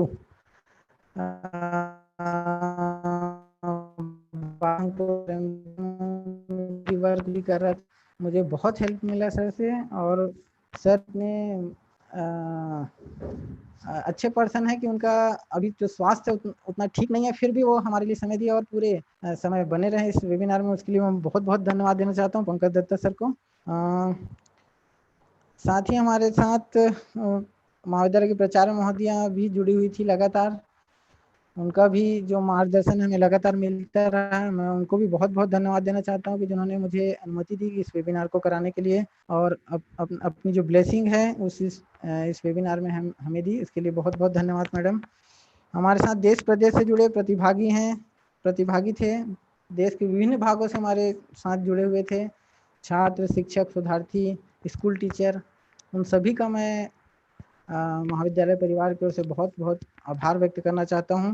और उन्होंने लगातार इस वेबिनार में क्वेश्चन जनरेट किए, और एक्सपर्ट ने बहुत अच्छे तरीके से उनका जवाब दिया। मैं इन सभी का बहुत बहुत धन्यवाद और आभार व्यक्त करना चाहता हूं। इस वेबिनार में हमारे महाविद्यालय के स्टूडेंट्स, MSc स्टूडेंट प्लस कुछ BSc स्टूडेंट भी जुड़े हुए थे, जो बहुत ही जिज्ञासु प्रवृत्ति के हैं, और वो चाह रहे थे कि हमें फिजिक्स के कुछ ऐसे इमिनेंट पर्सन से क्वेश्चन पूछने का मौका मिले। तो हम इस मकसद की सहायता से ही इस वेबिनार को आयोजित कर सकें कि हमारे स्टूडेंट्स जो हैं, क्योंकि हमारा जो कॉलेज है वो एक रूरल एरिया पे कॉलेज है, उतनी फैसिलिटी हमारे यहाँ उपलब्ध नहीं है, फिर भी हम चाहते हैं कि हमारे स्टूडेंट जितना हो सके बाहर क्या वर्क हो रहा है फिजिक्स पर, क्या रिसर्च हो रहा है, क्या इनोवेटिव मेथड अडॉप्ट किया जा रहा है, इसके बारे में जान सके। तो हमारे महाविद्यालय के एमएससी के जो छात्र हैं, तुषार, डिगेश्वरी, राहुल, इन सबका पार्टिसिपेशन इस वेबिनार में बना रहा, उसके लिए मैं बहुत बहुत धन्यवाद देना चाहता हूँ, बहुत बहुत आभार भी व्यक्त करना चाहता हूँ इनका। साथ ही हमारे महाविद्यालय के समस्त कर्मचारी और अधिकारी जो इस वेबिनार में जुड़े हुए थे, उनका भी मैं धन्यवाद ज्ञापित करना चाहता हूँ। विशेष तौर पर वर्मा सर, जो कि हमारे इस वेबिनार के को कन्वीनर थे, वो हर समय मुझे प्रमोट करते हैं, उत्साहित करते हैं कि हाँ आप वर्क करो। साथ ही डॉक्टर समीक्षा चंद्राकर मैडम, वो भी हर समय हमसे जुड़ी हुई है, उनका भी बहुत बहुत धन्यवाद। उन्होंने इस सेमिनार में बहुत बहुत मदद की, उनका भी मैं आभार और धन्यवाद ज्ञापित करना चाहता हूँ। हमारे यूट्यूब व्यूवर्स जो यूट्यूब पे इस वेबिनार को देख रहे थे, उनका भी मैं महाविद्यालय परिवार की ओर से आभार व्यक्त करना चाहता हूँ।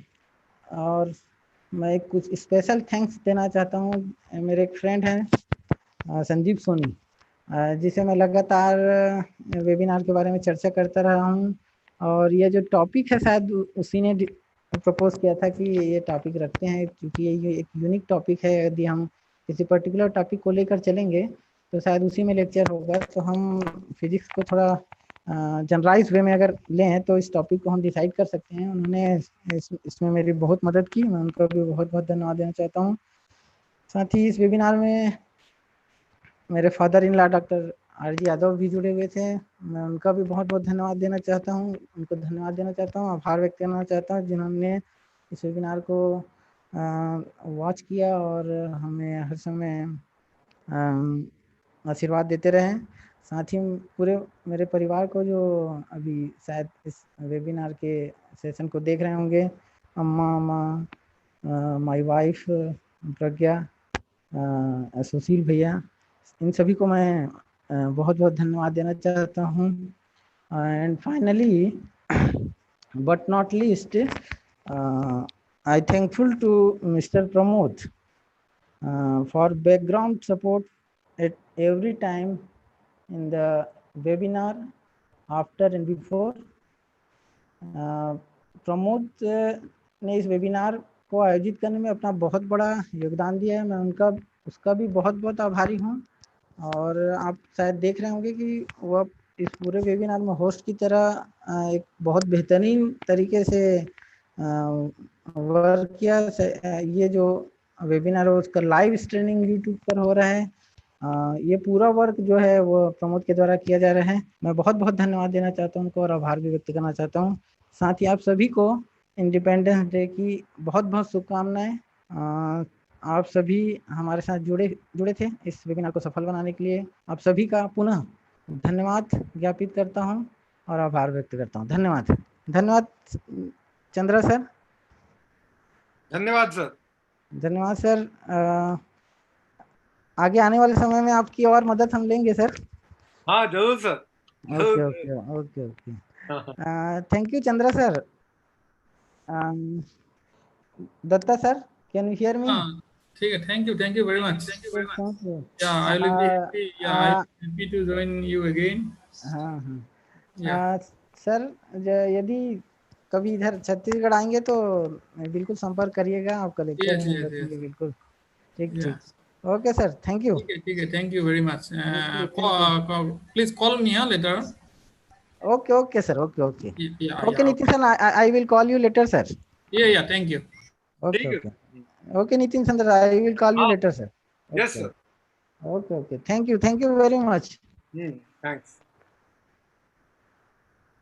Thank you, everyone.